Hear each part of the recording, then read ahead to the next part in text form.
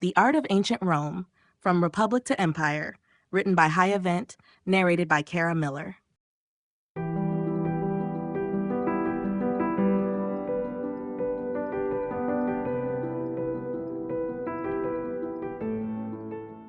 Chapter 1, Introduction to Roman Art. The art of ancient Rome stands as a testament to the ingenuity, adaptability, and cultural dynamism of one of history's greatest civilizations. Rooted in a blend of indigenous Italic traditions and foreign influences, particularly from the Etruscans and Greeks, Roman art evolved into a distinctive style that reflected the political, social, and ideological aspirations of the Republic and later the Empire.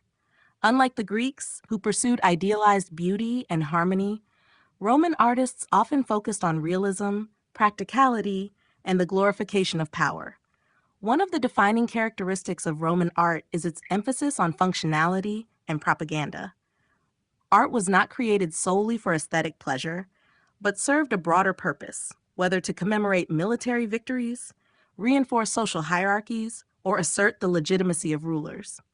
This utilitarian approach is evident in public monuments, portraiture, and architectural developments. The use of art as a tool of political messaging became particularly pronounced during the transition from republic to empire, when emperors sought to establish their authority through grand visual statements. A major influence on early Roman art came from the Etruscans, an advanced civilization in central Italy. Etruscan tomb paintings, sculptures, and architectural techniques significantly shaped Roman artistic expression, particularly in the use of terracotta and bronze. However, as Rome expanded and came into direct contact with the Hellenistic world, Greek art became the dominant inspiration. Romans admired Greek sculptures, often commissioning copies of famous works, and integrated Greek motifs into their architecture, frescoes, and decorative arts. Roman art was also deeply tied to patronage. Wealthy individuals, from senators to emperors, commissioned artworks to decorate their homes, public spaces, and temples. This patronage system ensured a continuous evolution of artistic styles, adapting to the tastes and needs of those in power. Artists and craftsmen, many of whom were enslaved or foreign-born, played a crucial role in shaping Rome's artistic legacy, producing everything from elaborate mosaics to towering triumphal arches. Technological advancements and materials played a crucial role in shaping Roman artistic achievements. The development of concrete allowed for unprecedented architectural feats, such as the construction of massive domes, vaulted ceilings, and aqueducts. Marble, imported from across the empire, became a preferred medium for statues and reliefs, while fresco painting flourished in the lavish villas of Pompeii and Herculaneum. Roman art was not static. It adapted over centuries to reflect changing political landscapes, cultural interactions, and religious shifts. As the empire expanded, artistic influences from Egypt, Persia, and the provinces were absorbed, creating a rich and diverse artistic heritage. This introduction provides a foundation for understanding how Roman art evolved, setting the stage for an exploration of its many forms and functions throughout the Republic and Empire. The origins of Roman artistic traditions. The artistic traditions of ancient Rome did not emerge in isolation, but were shaped by a complex interplay of indigenous Italic cultures and external influences, particularly from the Etruscans and Greeks. From its earliest stages, Roman art reflected the practical, religious, and political needs of a society that valued both tradition and innovation. Unlike the purely aesthetic motivations often seen in Greek art, Roman artistic expression was deeply tied to function, commemoration, and social hierarchy. One of the most significant early influences on Roman art came from the Etruscans, a civilization that flourished in central Italy before Rome's dominance. The Etruscans were skilled artisans, producing elaborate bronze sculptures, terracotta temple decorations, and vividly painted tomb frescoes. Their emphasis on funerary art, which celebrated the afterlife and honored the dead, strongly influenced Roman burial practices and portraiture. Additionally, Etruscan architectural elements, such as the use of the arch and vault, laid the foundation for later Roman engineering marvels. As Rome expanded its territories and came into contact with the Greek world, the artistic influence of Hellenistic culture became increasingly dominant. Romans admired Greek sculptures for their idealized beauty and technical mastery, leading to widespread replication and adaptation of Greek artistic styles. Wealthy Romans collected Greek originals or commissioned copies, incorporating them into their homes, temples, and public spaces. This admiration extended beyond sculpture to painting, pottery, and architectural design, with many Roman buildings adopting classical Greek elements such as columns, pediments, and decorative friezes. Despite these strong external influences, Roman art developed its own distinct character, particularly in the realm of portraiture. While Greek artists sought to capture an idealized human form, Roman sculptors emphasized realism and individual expression. The tradition of veristic, hyper-realistic portraiture, which became prominent during the Republic, reflected Roman values of wisdom, experience, and civic virtue. Busts of aging senators, complete with wrinkles and imperfections, were not mere artistic choices, but deliberate representations of authority and respectability. Religious art also played a crucial role in shaping early Roman artistic traditions. The Romans, like the Etruscans, believed in the power of visual representations to honor deities and ensure divine favor. Temples were adorned with statues and reliefs depicting gods and goddesses, while household shrines featured small votive figures. This tradition of religious art persisted throughout the Republic and Empire, evolving to incorporate foreign deities as Rome absorbed new cultures. Ultimately, the origins of Roman artistic traditions reveal a civilization that was both receptive to external influences and determined to forge a unique artistic identity. By blending Etruscan ingenuity, Greek refinement, and their own practical sensibilities, the Romans created an artistic legacy that would endure for centuries, shaping the visual culture of the Western world. Influence of Etruscan and Greek art. The development of Roman art was deeply influenced by two dominant cultural forces, the Etruscans and the Greeks. These influences shaped the artistic and architectural traditions of Rome, providing both technical innovations and stylistic foundations that would later define the grandeur of Roman art. While the Romans were skilled at adopting and adapting foreign artistic elements, they also infused them with their own distinct cultural values, creating an artistic tradition that was both borrowed and uniquely Roman. The Etruscans, who inhabited central Italy before the rise of Rome, played a crucial role in shaping early Roman art and architecture.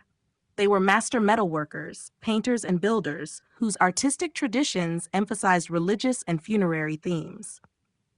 Etruscan tomb paintings, with their vivid depictions of banquets, dancing, and ritual ceremonies, provided a model for Roman funerary art. Similarly, Etruscan sarcophagi, which often featured life-size reclining figures of the deceased, influenced Roman portraiture and burial practices. The use of terracotta in sculpture and temple decoration, another hallmark of Etruscan art, was also embraced by the Romans in their early artistic endeavors. Architecturally, the Etruscans introduced the Romans to essential structural innovations, particularly the use of the arch and vault. While the Greeks relied primarily on post and lintel construction, the Etruscans developed more advanced building techniques that allowed for greater flexibility and strength in architectural design. These innovations became foundational for Roman engineering, enabling the construction of monumental structures such as aqueducts, bridges, and amphitheaters. The layout of early Roman temples, including the elevated podium and deep porch, was also directly influenced by Etruscan religious architecture. Greek influence on Roman art became even more pronounced after Rome's expansion into the eastern Mediterranean. Beginning in the 3rd century BCE, as Rome conquered Greek territories, Greek art and artists flooded into the city. The Romans admired the idealized forms, balanced compositions, and intricate details of Greek sculpture, leading to widespread replication and adaptation.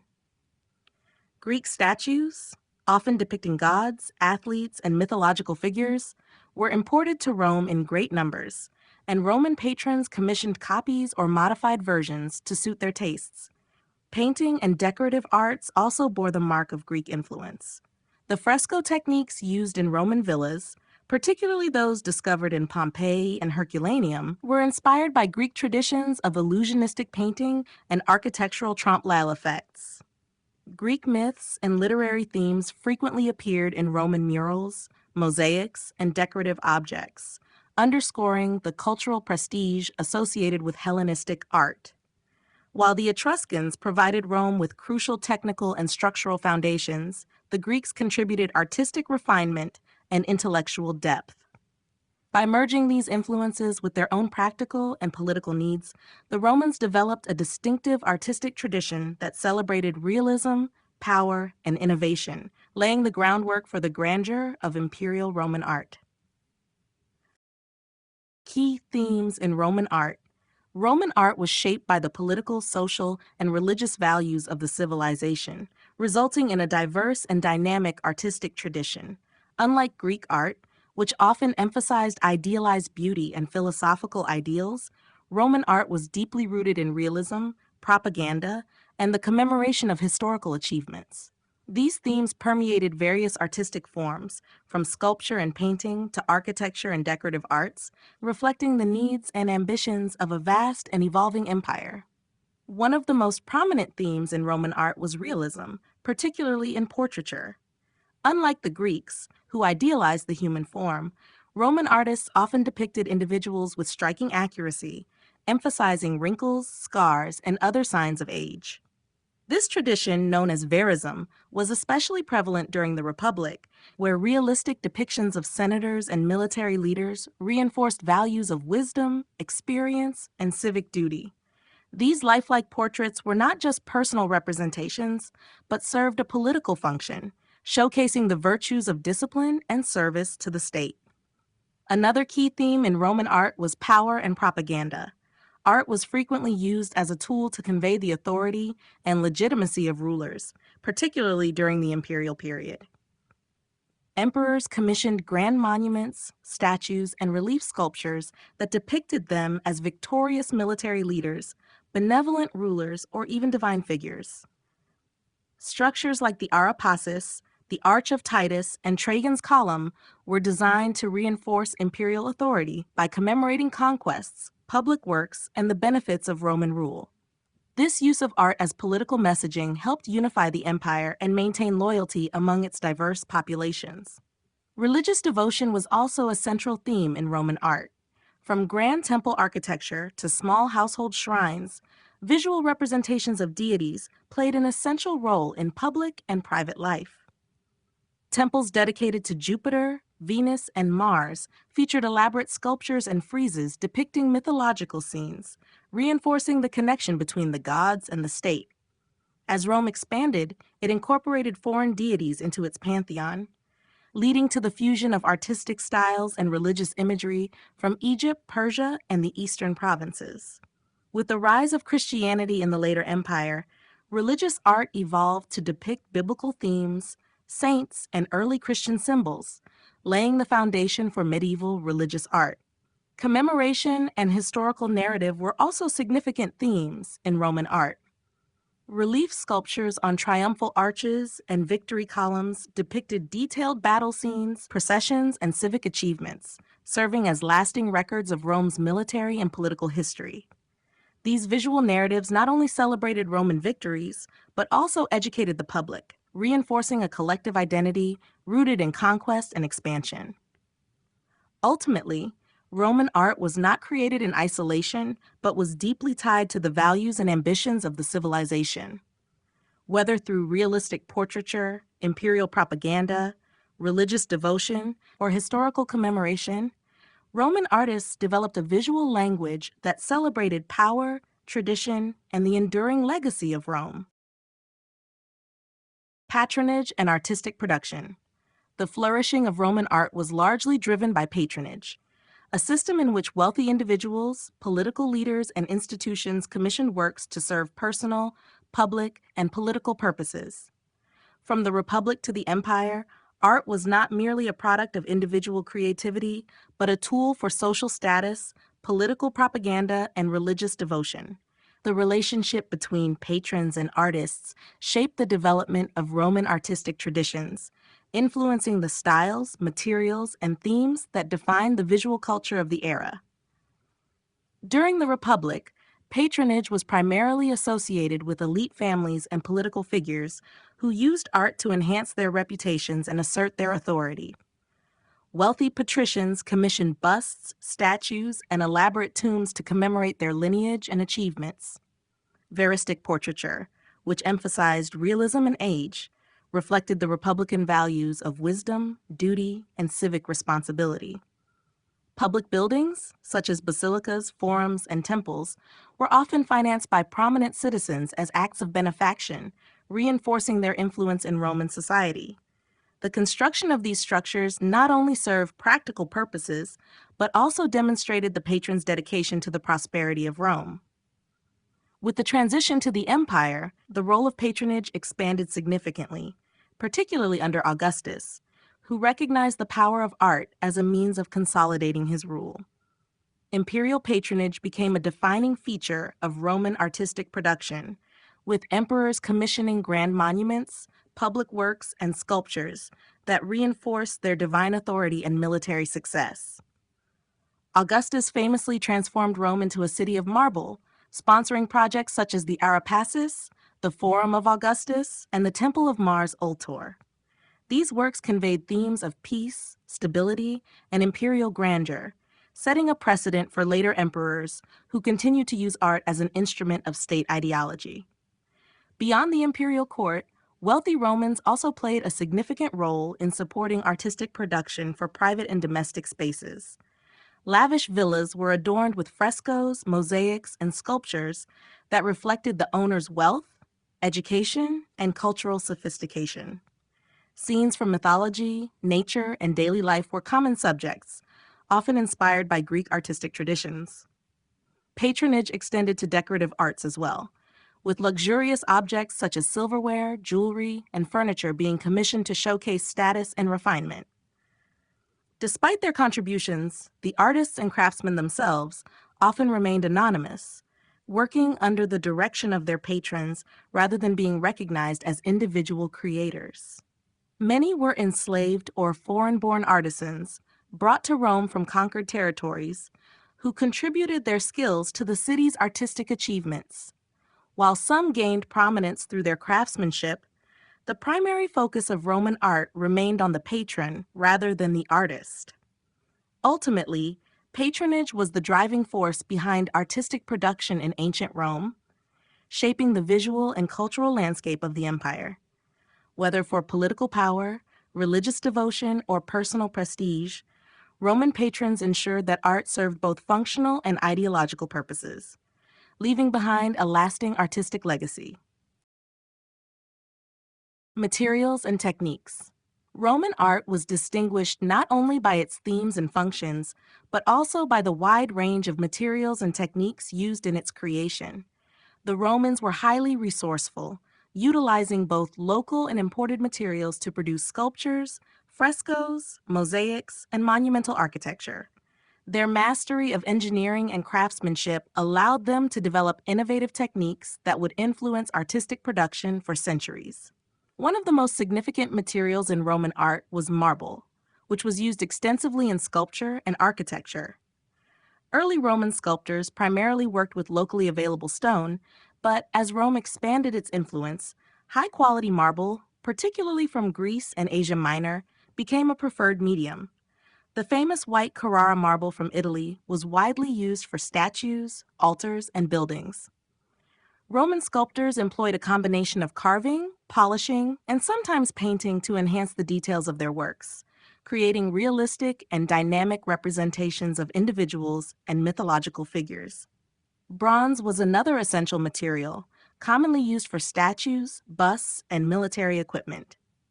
Unlike marble, which was heavy and fragile, bronze allowed for more dynamic poses and finer details due to its strength and flexibility.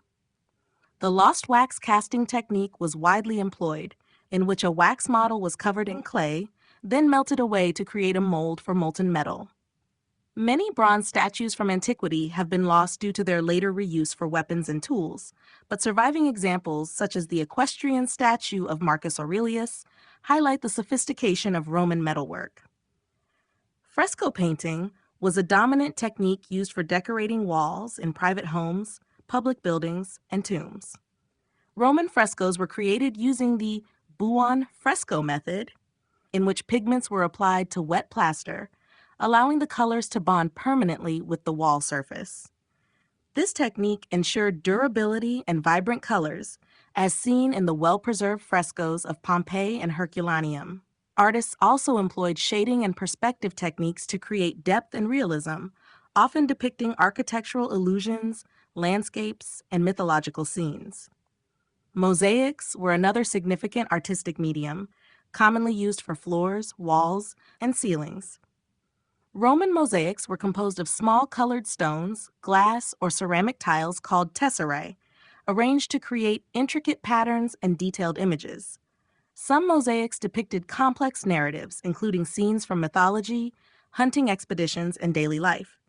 The durability of mosaics made them a popular choice for decorating public baths, villas, and temples, showcasing the Romans' appreciation for both artistry and practicality.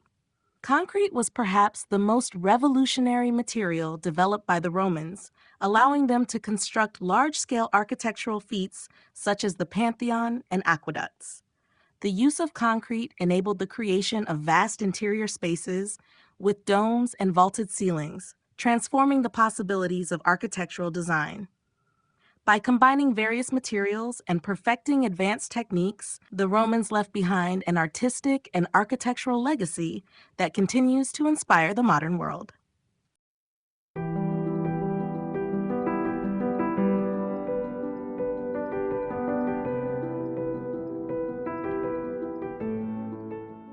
Chapter 2: Art of the Roman Republic. The art of the Roman Republic, 509 to 27 BCE, reflects the values, traditions, and political structure of a society that emphasized civic duty, realism, and historical commemoration. Unlike the later imperial period, which celebrated the grandeur of emperors and divine rule, Republican art was often characterized by a strong sense of realism and a focus on individuals who contributed to the state.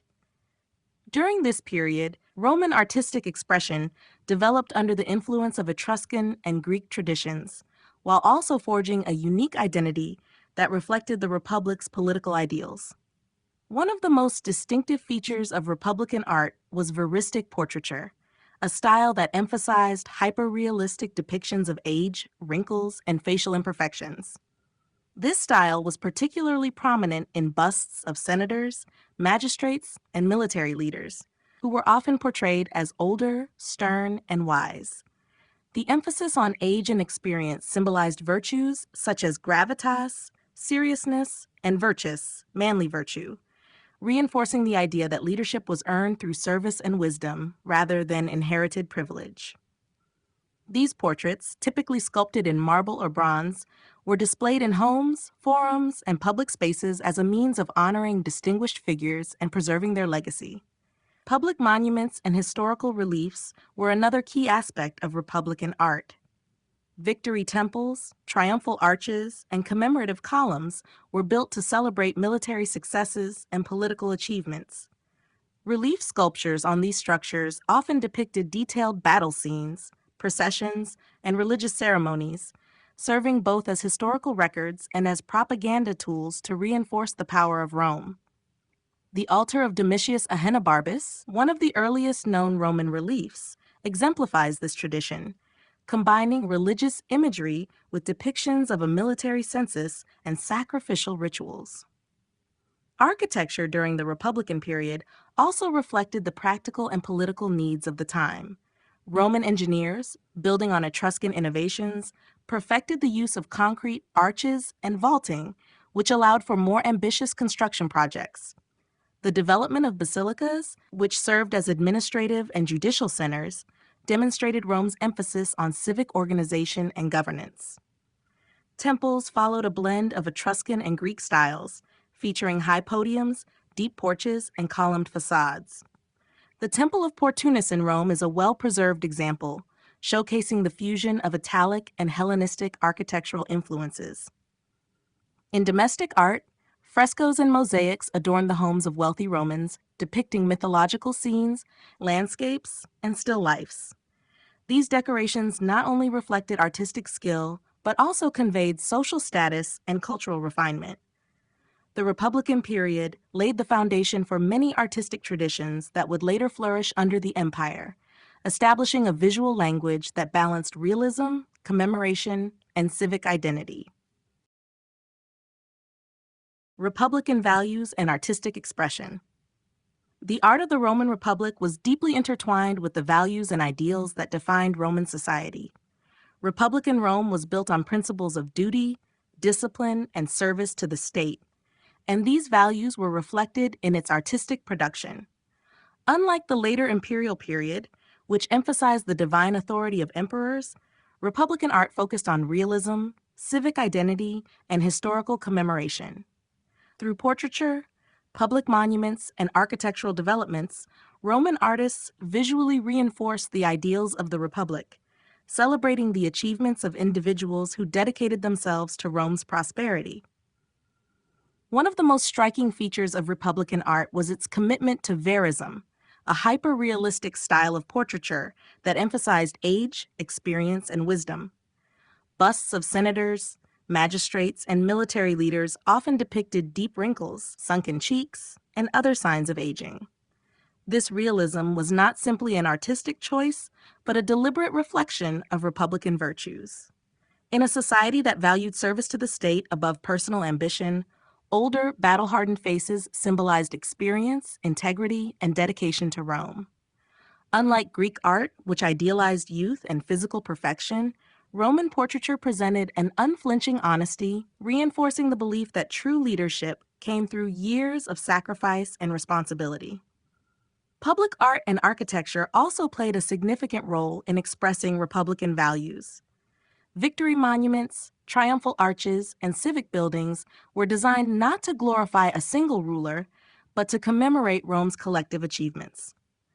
Relief sculptures on these structures depicted scenes of military triumphs, religious rituals, and civic duties, reinforcing the idea that Rome's greatness stemmed from the contributions of its citizens. The tabularium, an important Republican-era structure, housed official records and symbolized the government's commitment to order and accountability. Religious devotion was another key theme in Republican artistic expression. Temples dedicated to gods such as Jupiter, Mars, and Fortuna were constructed throughout the city, demonstrating Rome's belief in divine favor as a source of strength. These temples, influenced by both Etruscan and Greek architectural traditions, often featured grand porticos, high podiums, and richly decorated interiors. Religious iconography also appeared in sculpture and reliefs, depicting sacrifices, processions, and other rituals that reinforced the connection between the gods and the Republic's stability. Even in domestic spaces, Republican values were evident in artistic choices. Frescoes and mosaics in the homes of wealthy Romans often depicted historical or mythological themes that reflected ideals of heroism, virtue, and loyalty. Rather than pure decoration, these artworks served as reminders of Rome's moral foundations, linking the private lives of citizens to the greater purpose of the Republic. Through its dedication to realism, commemoration, and civic pride, Republican art became a visual testament to the values that defined Rome before the rise of the empire. Portraiture and verism. Portraiture was one of the most distinctive artistic forms of the Roman Republic, embodying the values and political ideals of the era. Unlike the idealized and youthful depictions common in Greek art, Roman portraiture during the Republic was characterized by verism, a hyper-realistic style that emphasized age, wisdom, and experience. This stylistic choice was not merely an aesthetic preference, but a deliberate expression of Republican virtues, such as gravitas, seriousness, and virtus, manly excellence. By portraying individuals with wrinkles, scars, and other signs of aging, veristic art reinforced the belief that leadership and authority were earned through years of service and dedication to the state. The subjects of veristic portraiture were primarily senators, magistrates, and military leaders, individuals who held significant roles in the republic's political and social life. These men were depicted with deeply lined faces, furrowed brows, and prominent facial features that conveyed a sense of wisdom and experience. The emphasis on aging was not intended to highlight physical decline, but rather to symbolize the resilience and sacrifice necessary for effective leadership. In contrast to later imperial portraits, which often idealized emperors as godlike figures, Republican portraiture focused on realism to communicate authenticity and moral integrity. Verism extended beyond sculpture to funerary art and ancestral traditions. Roman aristocratic families displayed imagines or wax death masks of their ancestors in their homes and during public processions. These masks, which captured the precise facial features of deceased family members, reinforced lineage and social status. This practice reflected the deeply ingrained Republican value of honoring one's ancestors and maintaining a strong connection to the past. By preserving the memory of great statesmen and warriors, veristic portraiture helped shape a visual record of Rome's most respected citizens. Although verism was most prevalent during the Republic, its influence continued into the early imperial period, particularly in the portraits of Augustus's early rule, which blended realism with subtle idealization. However, as the empire progressed, portraiture shifted toward a more classical and idealized aesthetic, emphasizing divine authority rather than personal experience. The tradition of veristic portraiture demonstrates how Roman art was closely linked to its political and social environment.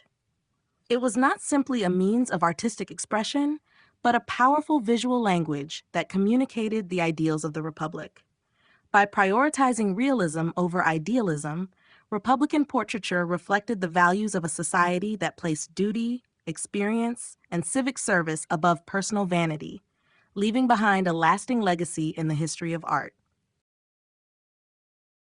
Temples and public architecture. The architecture of the Roman Republic was shaped by the need to support an expanding society, and temples and public buildings played a significant role in reflecting the values, politics, and religious life of the time. Roman temples were not just places of worship, they symbolized the power of the state, reinforced the connection between Rome and its gods, and served as focal points for civic pride. The design of these structures was heavily influenced by Etruscan and Greek architecture, but the Romans adapted these traditions to suit their own cultural and political needs, resulting in a distinct architectural style that would evolve throughout the empire.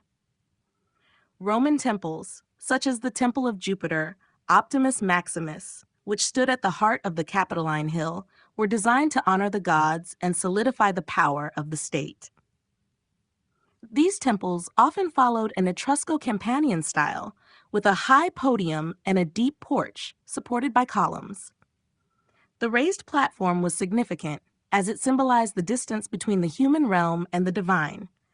Temples were usually dedicated to specific deities that were believed to influence various aspects of Roman life, from military success to agriculture.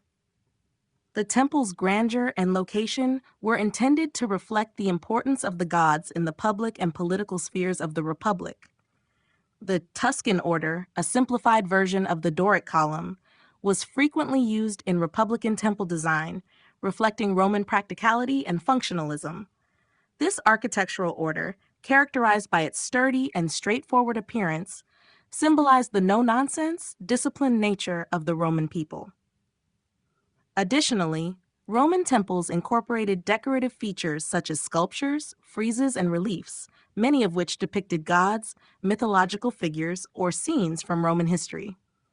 These artistic elements not only enhanced the visual impact of the temples, but also communicated Rome's values of piety, devotion, and martial strength.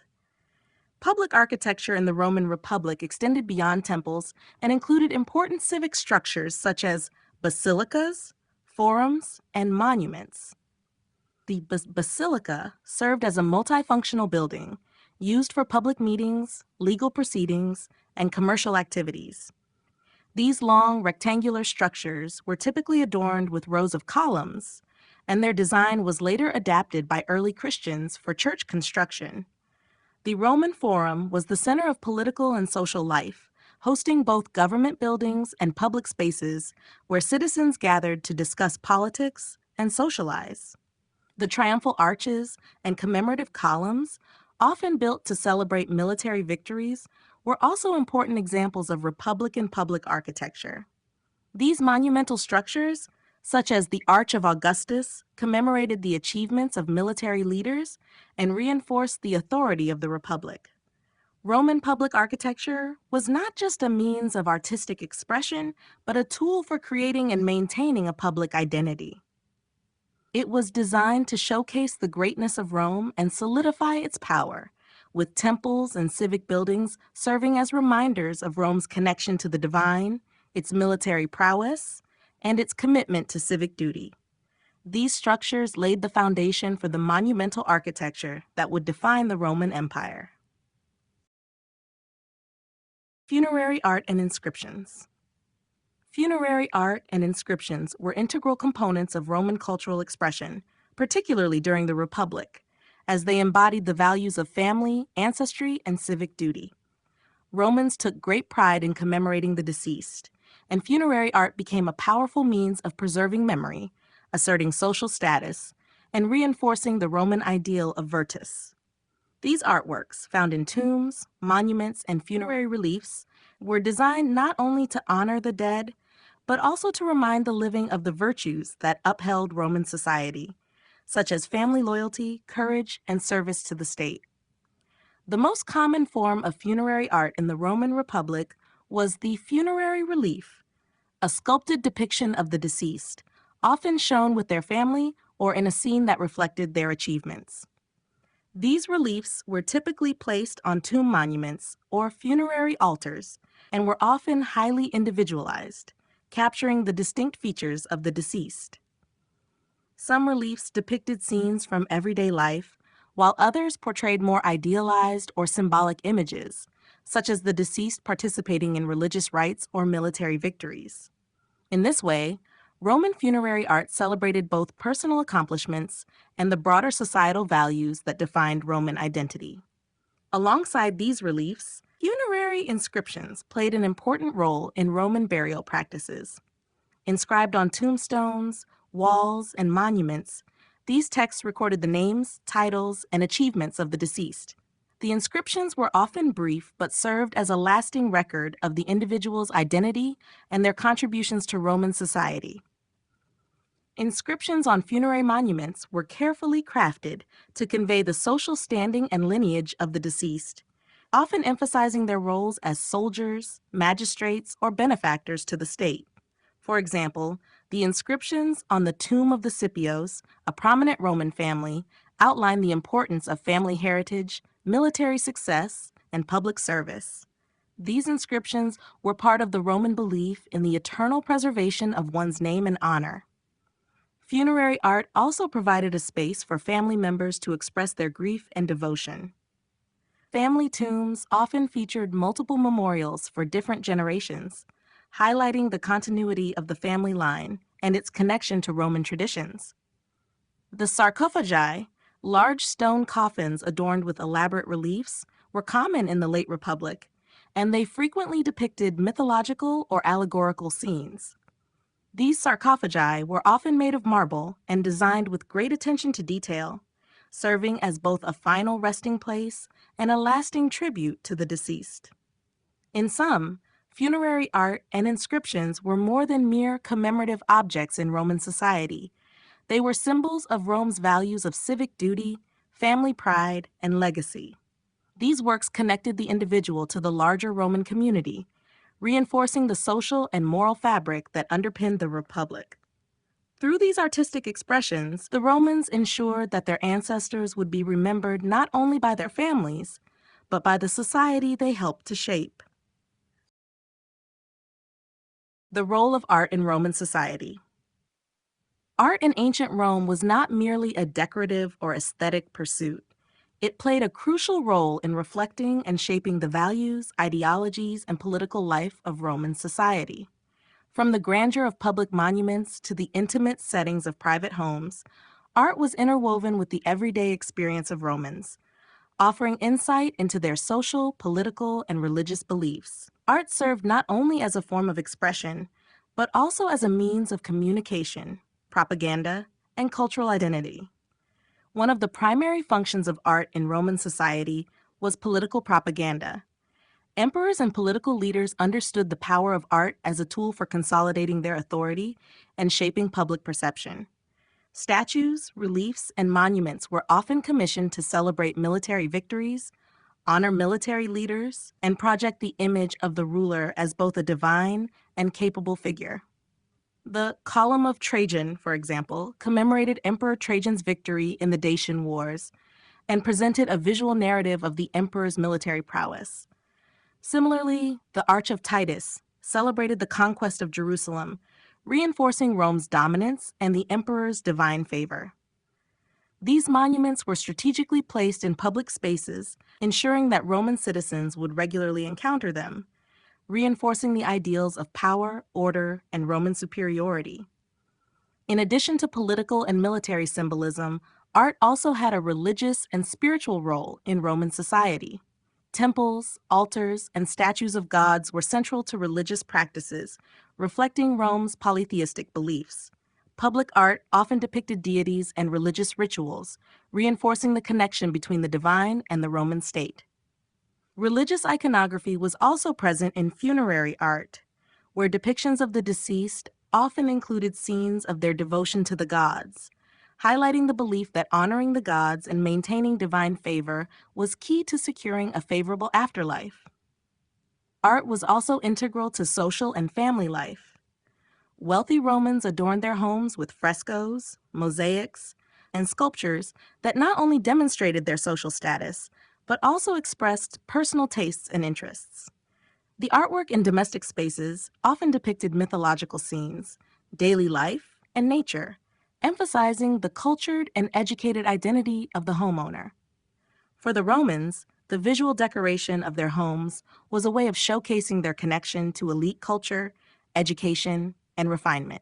These private works of art also served as a means of preserving Roman history, as they often commemorated events, victories, and the deeds of ancestors, reinforcing the family's role in the larger narrative of Rome's greatness. In summary, art in Roman society was far more than just an aesthetic endeavor. It was a powerful means of promoting political ideologies, religious beliefs, and social status. Whether in public monuments, temples, or private homes, art played an essential role in shaping Roman identity, reflecting the values of the time and ensuring the continuity of Rome's cultural and political legacy.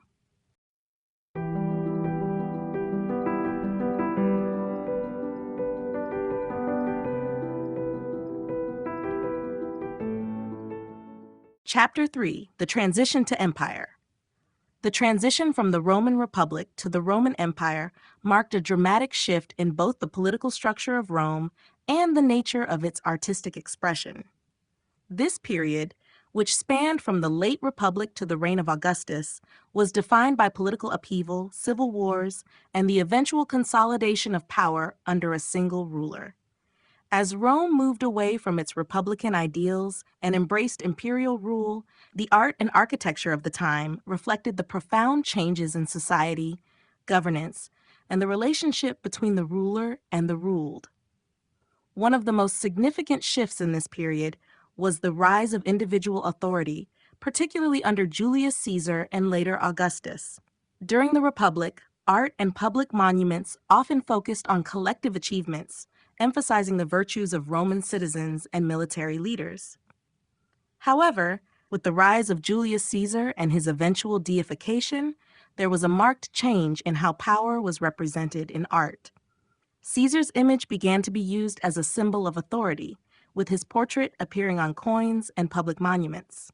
His portrayal emphasized his strength, leadership, and divine favor, paving the way for future emperors to use their images as tools of propaganda.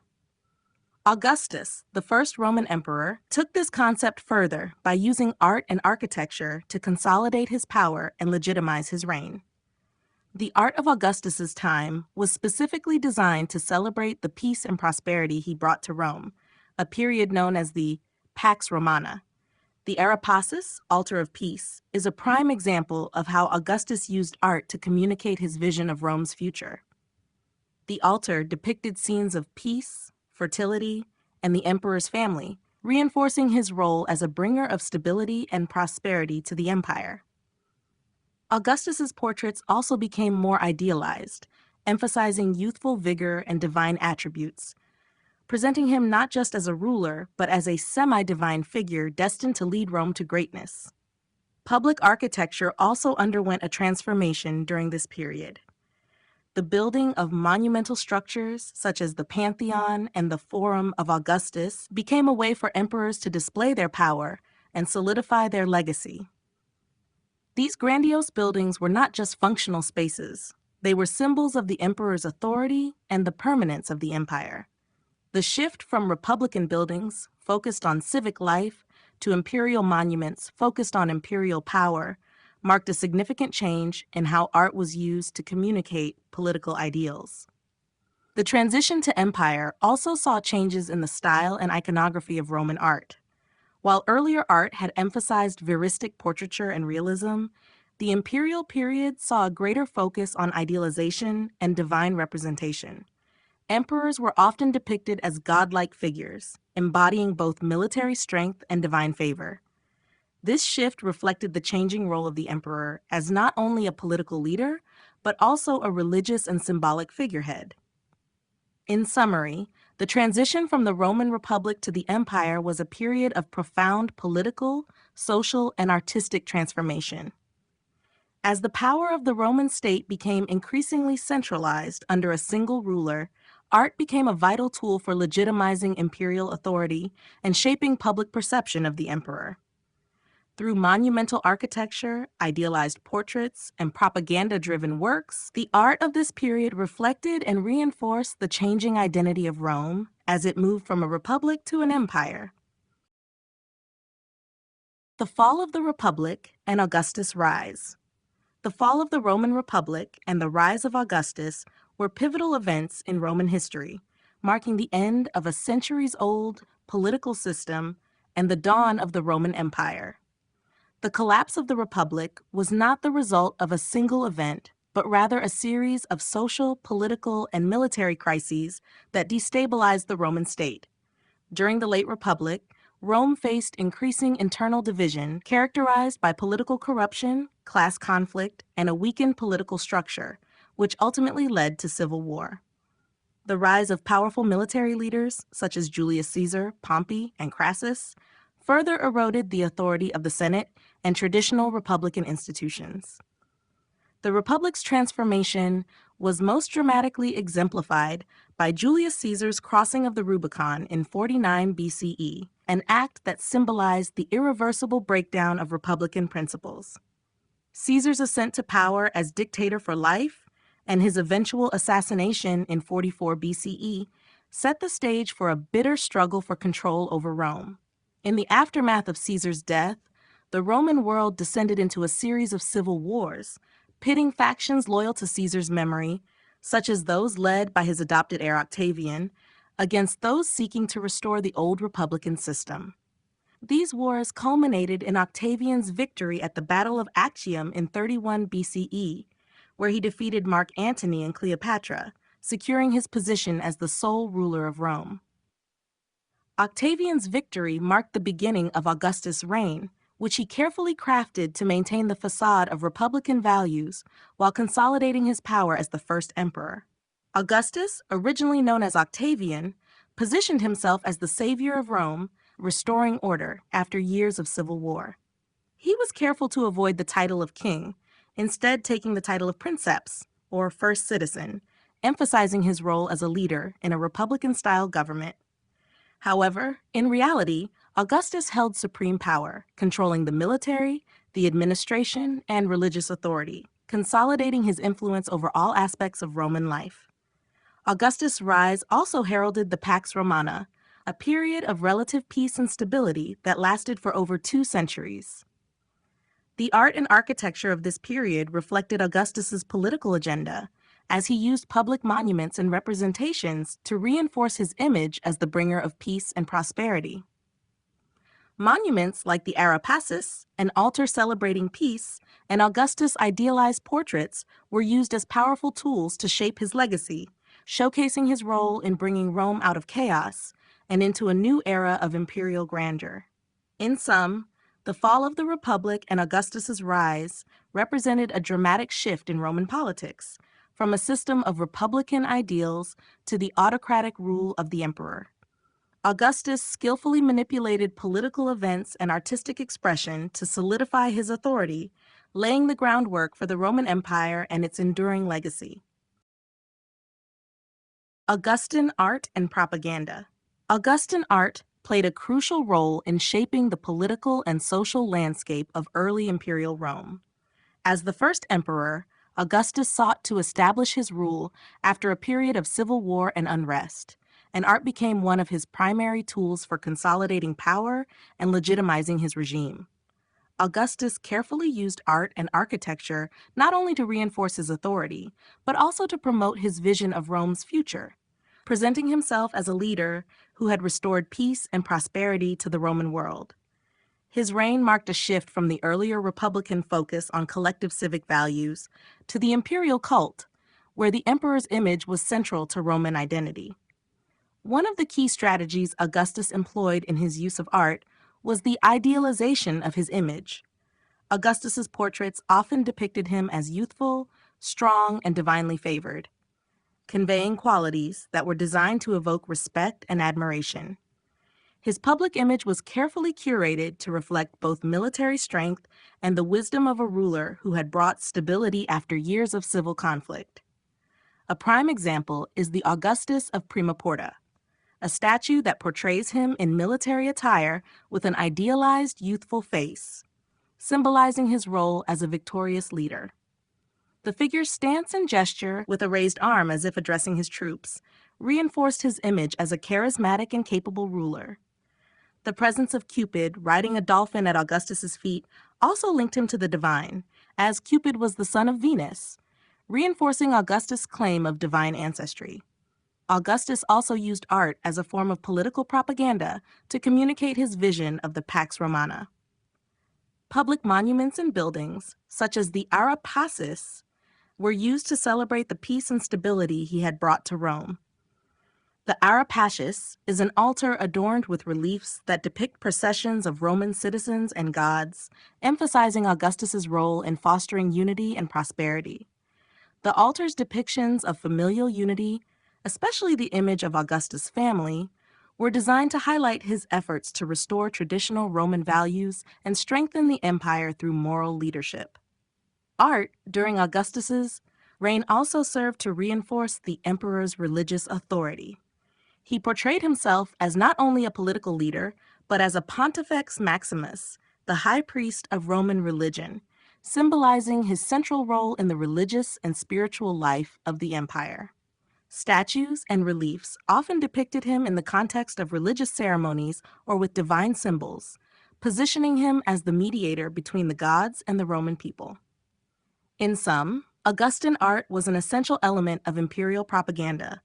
Through idealized portraits, monumental buildings, and religious iconography, Augustus used art to craft a public persona that emphasized his power, legitimacy, and divine favor.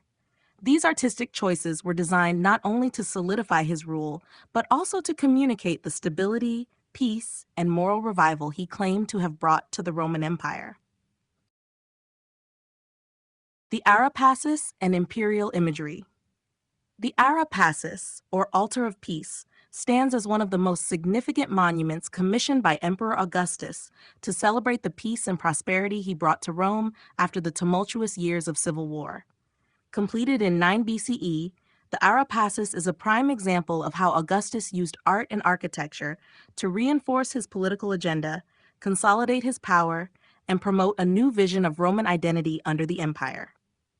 Through its reliefs and design, The Areopagus showcased Augustus's ideals of peace, stability, and the restoration of Roman values, all while promoting the emperor's divine and political legitimacy.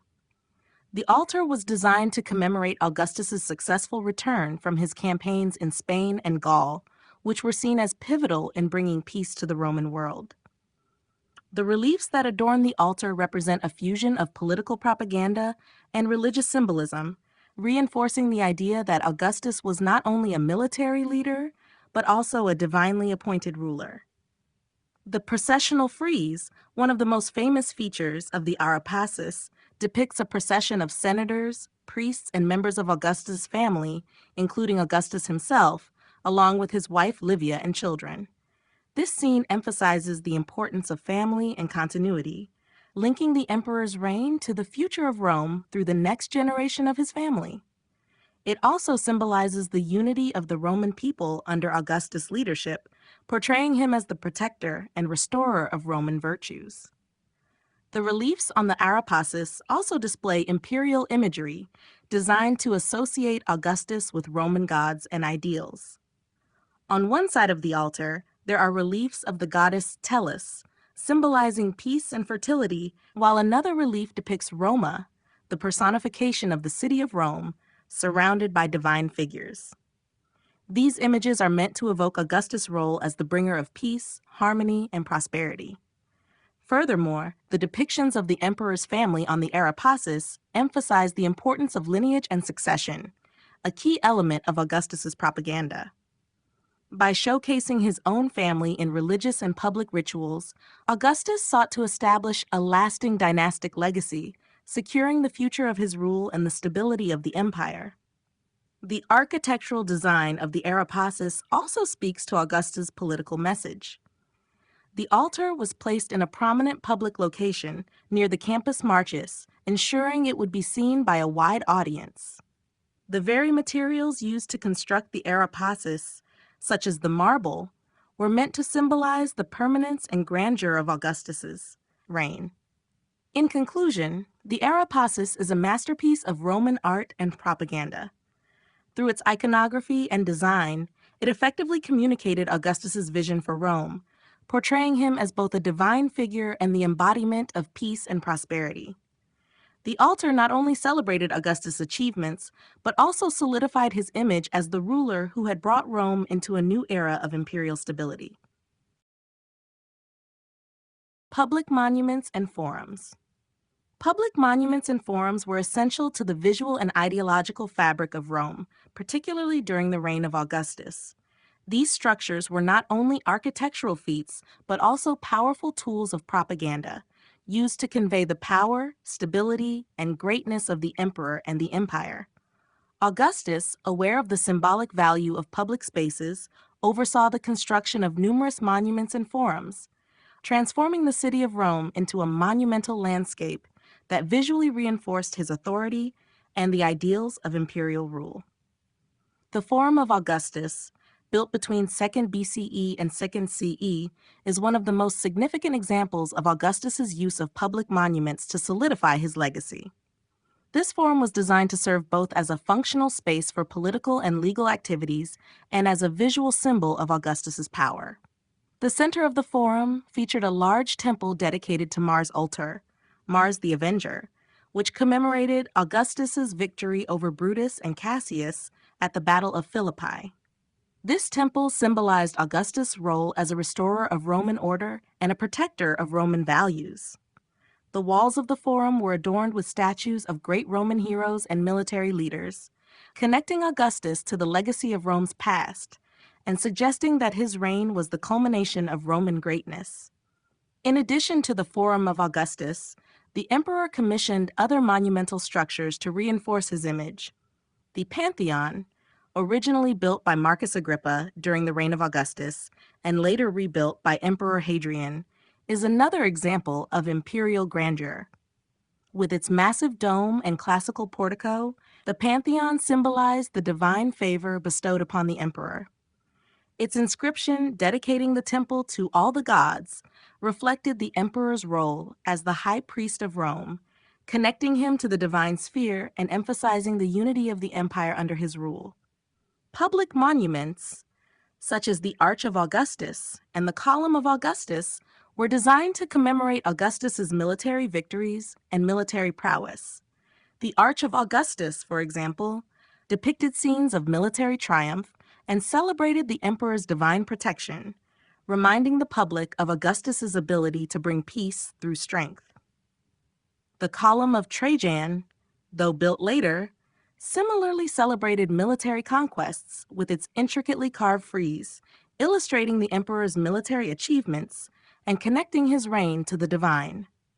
In addition to their symbolic functions, these public monuments and forums were an expression of the emperor's connection to the people.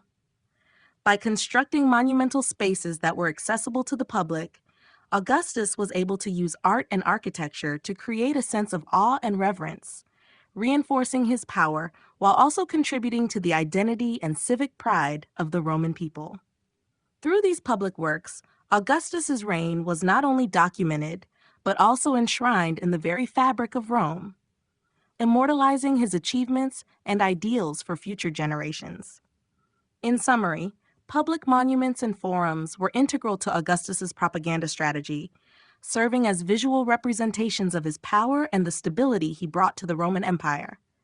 Through their design, iconography, and location, these monuments celebrated Augustus' military victories, divine favor, and commitment to restoring Rome's greatness, ensuring his legacy was solidified in both the physical and cultural landscape of the empire.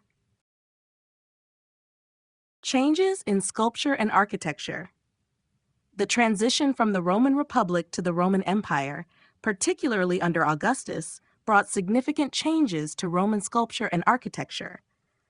As Augustus consolidated his power and transformed Rome into an imperial capital, these art forms evolved to reflect the political, social, and ideological shifts of the time.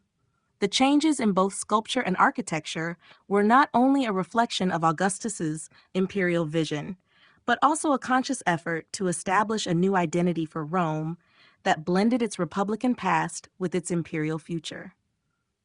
One of the most notable shifts in sculpture during Augustus's reign was the move from veristic realism to a more idealized style. In the Republic, sculptures often emphasized the physical imperfections of their subjects, particularly in portraiture, where the focus was on age, experience, and individualism. This veristic style was intended to celebrate the virtues of Roman citizens, particularly their wisdom and public service.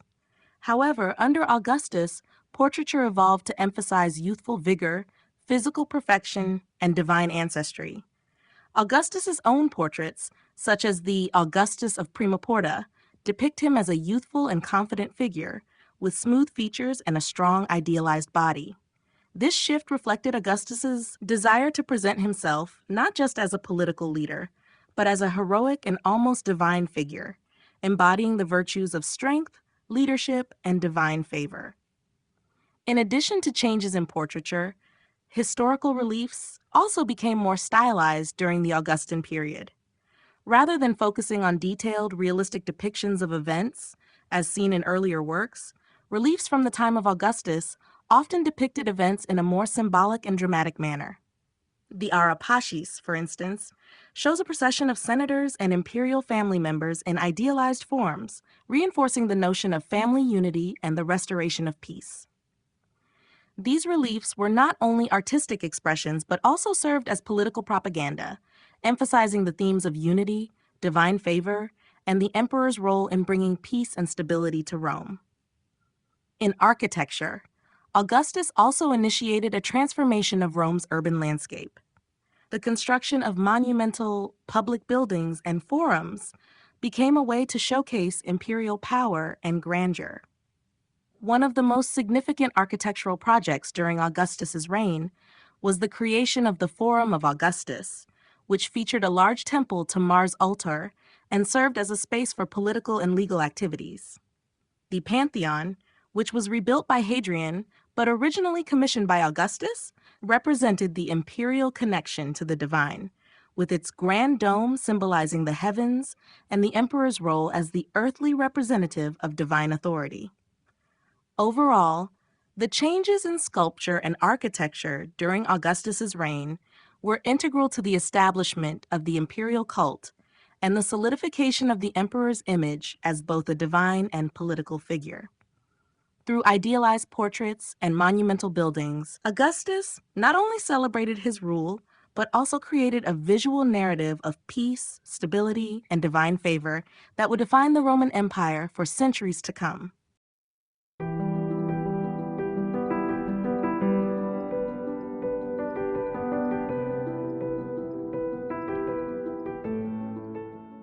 Chapter 4: Architecture and Engineering.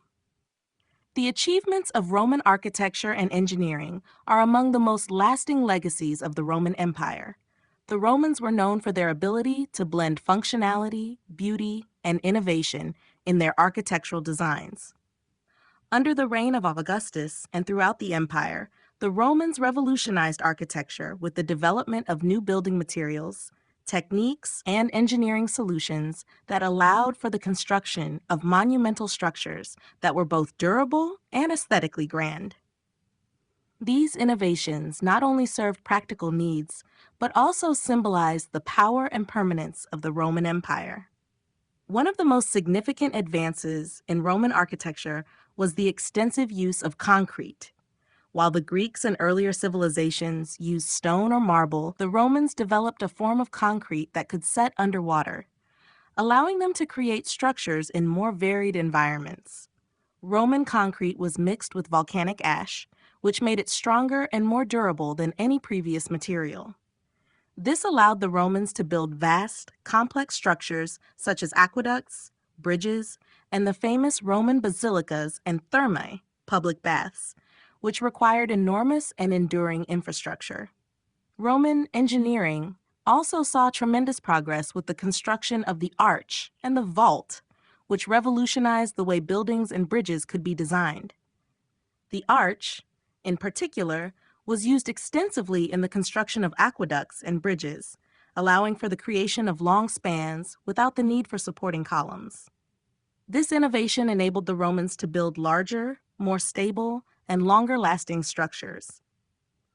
The vault, a feature of many Roman buildings, allowed for the construction of massive ceilings and domes.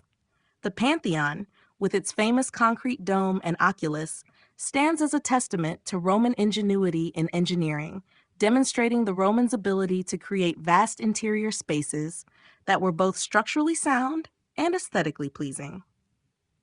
Roman architects were also known for their ability to plan large-scale urban spaces.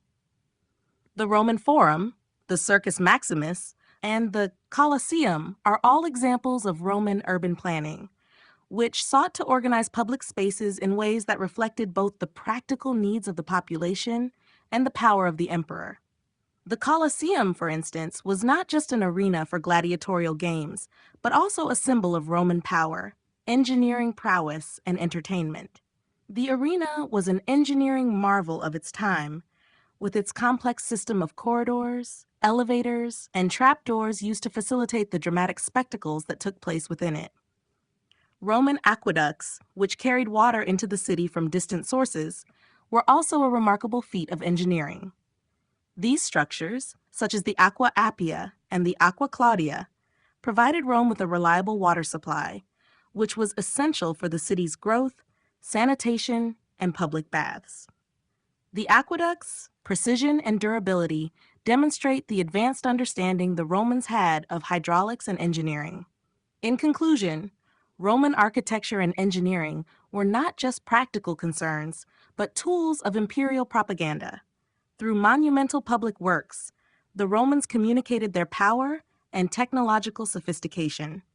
The advances in materials and techniques that the Romans developed allowed for the construction of durable, awe-inspiring structures that stood as symbols of Roman authority and ingenuity. The development of concrete construction. The development of concrete construction was one of the most revolutionary advancements in Roman architecture and engineering, marking a key shift in the construction of monumental structures. Concrete, as a building material, allowed the Romans to push the boundaries of architectural design, enabling the creation of vast, complex, and enduring structures that defined the Roman Empire. Prior to Roman concrete, civilizations relied on materials like stone and brick for construction. While these materials were durable, they were not always suitable for the massive scale and variety of structures the Romans aimed to create. The invention and widespread use of concrete transformed the way buildings were designed and constructed, giving rise to iconic Roman structures such as the Pantheon, the Colosseum, and the aqueducts. Roman concrete, known as opus cementitium, was made from a mixture of lime, volcanic ash, and water, with volcanic tuff or other aggregate materials used to provide strength. The key ingredient was pozzolana, a type of volcanic ash found in the regions around Rome. When mixed with lime and water, pozzolana created a chemical reaction that caused the mixture to harden over time, even underwater. This made Roman concrete not only versatile, but also incredibly durable. The unique properties of Roman concrete allowed for the construction of structures that could withstand the test of time, even in harsh environmental conditions. One of the most notable features of Roman concrete construction was its ability to create complex, large-scale forms that were impossible to achieve with traditional stone or brick construction. The use of concrete allowed the Romans to design and build structures with large, uninterrupted spaces, such as the expansive dome of the Pantheon. The Pantheon's dome, still the largest unreinforced concrete dome in the world, is a testament to Roman mastery of concrete construction. The use of concrete also facilitated the creation of vaults and arches, which became essential elements in the design of Roman public buildings, such as the basilicas and the Colosseum. Concrete was also a key component in the construction of aqueducts, which carried water from distant sources into Roman cities. These aqueducts, built using concrete, featured arches and vaulted channels that allowed for the efficient transport of water over long distances. The durability and flexibility of concrete made it an ideal material for such ambitious infrastructure projects, which were vital for the growth of Roman cities. Beyond its practical applications, concrete also allowed for the creation of decorative surfaces. Romans were able to finish concrete structures with a variety of coatings, including stucco, which could be painted or decorated with intricate reliefs and mosaics. This combination of functionality and aesthetic appeal made concrete an essential material for both public and private Roman buildings. In conclusion, the development of concrete construction was a defining achievement of Roman architecture. The versatility, strength, and durability of Roman concrete allowed the Romans to build some of the most impressive and enduring structures of the ancient world. By harnessing the potential of this innovative material, the Romans were able to transform their urban landscapes, leaving a legacy that continues to influence modern construction techniques. The Roman arch and vaulting. The Roman arch and vaulting techniques revolutionized the construction of large, durable, and stable structures, marking a significant advancement in Roman architecture and engineering. These innovations allowed the Romans to build monumental public works, including bridges, aqueducts, and arenas, which would have been impossible with earlier construction methods. The arch, which had been used by earlier civilizations like the Etruscans, was perfected by the Romans, who applied it to a wide range of architectural applications, creating an enduring legacy in the world of architecture. The Roman arch is a curved structure that relies on the principle of the keystone, the central stone at the apex of the arch that holds the entire structure together. The arch distributes weight evenly across its span, allowing it to support much heavier loads than horizontal lintels made of stone or wood. This ability to bear significant weight made the arch a fundamental element in the construction of large public buildings, bridges, and aqueducts. Roman engineers realized that by stacking successive arches, they could create continuous structures capable of spanning great distances without needing solid support in the middle. This method of construction allowed for the creation of complex forms such as aqueducts, which carried water over vast stretches of land, and the towering structures of the Colosseum and other arenas. One of the most important applications of the arch was in vaulting, a technique that extended the arch into a three-dimensional form. A vault is a roof-like structure formed by a series of arches placed in succession. The Romans perfected several types of vaults, including the barrel vault and the groin vault, which allowed for the construction of vast interior spaces without the need for supporting columns or beams. A barrel vault is created by extending a single arch along its length, forming a continuous, tunnel-like structure. The groin vault, on the other hand, is created by the intersection of two barrel vaults, allowing for more complex and flexible designs. These techniques enabled the Romans to build expansive interior spaces in buildings like basilicas, therma, public baths, and temples, where large open spaces were necessary for public gatherings and activities. The Pantheon, with its massive concrete dome, is one of the most famous examples of the Roman mastery of vaulting. The interior of the Pantheon is supported by a series of intersecting arches and a central oculus, which lightens the massive dome and allows the structure to stand without any central support. The use of vaulting in the Pantheon not only demonstrates the technical brilliance of Roman engineers, but also highlights their ability to create awe-inspiring spaces that were both functional and visually impressive. In addition to public buildings, the Roman arch and vaulting techniques were used extensively in infrastructure projects like aqueducts, which transported water over great distances. The ability to create long stretches of arches allowed the Romans to build aqueducts that could span valleys, cross rivers, and ascend hills, ensuring a steady supply of water to Roman cities. In conclusion, the Roman arch and vaulting techniques were crucial innovations that transformed the architectural landscape of the Roman Empire. By mastering these techniques, the Romans were able to construct monumental structures that were not only functional, but also visually striking. These advancements laid the foundation for much of Western architecture and continue to influence modern construction practices. Aqueducts and infrastructure. The construction of aqueducts was one of the most impressive feats of Roman engineering, essential to the growth and sustainability of Roman cities. The Romans built extensive aqueduct systems to transport water from distant sources to urban areas, ensuring a reliable supply for drinking, bathing, irrigation, and other daily needs.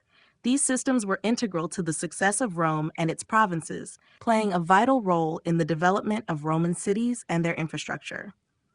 The efficiency and scale of Roman aqueducts set a standard for engineering and urban planning that would influence future civilizations for centuries.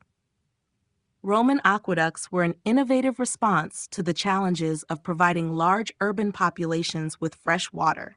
Typically, aqueducts were constructed using a combination of channels, bridges, and tunnels built to maintain a gentle downward slope that allowed water to flow naturally by gravity. This method of gravity-fed transportation was highly effective as it minimized the need for pumps or other mechanical devices. The Romans also made use of concrete, the versatile material that allowed them to build durable, long-lasting structures. With concrete, they could create arches that spanned valleys and mountains, maintaining the aqueduct's flow over long distances and varying terrain. One of the most remarkable aspects of Roman aqueducts was their ability to transport water over vast distances, sometimes extending for tens of miles. Famous examples, such as the Aqua Appia, the first Roman aqueduct, and the Aqua Claudia, exemplify the ambition and scale of these projects. The Aqua Appia, completed in 312 BCE, was mostly underground and provided water to the growing city of Rome. Later aqueducts, such as the Aqua Claudia, which was completed in the 1st century CE, were more visible and often included monumental arches that are still admired today for their engineering ingenuity. The arches of these aqueducts enabled the water to be transported over valleys and low-lying terrain, ensuring that the water supply reached the city from distant springs. Aqueducts were not just an engineering solution, but also an essential part of Roman urban infrastructure. The water they brought into cities was used for a wide range of purposes, from filling the public baths to supporting the elaborate fountains and decorative pools in Roman gardens. In addition to providing water, the aqueducts helped prevent diseases by ensuring a steady and clean supply. They also contributed to the construction of grand public buildings and amenities, including the famous Roman baths. Cities like Rome, with its extensive aqueduct system, were able to support large populations and complex social structures, thanks in part to the infrastructure that these aqueducts enabled. The Roman aqueducts also influenced the development of roads, bridges, and other public works. Aqueducts often ran alongside roads or were integrated into existing infrastructure, highlighting the Romans' ability to plan and design cities holistically. The use of the arch in aqueduct construction was applied to bridges, gateways, and other civic structures, demonstrating the versatility and widespread use of Roman engineering techniques. In conclusion, Roman aqueducts were a testament to the advanced engineering capabilities of the Roman Empire. Through these intricate systems, the Romans were able to supply their cities with water and support urban growth, public health, and daily life in a way that had never been achieved before. The legacy of Roman aqueducts continues to be felt today, as many of their structures remain standing as symbols of the enduring brilliance of Roman engineering. Theaters and amphitheaters. Theaters and amphitheaters were essential components of Roman public life, providing spaces for entertainment, cultural expression, and social interaction. These structures were integral to the Roman urban landscape, reflecting the Roman love for spectacle and the imperial desire to control public life through entertainment. Theaters, often used for dramatic performances and musical events, and amphitheaters, designed for gladiatorial contests and other forms of mass entertainment, were both architectural feats and instruments of social cohesion. Roman theaters were typically modeled after the Greek theater, but with distinct differences in construction and design. The Romans perfected the use of the theater building as a freestanding structure, using concrete and stone to create buildings that could hold large audiences. Roman theaters had a semicircular seating arrangement with the stage, or at one end, and the audience arranged in tiers in front of it. The use of arches and vaulting allowed the Romans to build large, stable structures capable of seating thousands of spectators. One of the most famous Roman theaters is the Theater of Pompey, built in 55 BCE, which is considered the first permanent theater in Rome. It could seat over 20,000 people and was part of a larger complex that included a portico, gardens, and a temple, further emphasizing the social and cultural role of the theater.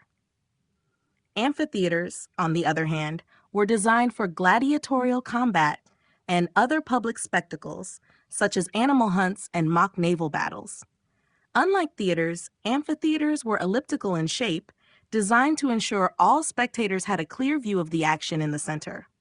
The Colosseum in Rome is perhaps the most iconic example of a Roman amphitheater, capable of holding up to 80,000 spectators. It was used for a wide range of events, including gladiatorial contests, public executions, and animal hunts, which served both as entertainment and a display of imperial power.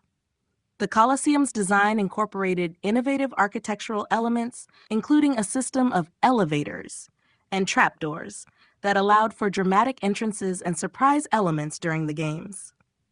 Both theaters and amphitheaters were central to Roman life, not just as entertainment venues, but as symbols of Roman control over space, spectacle, and society.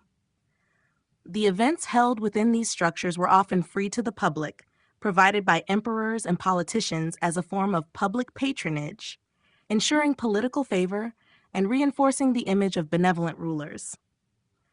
The vast size and intricate design of these structures also emphasized the grandeur of Rome, showcasing the empire's wealth and engineering capabilities. Theaters and amphitheaters also played a role in the Roman cultural agenda by reflecting the values and ideals of the empire. The events hosted in these spaces often celebrated Roman military victories, the prowess of individual gladiators, and the power of the emperor. They acted as a means of social control, distracting and pacifying the population while reinforcing the emperor's image as a provider and protector of the people. In conclusion, Roman theaters and amphitheaters were not just architectural wonders, but played a significant role in Roman culture and society. They were central to Roman entertainment, political strategy, and cultural identity, reflecting both the grandeur of the empire and its ability to engineer spaces that could accommodate the desires and needs of its vast population. The legacy of these structures continues to influence modern architecture and entertainment, cementing their place as symbols of Roman ingenuity. Urban planning and housing. Roman urban planning and housing were integral to the development of the empire's cities, reflecting the Romans' sophisticated approach to city design, infrastructure, and social organization. The Romans understood the importance of well-organized, functional cities for both practical and symbolic reasons. Urban planning in Rome and its provinces involved a careful balance of public spaces, residential areas, and amenities, all designed to facilitate efficient movement, social interaction, and the projection of Roman power. The emphasis on urban functionality, combined with a commitment to monumental architecture, created cities that were both practical and awe-inspiring. Roman cities were typically laid out in a grid pattern with two main streets, the Cardo, north-south, and the Decumanus, east-west, intersecting at the center. This grid system allowed for efficient navigation and easy division of space, with the Forum typically located at the intersection of these main streets. The Forum served as the heart of Roman cities, functioning as a marketplace, social hub, and political center. It was surrounded by important public buildings, including temples, basilicas, and government offices. This centralization of important functions allowed for easy access to the core of civic life. Residential areas, however, were more diverse, varying greatly in size and complexity depending on the wealth and status of the inhabitants.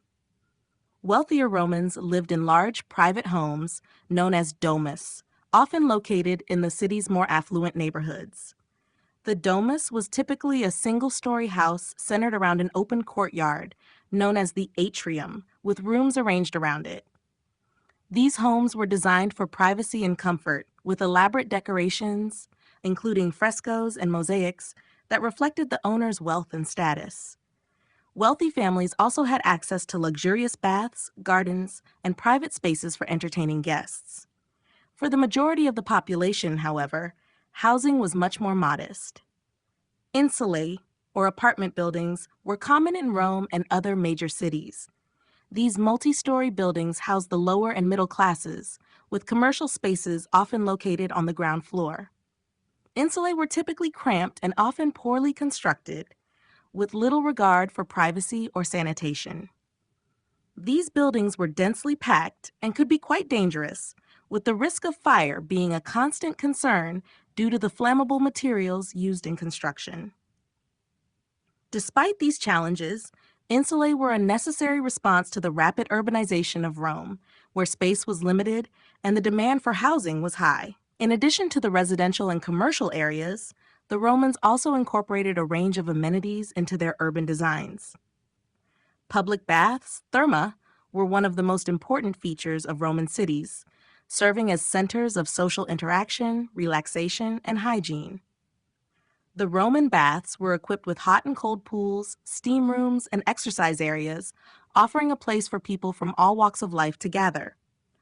Other public buildings, such as theaters, amphitheaters, and markets, contributed to the social fabric of Roman cities, creating spaces for entertainment, commerce, and civic activities.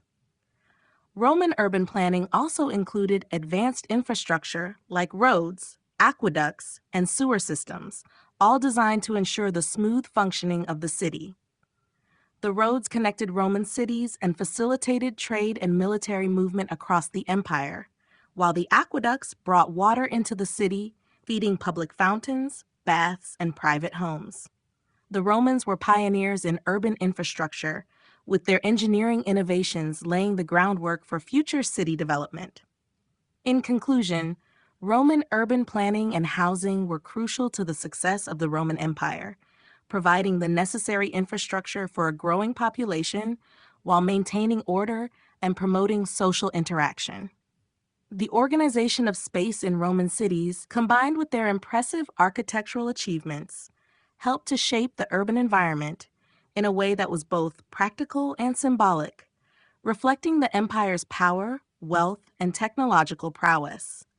The legacy of Roman urban planning continues to influence modern cities, demonstrating the lasting impact of Roman ingenuity on urban development.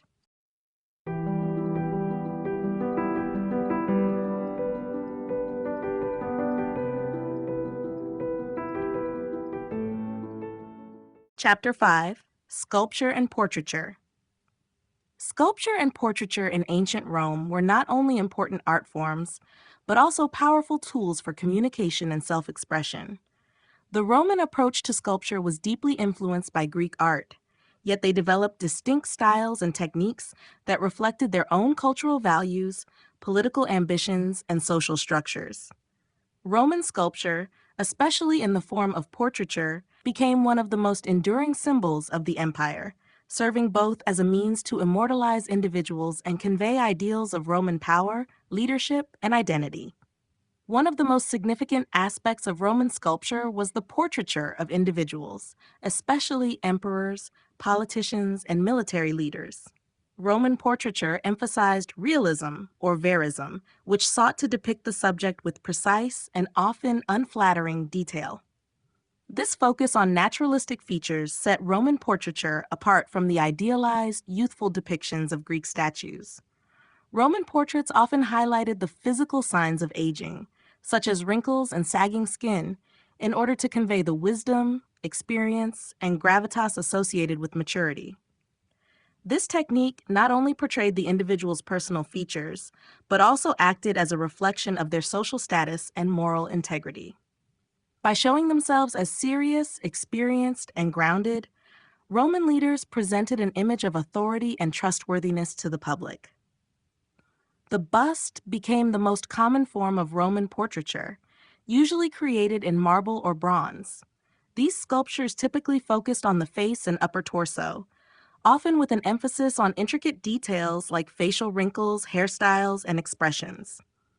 The production of these portraits was widespread, as wealthy Romans commissioned busts of themselves, their ancestors, and important figures to be displayed in their homes or public spaces. These portraits not only served as personal mementos, but also functioned as a way to ensure that one's legacy lived on through generations.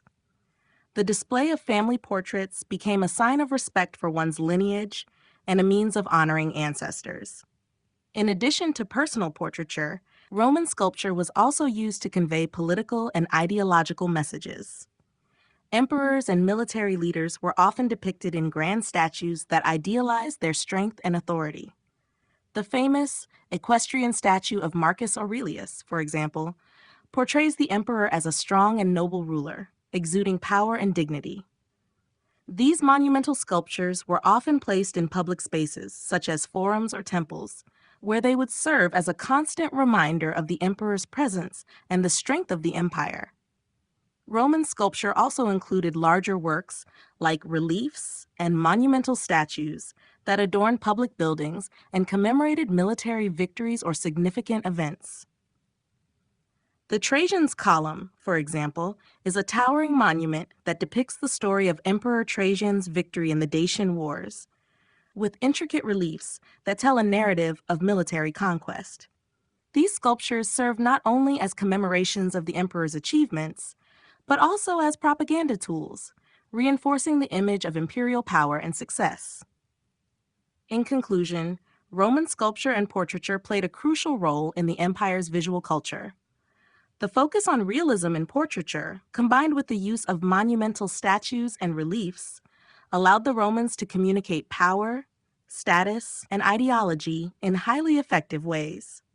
Through sculpture, The Roman elite sought to immortalize their achievements and reinforce their authority, while simultaneously shaping the public's perception of Roman values and the enduring strength of the empire.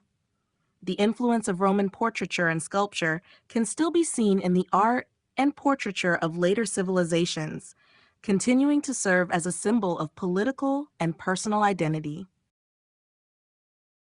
The evolution of Roman portraiture.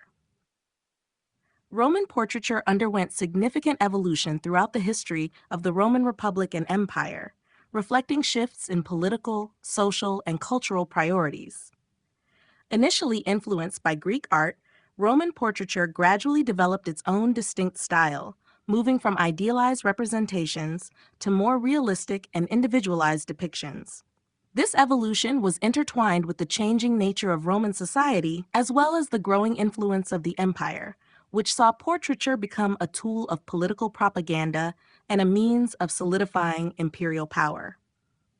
In the early Republic, Roman portraiture was heavily influenced by Greek artistic traditions, which emphasized the depiction of the idealized human form. However, the Romans began to diverge from this style in favor of verism, a focus on realism that was especially apparent in their portraits of the elderly. Roman leaders and aristocrats began to commission busts that emphasized the physical features associated with age, such as wrinkles and sagging skin, as these were seen as symbols of wisdom, experience, and moral integrity. This emphasis on naturalism was not intended to flatter the subject, but rather to convey their virtuous qualities, positioning them as wise and trustworthy public figures. The use of veristic portraiture became widespread, especially among the elite, who sought to show themselves as grounded in reality and connected to the values of Roman tradition. As the Republic transitioned into the Empire, portraiture began to evolve in response to new political dynamics. With the rise of emperors and the consolidation of power, imperial portraiture took on a more idealized and symbolic character. Emperors, like Augustus, were often depicted in youthful, idealized forms, even if they were older in reality. These portraits emphasized the emperor's divine favor and strength, with Augustus frequently shown with the serene expression and youthful features typical of Greek gods and heroes.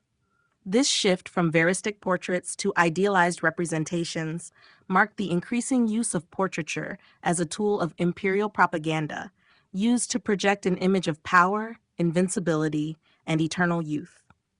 Under the Flavian and Antonine dynasties, portraiture continued to evolve, often combining elements of verism and idealization to reflect the emperor's virtues and divine nature. Emperors were increasingly portrayed in military attire, emphasizing their role as protectors of the empire.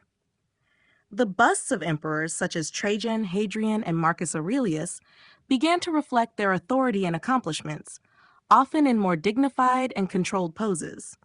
These portraits were meticulously crafted to communicate the strength of the emperor's reign and to remind citizens of the emperor's role in maintaining stability and prosperity. In the later stages of the empire, portraiture increasingly became a tool to convey divine authority and absolute power.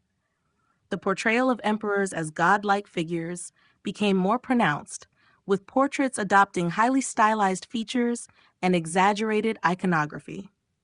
These portraits often became less realistic and more symbolic, representing the emperor's divine or semi-divine status rather than his personal likeness. In conclusion, the evolution of Roman portraiture reflects the complex relationship between art, politics, and identity in the Roman world. What began as a focus on realism and the portrayal of individual traits gradually gave way to the use of portraiture for political and imperial purposes. Over time, Roman portraiture not only captured the likenesses of rulers and elites, but also played a central role in shaping public perceptions of power, virtue, and the authority of the emperor. This legacy continued to influence portraiture in later cultures and remains a defining feature of Roman art. Imperial statues and busts. Imperial statues and busts were among the most significant and enduring forms of Roman art, playing an essential role in the visual culture of the Roman Empire. These sculptures were not merely artistic representations. They were deeply intertwined with the political and social functions of the emperor. Through imperial portraiture, emperors sought to reinforce their authority, project their image across the vast empire, and create a tangible connection between the ruler and the people. Whether displayed in public spaces, temples, or private homes, these sculptures conveyed messages of power, divinity, and leadership, and were central to Roman propaganda. One of the most important aspects of imperial portraiture was the idealization of the emperor. Even though Roman portraiture generally emphasized naturalism, imperial statues and busts frequently depicted emperors in an idealized form, often erasing any signs of aging, illness, or imperfection. This idealization helped project an image of strength, vigor, and eternal youth, reinforcing the emperor's role as the source of order, stability, and prosperity for the empire. One of the most famous examples is the Augustus of Prima Porta, a statue of Emperor Augustus that portrays him as an eternally youthful and charismatic leader. Dressed in military armor and displaying symbolic gestures of power and authority.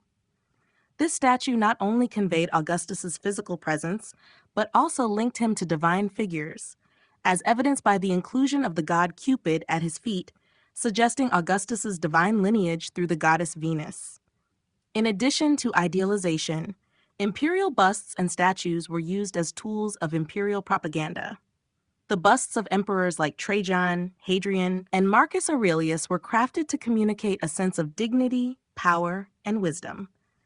Trajan's column, for example, features detailed reliefs of his military campaigns, and his portrait busts often emphasized his strength and strategic ability.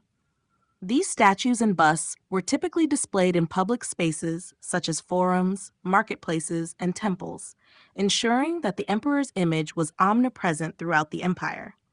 The placement of these statues was deliberate, creating a constant visual reminder of the emperor's authority and role as the protector of the state. The equestrian statues of Roman emperors, such as the one of Marcus Aurelius in Rome, also played a significant role in shaping imperial imagery. These statues often depicted the emperor on horseback, symbolizing the emperor's control over the military and the empire. The horse served as a symbol of power and leadership, while the emperor's commanding posture emphasized his status as a ruler, who commanded both his army and his people. Over time, imperial busts and statues became more stylized, especially during the later stages of the empire. Emperors were increasingly portrayed in an abstract or symbolic manner, with exaggerated features, such as large eyes or idealized facial structures, to convey their divine or semi-divine status. This shift in style reflected the growing sense of the emperor as a godlike figure and underscored the belief that the emperor's image was meant to transcend the mortal realm. In conclusion, imperial statues and busts were crucial to the political and social fabric of the Roman Empire. These works of art not only immortalized the likenesses of emperors, but also served as tools for projecting imperial authority and unity across the empire. The careful crafting of these statues, their idealization, and their strategic placement in public spaces ensured that the emperor's image remained central to Roman society, reinforcing his power and securing his legacy in the eyes of the people. Idealization versus realism. The tension between idealization and realism in Roman art is a defining feature of its visual culture, particularly in sculpture and portraiture. Roman artists, while influenced by Greek precedents, developed their own unique approach to depicting the human form, blending the idealized and the realistic in ways that reflected the cultural, political, and social values of Roman society. The interplay between these two artistic strategies varied depending on the context, the subject, and the intended message, ultimately shaping how individuals and rulers were represented. In the early Roman Republic, realism was dominant, especially in portraiture. The Romans valued the depiction of individuals with an emphasis on their age, experience, and character. The tradition of verism, or the detailed representation of physical features, was central to this style.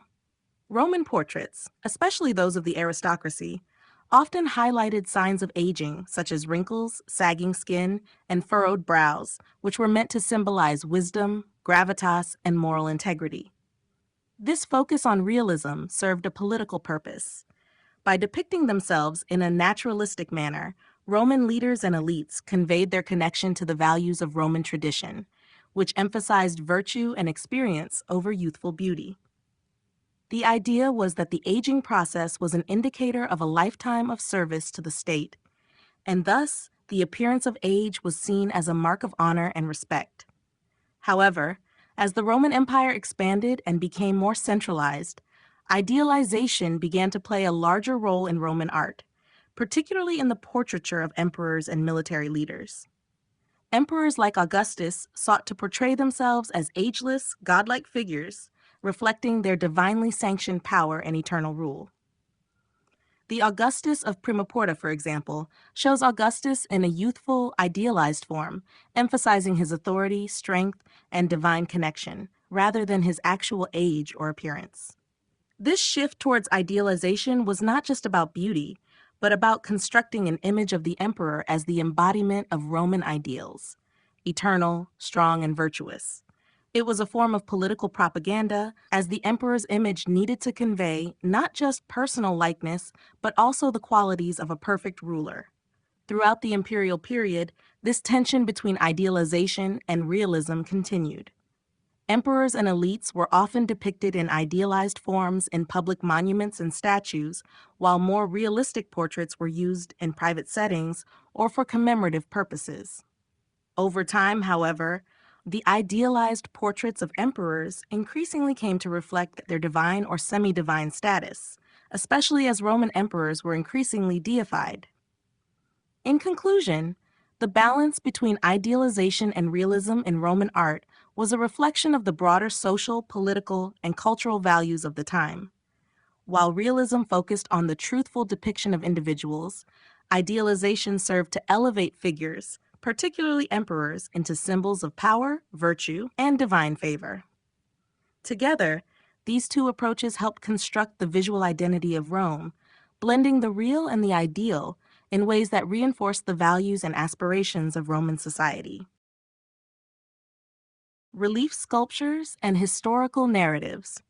Relief sculpture played a crucial role in Roman art, serving as a dynamic and impactful medium for conveying historical narratives, political propaganda, and social values.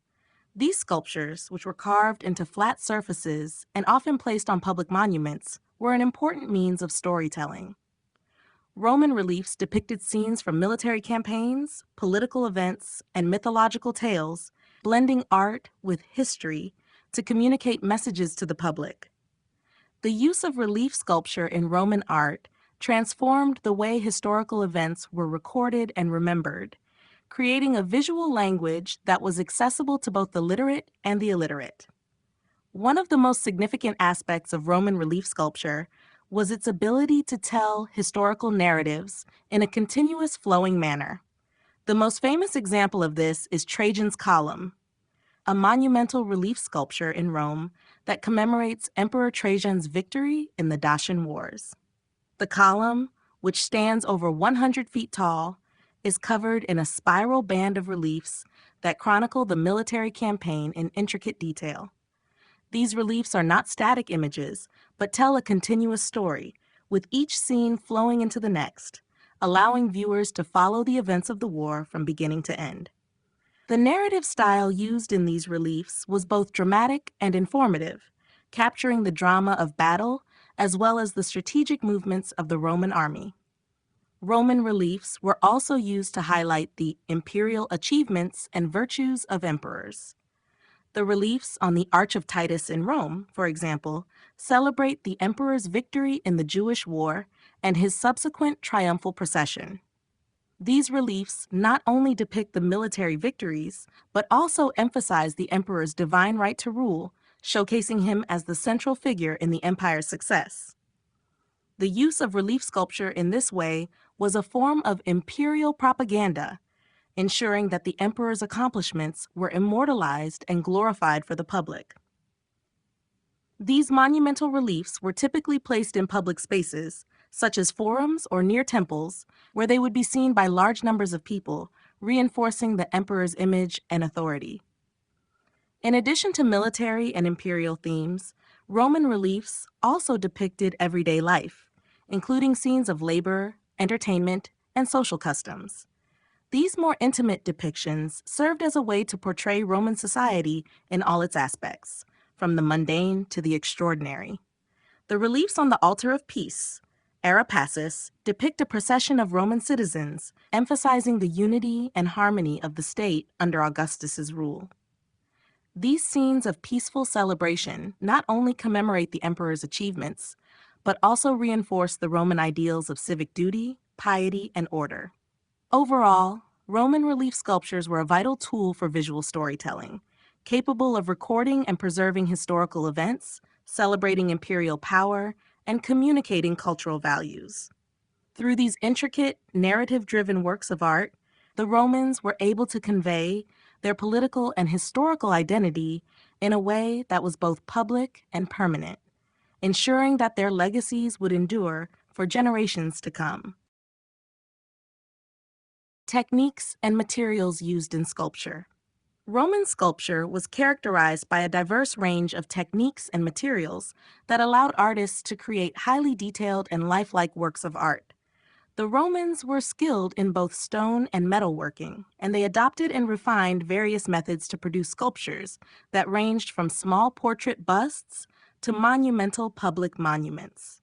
The materials chosen for a particular piece often reflected the artist's intentions, the status of the subject, and the intended location of the sculpture, whether in private homes, temples, or public spaces. The most common material used in Roman sculpture was marble, which was prized for its durability, fine grain, and ability to hold intricate details. Marble sculptures, particularly portrait busts and full-body statues, were a hallmark of Roman art. This material allowed sculptors to carve highly realistic representations of their subjects, capturing fine details such as wrinkles, textures of skin, and the intricacies of clothing. One of the key techniques in marble sculpture was the process of carving, where the artist would begin with a block of marble and use tools like chisels and rasps to carefully shape the form. The use of pointing machines allowed for the enlargement of smaller models into full-scale statues, which helped maintain the accuracy of the proportions and details. In addition to marble, bronze was another popular material for creating sculptures. Bronze statues were often more dynamic and could be cast in more fluid, naturalistic poses than marble. The casting process, known as the lost wax technique, involved creating a model of the statue in wax, coating it with clay, and then heating the mold to melt the wax away, leaving a hollow space into which molten bronze could be poured. This method allowed for the production of more complex sculptures with greater freedom of movement. Many bronze statues, such as the equestrian statue of Marcus Aurelius, have survived to this day and demonstrate the skillful manipulation of this material to create lifelike, larger-than-life figures. Roman sculptors also used terracotta for smaller works, particularly in the early Republic. Terracotta was more accessible and inexpensive than marble or bronze, making it a common choice for creating figurines, busts, and votive offerings. While not as durable as marble or bronze, terracotta allowed for quick and expressive works, often used in household shrines or as personal mementos. Another technique frequently employed by Roman sculptors was relief carving, particularly in the creation of monumental works like the Arapacis or Trajan's Column. Relief sculpture allowed artists to carve intricate scenes into a flat surface, creating a narrative that could be easily understood by the public. The relief process involved varying the depth of the carving, with more prominent figures standing out in higher relief, while others were carved deeper into the stone to create a sense of depth and perspective. Roman sculptors also utilized paint to enhance the appearance of their works, especially in the earlier periods. While many sculptures are now seen in their white marble state, many were originally brightly painted to enhance details and make the figures more lifelike. Colors were applied to the eyes, hair, clothing, and sometimes to the entire figure, adding vibrancy and realism to the sculpture. In conclusion, the techniques and materials used in Roman sculpture were integral to the creation of some of the most enduring works of art in history.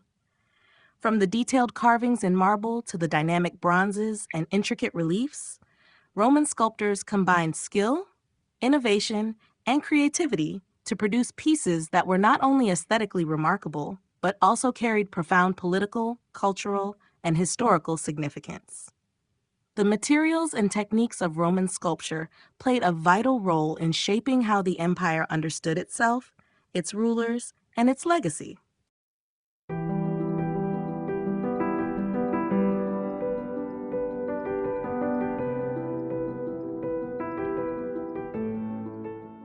Chapter 6: Painting and Mosaics. Roman painting and mosaics were integral to the visual culture of ancient Rome, serving both decorative and functional purposes in private homes, public spaces, and religious sites. These art forms were not only valued for their beauty, but also for their ability to convey wealth, status, and cultural sophistication. Roman painting, primarily found in the homes of the elite, and mosaics, used in both public and private settings, are key to understanding the artistic practices of the Roman world. These mediums played a central role in Roman architecture, enhancing the visual experience and providing insight into daily life, mythology, and imperial power. Roman painting was influenced by earlier Greek traditions, but the Romans added their own distinct characteristics. Paintings were executed in fresco, a technique in which pigments were applied to freshly laid wet plaster.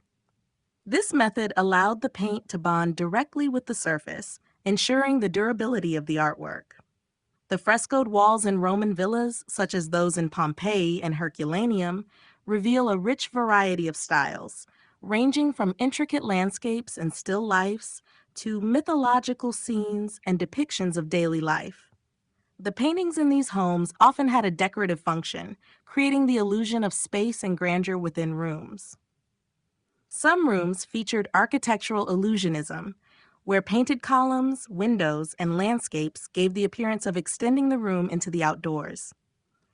Other paintings depicted mythological themes, which were used to display cultural sophistication or connect the homeowner to divine figures. For example, the frescoes from the Villa of the Mysteries in Pompeii depict the initiation rites of a Dionysian cult, emphasizing both religious and social themes. Roman mosaics, made from small pieces of stone, glass, or ceramic, were another prominent form of decoration, particularly in floors and walls. These mosaics were often used in public buildings, baths, and private homes, showcasing both intricate designs and scenes of everyday life. Some mosaics portrayed mythological stories, while others featured portraits or representations of nature, such as animals and plants. The House of the Faun in Pompeii, for example, contains one of the most famous mosaics, a depiction of the battle between Alexander the Great and Darius III, which demonstrates the use of mosaics to capture significant historical events. Mosaics were also employed in more functional spaces, such as baths or dining areas, where they often depicted scenes of leisure, such as banquets or gladiatorial games, reinforcing the social values of luxury and entertainment. The use of color and detail in Roman mosaics was highly advanced. The tesserae, or small pieces of stone or glass, were carefully arranged to create finely detailed images with a remarkable sense of depth and texture. These mosaics often used shading and perspective to create realistic and dynamic compositions. Many mosaics also served as markers of social status, as wealthy Romans commissioned elaborate works for their homes to impress guests and demonstrate their wealth and taste. In conclusion, painting and mosaics were crucial to the cultural and artistic landscape of ancient Rome. They were not only mediums of artistic expression, but also powerful tools of social and political commentary. Whether in the form of grand frescoes in villas or intricate mosaics in public spaces, Roman artists used these art forms to reflect the values, ideals, and concerns of Roman society, creating works that continue to captivate audiences today. Fresco styles and techniques. Roman fresco painting represents one of the most significant achievements in the visual culture of ancient Rome. The technique of fresco, in which pigments are applied onto freshly laid plaster, allowed for vibrant and durable artworks that adorned the walls of Roman homes, public buildings, and temples. These frescoes often served both decorative and symbolic purposes, and their styles evolved over time, reflecting the changing tastes, political environments, and social structures of the Roman Empire. The first style of Roman fresco painting, also known as the incrustation style, emerged during the late 3rd century BCE. This style was characterized by the imitation of luxurious marble panels, where walls were painted to resemble marble, creating a sense of opulence and wealth. The frescoes mimicked the appearance of colored marble slabs, often in alternating patterns of stripes and rectangles. This style was particularly common in the early Roman Republic, where the desire to emulate Greek artistic traditions was strong, and it served as a way to signify the homeowner's status and wealth. As the Roman world expanded, the second style of fresco painting, also known as the architectural style, became popular around the 1st century BCE. This style involved the creation of illusionistic space on the walls, where painted columns, windows, and doorways appeared to extend the room into the outdoors. These murals often featured imaginary landscapes, providing a sense of depth and a visual escape from the confines of the interior. The most famous examples of the second style can be found in the Villa of the Mysteries in Pompeii, where large frescoes depict mythological scenes with dramatic perspectives and an almost theatrical quality. This style was used to make interior spaces feel larger and more open, creating an environment that suggested a connection to the broader world outside. The third style, or the ornate style, developed around the late 1st century BCE and continued into the early imperial period. Characterized by intricate, delicate motifs, this style featured smaller, more detailed decorative elements set against flat, monochromatic backgrounds. Architectural elements were minimized, and the focus shifted to ornamental designs such as mythological scenes, landscapes, and still lifes. The use of fine lines and intricate detail was common, creating a sense of elegance and refinement. This style often included subtle elements of mysticism or allegory, where the artwork was intended not just for visual enjoyment, but also to convey symbolic meanings to the viewer. The fourth style, known as the intricate or combined style, emerged during the reign of Emperor Nero and became dominant in the mid-1st century CE. This style represented a synthesis of the previous three, blending elements of architectural illusionism, ornate decoration, and elaborate narrative scenes. It featured bold, colorful patterns and intricate details, often incorporating mythological themes, portraits, and everyday scenes. One of the most famous examples of the fourth style can be found in the House of the Veti in Pompeii, where large, highly detailed frescoes cover the walls, creating a dynamic interplay between architecture and decoration. Roman frescoes were typically executed using the true fresco technique, where pigments were mixed with water and applied directly to wet plaster. As the wall dried, the pigment became an integral part of the surface, making the fresco highly durable. The colors used in Roman frescoes were often derived from natural minerals and plant-based pigments, creating a rich and varied palette. The attention to detail and the skill involved in creating these frescoes were extraordinary, as artists utilized shading, perspective, and color contrast to create lifelike, three-dimensional compositions. In conclusion, the evolution of fresco styles in Roman art demonstrates the dynamic nature of Roman artistic expression. From the simple elegance of the first style to the elaborate narratives and illusionistic spaces of the fourth style, Roman frescoes were an essential part of the architectural landscape, blending artistic technique with social and cultural meaning. These frescoes not only enhanced the beauty of Roman interiors, but also conveyed complex ideas about status, culture, and mythology, leaving a lasting legacy in the history of Western art. Pompeian wall paintings. Pompeian wall paintings, often found in the ruins of the ancient city of Pompeii, are some of the best preserved examples of Roman fresco painting. These artworks offer valuable insight into the daily life, tastes, and artistic achievements of Roman society, particularly during the 1st century BCE and early 1st century CE.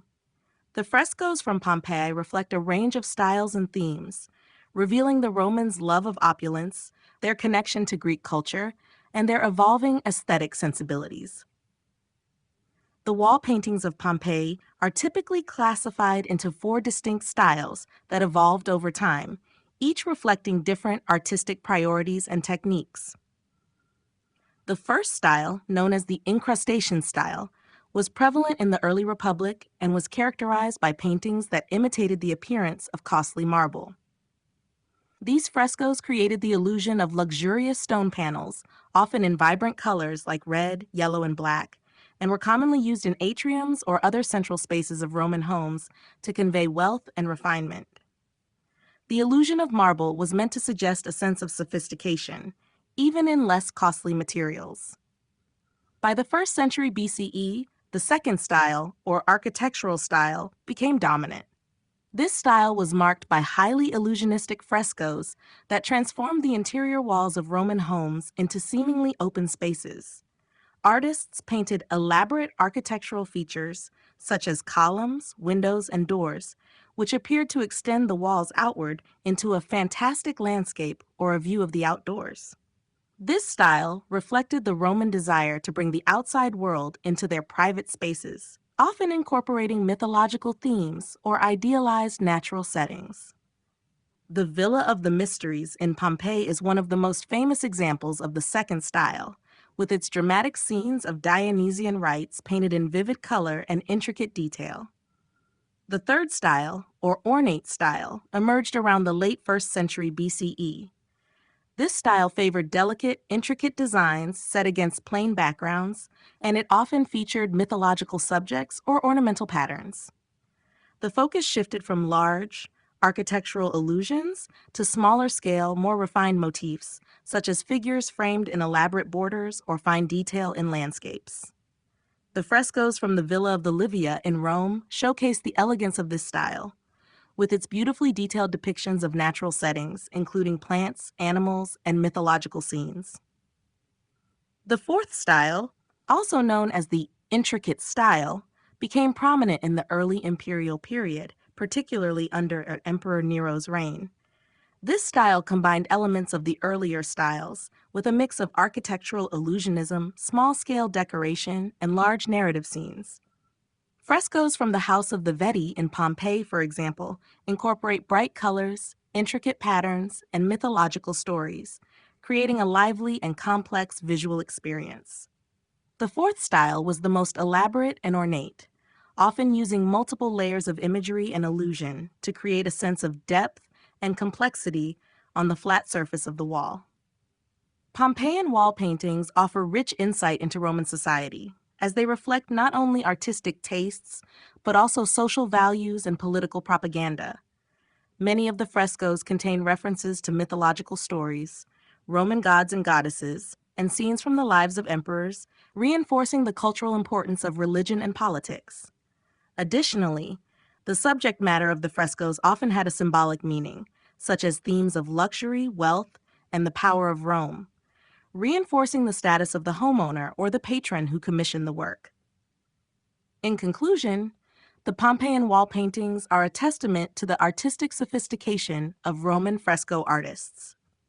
Through their use of color, texture, and illusionistic techniques, these paintings were not only decorative elements of Roman interiors, but also powerful visual statements that reflect the cultural, social, and political values of their time.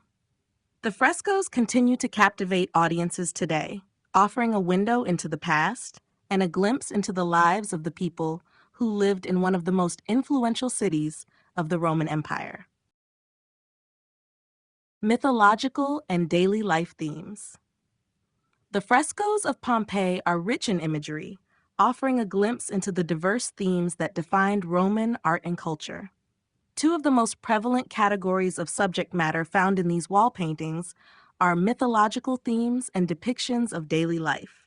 These themes not only reflect the interests and beliefs of the Roman elite, but also reveal how art was used to communicate values, social status, and connections to divine power or cultural traditions.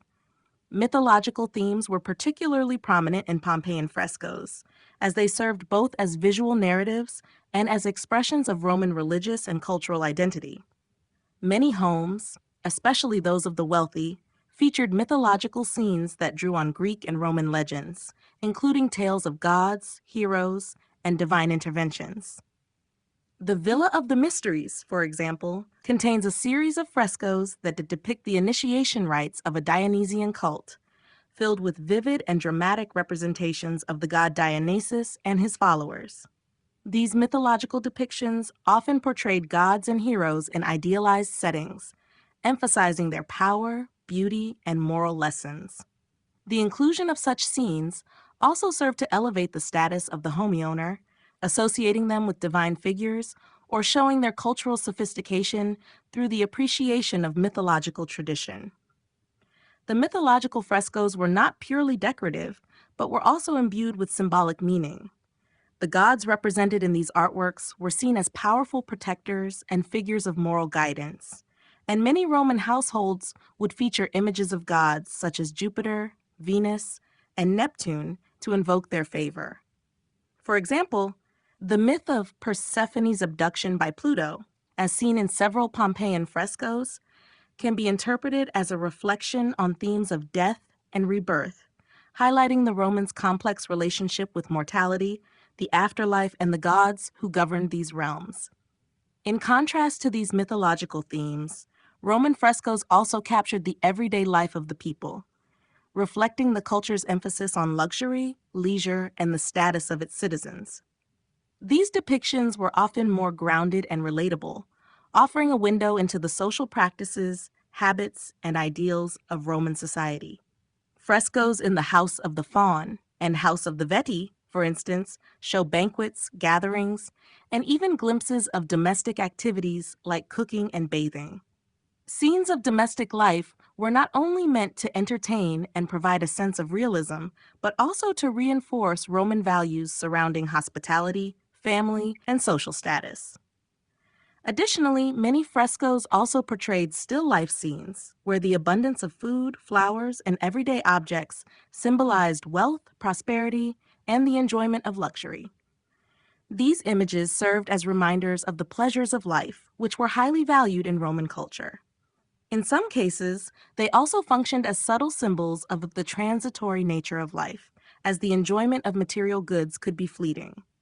Daily life was often presented in conjunction with mythological motifs, blending the divine with the mundane in a way that emphasized the interconnectedness of the Roman worldview.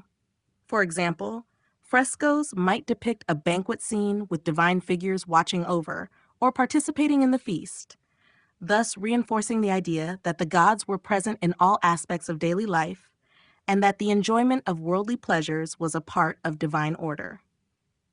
In conclusion, the themes of mythological and daily life in Pompeian frescoes were integral to the way the Romans used art to express their religious beliefs, social values, and personal identities. These paintings reveal a society deeply connected to its myths and gods, while also highlighting the pleasures and intricacies of everyday Roman existence. Through these works, we gain a richer understanding of the cultural dynamics that shaped Roman art and its role in daily life. Mosaic art in public and private spaces. Mosaic art played a significant role in Roman visual culture, appearing in both public and private spaces as a means of decoration, storytelling, and social display. Composed of small pieces of stone, glass, or ceramic, mosaics were used to create detailed and durable images that adorned the floors, walls, and ceilings of Roman buildings. These intricate works were highly valued for their craftsmanship and served as both decorative elements and expressions of wealth, status, and cultural identity. In public spaces, mosaics were often commissioned for use in temples, bathhouses, public villas, and forums, serving not only as decorative elements, but also as powerful tools for reinforcing political and social messages. One of the most striking uses of mosaics in public spaces was in the baths, where large-scale mosaics could be found in both the floors and walls of the bathing areas. These mosaics frequently depicted mythological themes, scenes of nature, and figures from everyday life. The baths of Caracalla in Rome, for example, feature mosaic floors with intricate depictions of animals and mythical creatures, reflecting the public's interest in both the divine and natural worlds. In forums, mosaics served to celebrate the achievements of emperors and military victories. The famous Battle of Issus mosaic, found in Pompeii and likely commissioned by a wealthy patron, depicts the famous battle between Alexander the Great and Darius III of Persia. This mosaic demonstrates the Roman tendency to use art as a tool of both education and propaganda, immortalizing significant historical moments in the form of a visually striking and easily understandable image. Public mosaics in these spaces were often created to glorify Rome's military power, celebrate imperial victories, and instill pride in Roman citizenship. Mosaics in private spaces, particularly in the homes of the wealthy, were often used to showcase status and sophistication.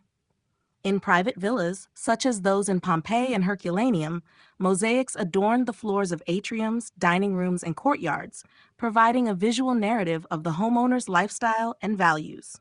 Common themes included depictions of luxurious banquets, mythological narratives, and domestic scenes, each chosen to reflect the homeowner's refined tastes and social standing. One of the most famous examples of a private mosaic is found in the House of the Faun in Pompeii, where a large floor mosaic depicts the Battle of Alexander the Great, underscoring the homeowner's wealth, education, and interest in history and culture.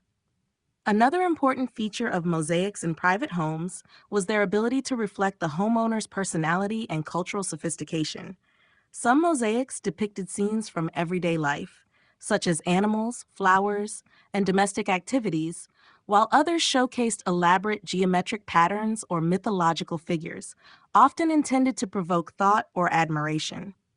The use of mosaics in this context served as a form of self-expression, with homeowners commissioning works that highlighted their wealth, refinement, and connection to elite cultural traditions.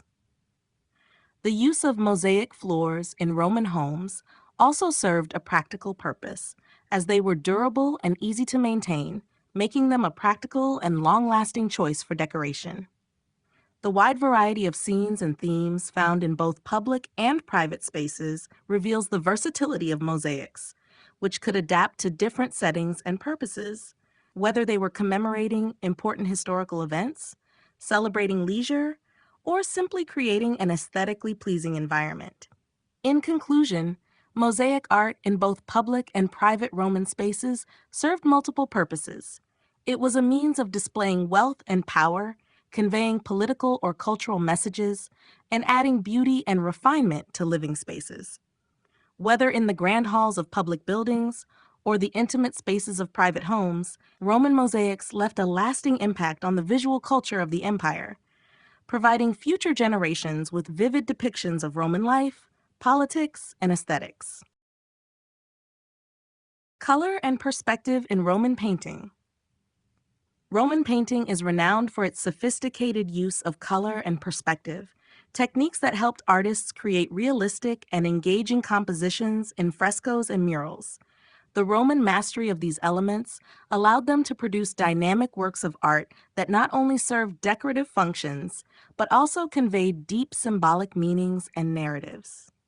The use of color and perspective in Roman art reflects both a refined sense of aesthetic beauty and an understanding of how to manipulate space and form to evoke specific emotions or reactions from the viewer.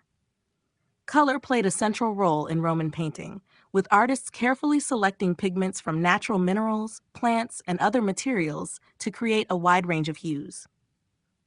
Roman painters used colors not just for aesthetic appeal, but also to symbolize specific meanings or invoke certain emotions. For instance, red often signified power or wealth, while gold was associated with divinity and the emperor's status. The rich use of color in Roman frescoes and murals was especially evident in domestic spaces, such as the homes in Pompeii, where vibrant hues were used to adorn walls and create a lively atmosphere. These walls often featured bold color schemes, with deep reds, yellows, and greens, complemented by contrasting black and white to create dramatic effects. One of the most notable features of Roman painting was the use of perspective to create the illusion of depth and three-dimensional space on a two-dimensional surface.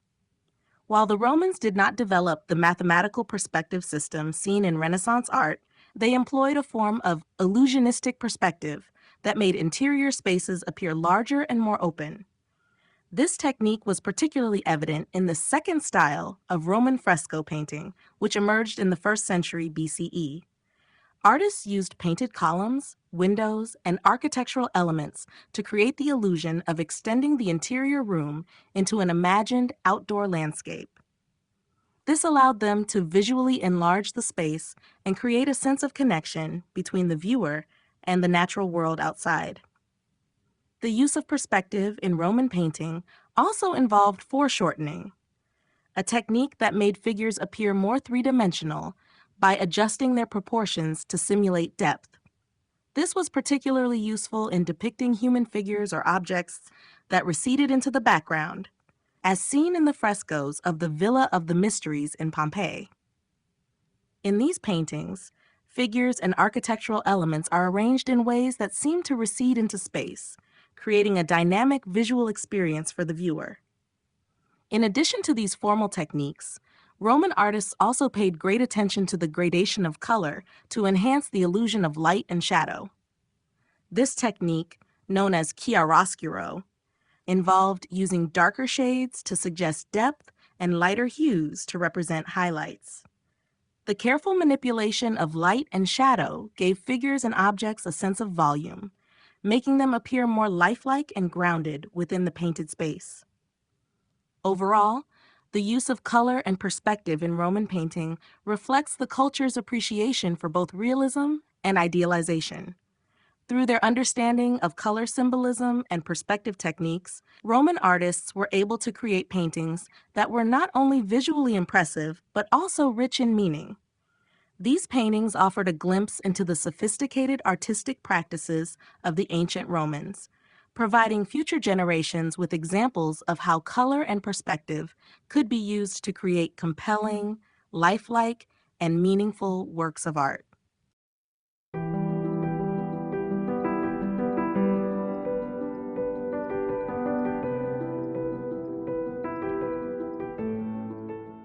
Chapter 7.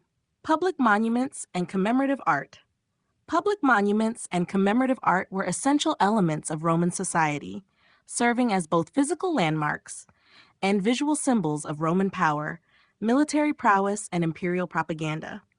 These monumental works, which included statues, arches, columns, and triumphal monuments, were designed to honor military victories, celebrate political achievements, and immortalize the glory of the Roman state. Commemorative art was not just a means of decoration, but a strategic tool for reinforcing the Roman identity and the authority of the emperor or the state. One of the most iconic forms of Roman commemorative art is the triumphal arch, which was erected to mark significant military victories. These arches were often adorned with intricate reliefs depicting scenes of battles, the triumphal procession, and the conquered peoples. The Arch of Titus, built by Emperor Domitian in the 1st century CE, is a notable example. It commemorates the Roman victory over Jerusalem in 70 CE, with detailed reliefs showing Roman soldiers carrying spoils from the conquest, including the sacred menorah. These arches not only celebrated military victories, but also served to remind the Roman public of the power and reach of the empire. Similarly, triumphal columns became prominent in commemorating military triumphs, with the most famous being the Column of Trajan. Erected in Rome after Emperor Trajan's victory in the Dacian Wars, this column is a masterpiece of commemorative art, featuring a continuous spiral frieze that depicts the story of Trajan's campaigns. The column's detailed reliefs highlight the Roman army's discipline, the emperor's leadership, and the empire's dominance. Such monuments functioned as both historical records and political statements, reinforcing imperial power and projecting the emperor's image as a victorious leader and protector of Rome. In addition to military commemorations, Roman public monuments also celebrated imperial virtues and the achievements of emperors. Portraits of emperors were often placed in public spaces, whether on horseback statues or on monumental platforms, where they were positioned to be seen by the largest number of citizens. These statues, like the equestrian statue of Marcus Aurelius, portrayed the emperor as a divine and powerful figure, reinforcing the authority of the emperor and symbolizing stability and protection for the empire. Commemorative art was also used to honor individuals who had contributed significantly to Roman society, such as generals, senators, and even benefactors of cities. Honorific statues were placed in public spaces like forums and marketplaces to acknowledge these individuals' contributions to the state. These statues were often created in the tradition of verism, emphasizing the individual's character and achievements rather than idealizing their physical form, a style that reinforced Roman values of duty, strength, and integrity. Public monuments were not only tools of remembrance, but also vehicles for political messaging. Through grand public art, the emperors communicated their power, military successes, and virtuous rule. The placement of these monuments in key public locations, such as forums, basilicas, and victory roads, ensured that these messages were visible to all citizens and visitors of Rome. The permanence of these works of art also ensured that the achievements they commemorated would be remembered for generations, solidifying the emperor's legacy and the empire's glory. In conclusion, Roman public monuments and commemorative art played a central role in the visual culture of the empire, functioning as tools of propaganda and historical documentation. Through their scale, design, and location, these works celebrated the power of the Roman state and the virtues of its leaders, ensuring that the grandeur of Rome would be remembered long after its victories had been achieved. Triumphal arches and columns. Triumphal arches and columns were among the most significant forms of commemorative architecture in ancient Rome, celebrating military victories, imperial achievements, and the authority of the emperor. These monumental structures not only served as physical markers of Roman power, but also as visual narratives that conveyed the grandeur and divine sanction of the Roman Empire. Both arches and columns became essential elements of Roman public art, designed to reinforce the emperor's image and remind citizens of the empire's strength and its leaders' successes. The triumphal arch originated as a form of celebration for victorious generals returning from battle, but it evolved into a symbol of the emperor's power. These arches were typically monumental in size, built at key locations in cities such as Rome or in conquered territories to commemorate significant military victories. The Arch of Titus, erected in 81 CE to honor the victory of Emperor Titus in the Siege of Jerusalem, is a prime example of the form. The arch is adorned with relief sculptures that narrate the triumphal procession, showing Roman soldiers carrying the spoils of war, including the famous Jewish menorah. The arch's detailed reliefs serve as a visual record of Roman military might, underscoring the emperor's role as the divine leader who brought order and success to the empire. The Arch of Constantine, built in 315 CE, further exemplifies the use of triumphal arches as a political tool. It commemorates Constantine's victory over Maxentius at the Battle of the Milvian Bridge. The arch is notable not only for its scale, but also for the way it blends elements from earlier arches to associate Constantine with the glory of past emperors, reinforcing his legitimacy. These arches were not just commemorative, they were propaganda tools that helped solidify the emperor's connection to divine favor and imperial triumph. Triumphal columns were similarly important in celebrating victories. The most famous example is the Column of Trajan, erected in 113 CE to honor Trajan's victory in the Dacian Wars. Standing at 98 feet tall, the column is adorned with a continuous spiral frieze that winds its way around the shaft, depicting scenes of battle, military strategy, and the emperor's leadership. The reliefs illustrate the Roman army's discipline and the emperor's role as a military leader, celebrating the triumph not just as a military success, but as a manifestation of Roman virtues. The column of Trajan serves not only as a commemorative piece, but also as a visual history, narrating the events of the Dacian campaigns for all to see. Both triumphal arches and columns were placed strategically in public spaces, such as forums, along roads, and near temples, ensuring that the messages they conveyed were visible to the largest number of people. They were designed not just for artistic admiration, but as political statements, reinforcing imperial authority and the divine approval of Rome's conquests. In conclusion, triumphal arches and columns were essential components of Roman public art, serving as both historical records and powerful tools of imperial propaganda. Through these monumental structures, the Roman Empire immortalized its victories and celebrated the power of its rulers, ensuring that their triumphs would be remembered for generations. Victory monuments and military art. Victory monuments and military art were central to the way the Roman Empire commemorated its military successes and celebrated the achievements of its generals and emperors. These monuments served not only as public displays of power and triumph, but also as tools of propaganda that reinforced the ideals of Roman strength, discipline, and divine favor. Whether in the form of statues, reliefs, or monumental structures, these artworks were designed to communicate Rome's dominance over its enemies and the emperor's role in maintaining the empire's glory. Victory monuments, such as triumphal arches and columns, were common throughout the empire, erected to honor generals or emperors who had achieved significant military victories.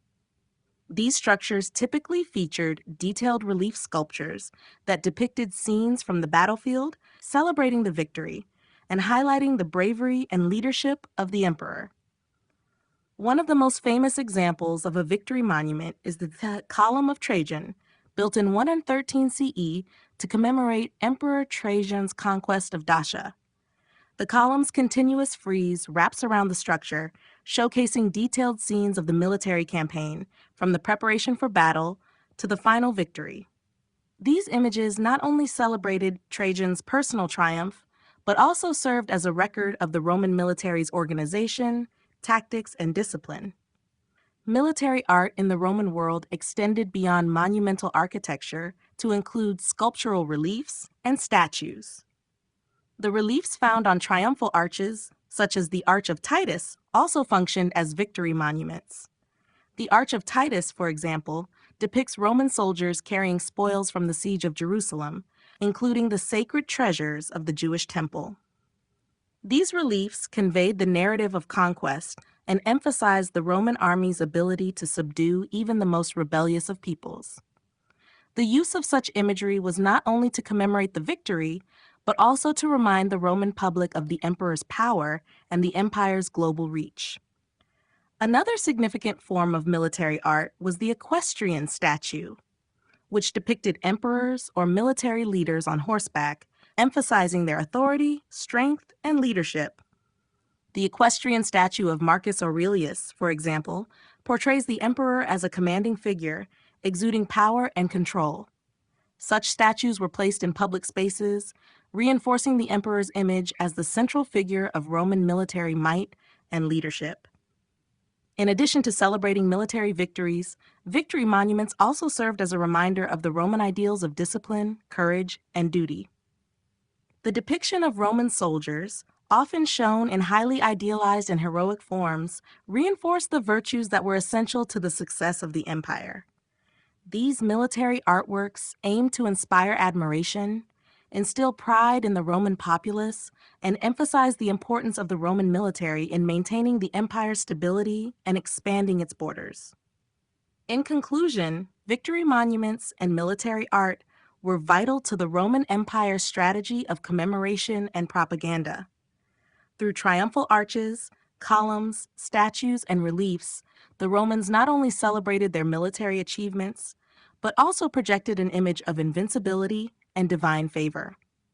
These artworks help to immortalize the victories of emperors and generals, while reinforcing the power and glory of the Roman state for future generations. The Forum as a center of public art.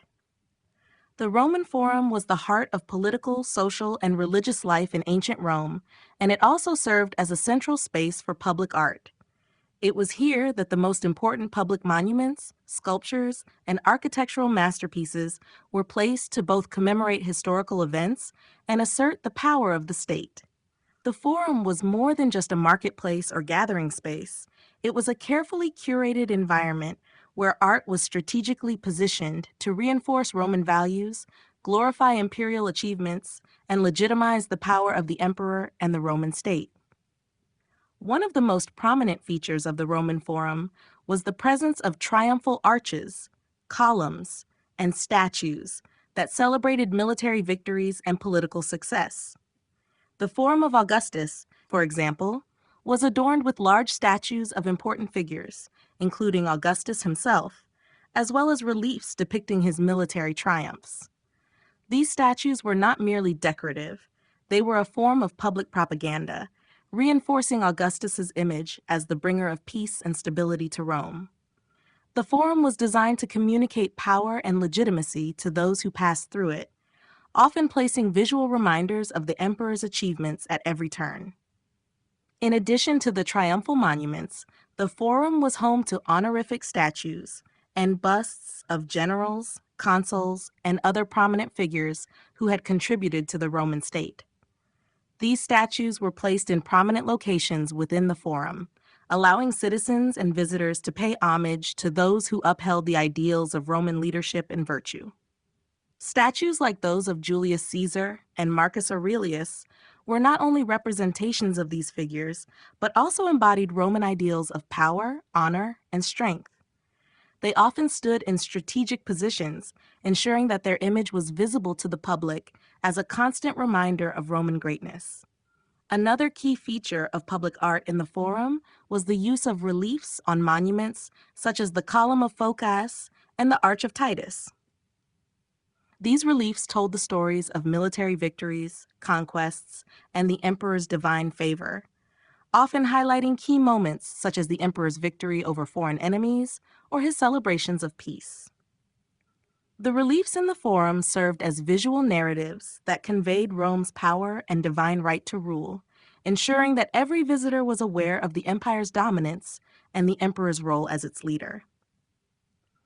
The Forum of Trajan, built in the early 2nd century CE, is another example of the Forum's role as a hub for public art. The monumental Column of Trajan, with its spiral frieze depicting the emperor's Dacian campaigns, is perhaps the most famous feature of this space. The frieze's intricate carvings not only celebrate military triumph, but also showcase Roman organizational prowess, engineering feats, and the discipline of the Roman legions. The column, along with the surrounding statues and reliefs, turned the Forum into a visual history of Trajan's reign and Roman imperial ideology. In conclusion, the Roman Forum functioned as an open-air museum, filled with monumental public art designed to celebrate Rome's imperial power, military victories, and divine protection.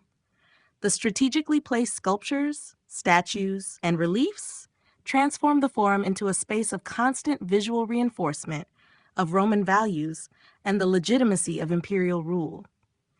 These works of public art communicated the grandeur of Rome to both its citizens and visitors, reminding them of the empire's greatness and the leadership that ensured its dominance in the ancient world. Commemorative inscriptions and epigraphy. Commemorative inscriptions and epigraphy played a crucial role in Roman art and culture, serving as both historical records and instruments of propaganda. These inscriptions were typically carved into stone or metal and placed on public monuments, statues, and buildings to commemorate important events, military victories, and the achievements of emperors, generals, and other prominent figures.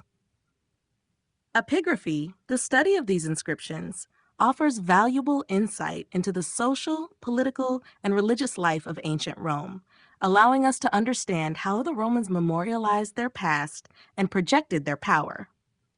One of the most significant aspects of Roman commemorative inscriptions was their use in triumphal monuments, such as triumphal arches, columns, and stelae. These inscriptions were often paired with elaborate sculptural reliefs and served to announce the glory of the emperor and the Roman state.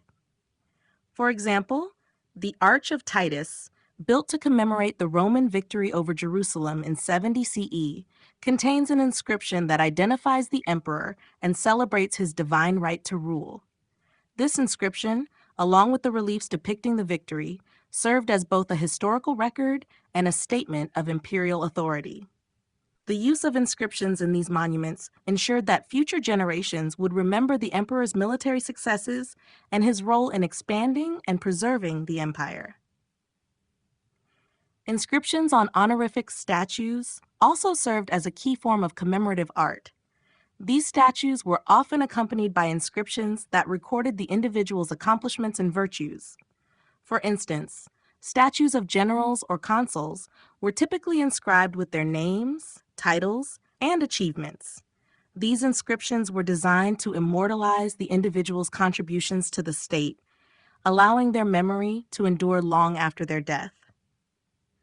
Such inscriptions were particularly important in the context of Roman society, where memory and reputation were closely tied to one's standing in the community and the lasting legacy of their deeds. In addition to military and political commemorations, epigraphic evidence also includes funerary inscriptions, which were placed on tombs and grave markers to honor the dead. These inscriptions were a means of preserving the memory of individuals and their families, and they often included details about the deceased's life, accomplishments, and virtues. The importance of commemorating the dead was central to Roman religious practices, and many tombs were adorned with inscriptions that invoked the gods, celebrated the deceased's virtues, or outlined the contributions the individual made to Roman society. Epigraphy also provides insight into the cultural and social practices of Rome, as inscriptions were often written in both Latin and Greek, reflecting the empire's multilingual nature. The language used in these inscriptions could be highly formal, emphasizing the grandeur of the subject, or more personal, conveying intimate details about individuals and their families. Whether grandiose or personal, the inscriptions left behind by the Romans offer a direct connection to the past, allowing us to understand how they viewed their world and how they wished to be remembered. In conclusion, commemorative inscriptions and epigraphy were essential to Roman public art, serving not only as historical records, but also as expressions of imperial power, social status, and personal legacy. These inscriptions help to immortalize the achievements of the emperor, military leaders, and ordinary citizens, ensuring that their memory would be preserved for future generations. Through these written words, the Romans crafted a lasting narrative of their empire, one that continues to inform our understanding of their civilization today. Political messaging in public spaces. Political messaging in public spaces was a key feature of Roman art and architecture, where the visual language of monuments, sculptures, and inscriptions conveyed messages of power, legitimacy, and imperial ideology to the public. These spaces were carefully designed to communicate the emperor's authority, celebrate military victories, and reinforce Roman ideals of citizenship, duty, and loyalty to the state. Public art, displayed in highly visible locations such as the Forum, triumphal arches, and public buildings, functioned as a form of political propaganda, ensuring that messages of the emperor's divine favor and Rome's dominance were constantly in view of its citizens. One of the most significant forms of political messaging was the use of triumphal arches, which celebrated military victories and commemorated the emperor's successes. These arches, such as the Arch of Titus or the Arch of Constantine, were strategically placed in public areas to ensure their visibility. The inscriptions on these arches, alongside the sculptural reliefs, were designed to immortalize the achievements of the emperor and to link his reign to the prosperity and strength of the Roman Empire. Inscriptions not only praised the emperor's military triumphs, but also highlighted his relationship with the gods. often emphasizing that his victories were granted by divine will. These political messages helped to solidify the emperor's legitimacy and divine right to rule. The use of imperial statues in public spaces also played a crucial role in political messaging. Statues of emperors were often placed in prominent locations within cities, particularly in forums, basilicas, and temples. These statues portrayed the emperor in a heroic or divine manner, reinforcing his status as both a political and religious leader. The equestrian statue of Marcus Aurelius, for example, portrayed the emperor as a commanding figure, exuding authority and strength, and served as a reminder of the emperor's role in maintaining order and protecting the empire. These statues were not just artistic representations. They were deliberate political symbols that conveyed the power and importance of the emperor in the eyes of the Roman people. In addition to statues and arches, public inscriptions were a critical form of political messaging. These inscriptions, which could be found on everything from temples to military equipment, often proclaimed the emperor's achievements, marked new construction projects, and memorialized political events. They reinforced the idea of Roman prosperity and power, while providing a permanent record of imperial policy and the emperor's role in shaping the empire's destiny. Funerary inscriptions also contributed to political messaging, as they commemorated the lives of prominent Roman citizens and reinforced social hierarchies and values, linking individual success to the broader narrative of Rome's greatness. Public spaces in Rome were carefully constructed as visual landscapes designed to impress and inspire awe, and political messaging was woven into every aspect of this urban environment. These monuments and artworks ensured that political ideologies were not just communicated through speeches or writings, but were integrated into the very fabric of Roman society. By surrounding citizens with symbols of imperial power and military might, the Roman government ensured that its messages of authority, continuity, and divine favor were constantly reinforced. In this way, public art served as an essential tool for maintaining the power and legitimacy of the Roman state, leaving an enduring visual legacy of Roman political life.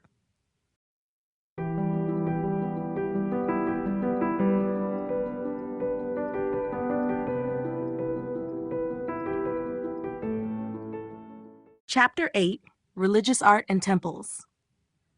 Religious art and temples were central to the cultural and spiritual life of ancient Rome. The Romans believed that their success as an empire was directly linked to their devotion to the gods, and religious art was a means of expressing this reverence. Temples, statues, altars, and other religious artworks were carefully constructed to honor the deities, serve as spaces for worship, and commemorate important religious events. The relationship between the divine and the emperor was also represented in religious art, where the emperor was often depicted as a representative of the gods on earth, blending political power with spiritual authority.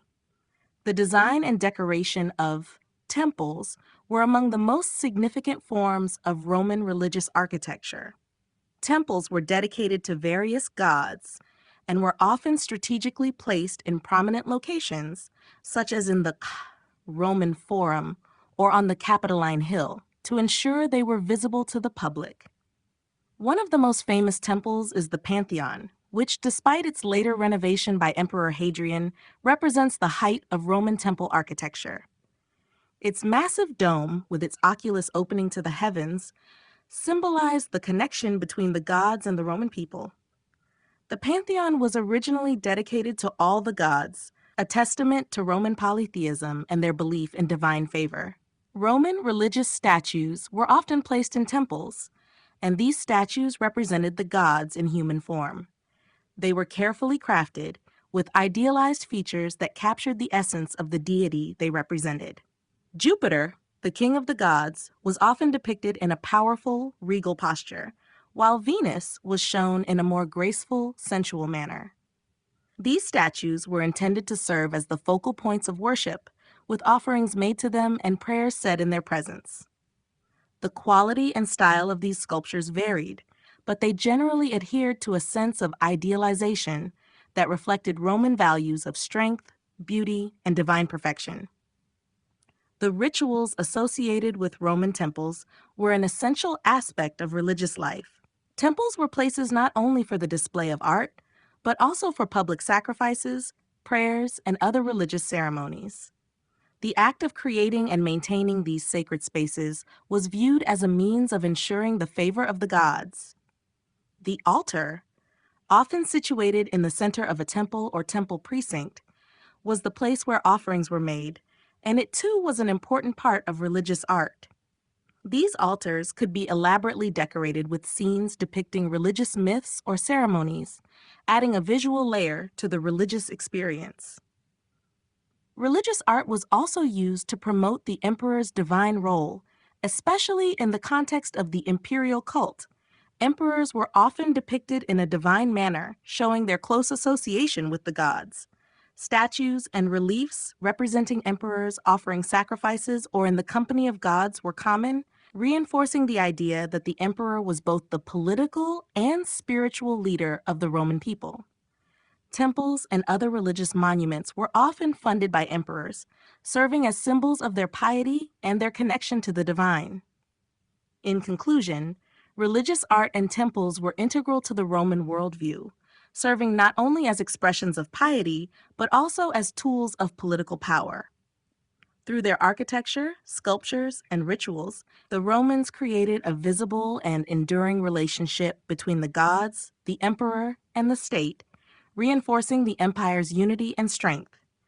These religious monuments continue to stand as enduring symbols of Roman religious practices and their commitment to securing divine favor.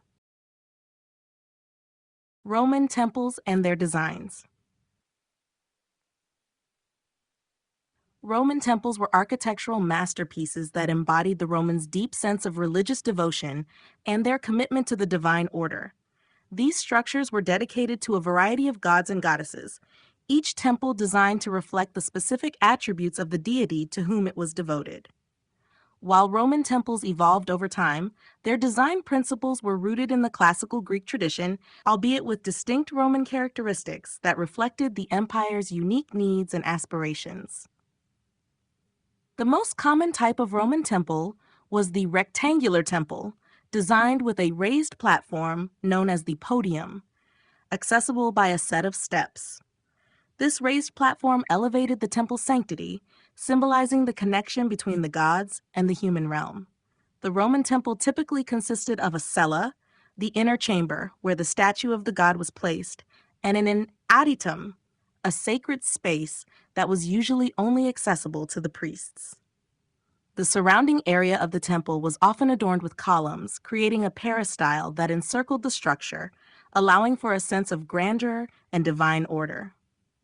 One of the defining features of Roman temple architecture was the emphasis on the portico, the colonnade of columns that framed the temple's entrance. Roman temples often featured a deep porch with a series of columns, which were a prominent element of the structure's facade. These columns were typically Doric, Ionic, or Corinthian in style, depending on the temple's dedication and intended symbolic message. The use of the Corinthian order became particularly popular during the imperial period, reflecting both the grandeur of the emperors and the connection between Rome's imperial power and divine favor. Roman temples also introduced a disproportionate emphasis on the front of the building, giving the entrance a more monumental presence compared to the rest of the structure. This was part of the Roman desire to create a dramatic and imposing visual impact. In many cases, the temple's inner sanctum was relatively modest, but the exterior was designed to inspire awe and reverence.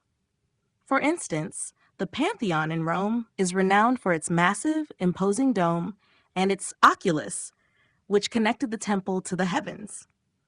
Though initially dedicated to all gods, the Pantheon's design emphasized Roman architectural innovation and their belief in a connection between the divine and the earthly realm. The Romans also frequently incorporated the use of materials such as marble, brick, and concrete in their temple construction, which allowed for more durable and grandiose structures. The use of concrete enabled the Romans to build larger, more intricate designs, such as domes and vaults, without relying solely on stone. This shift in materials also led to innovations in temple design that were distinctively Roman, setting them apart from earlier Greek temples. In conclusion, Roman temples were not only places of worship, but also symbols of the empire's relationship with the gods. Their design, blending classical elements with Roman innovations, reflected the grandeur of Roman religious life and the empire's quest for divine favor. The lasting influence of Roman temple architecture can still be seen today in structures around the world, where their monumental designs continue to evoke a sense of reverence and awe. Cult statues and devotional objects. In ancient Rome, cult statues and devotional objects played a central role in religious practices, serving as the primary means of worship and communication with the gods. These objects were integral to Roman religious rituals, helping to create a tangible connection between the divine and the mortal world. Roman temples housed the most significant religious statues, known as cult statues, which represented the gods to whom the temple was dedicated. These statues were carefully crafted to embody the divine characteristics of the deity they depicted, and they were often the focal point of public and private worship. Cult statues were typically made of marble, bronze, or ivory, with marble being particularly favored for its durability and idealized finish. The statues were often life-sized or larger, and were placed in the cella or inner sanctuary of the temple, where they were the centerpiece of worship. For example, the statue of Jupiter in the Temple of Jupiter, Optimus Maximus, was depicted as a powerful, regal figure embodying the authority of the king of the gods. The design of these statues was often idealized, with gods portrayed as perfect, powerful beings who were above the flaws of humans. The statues not only represented the deity, but also served as a conduit for divine power, channeling the gods' favor and protection to those who offered prayers and sacrifices before them. In addition to the larger cult statues, the Romans also used devotional objects as part of their religious practice.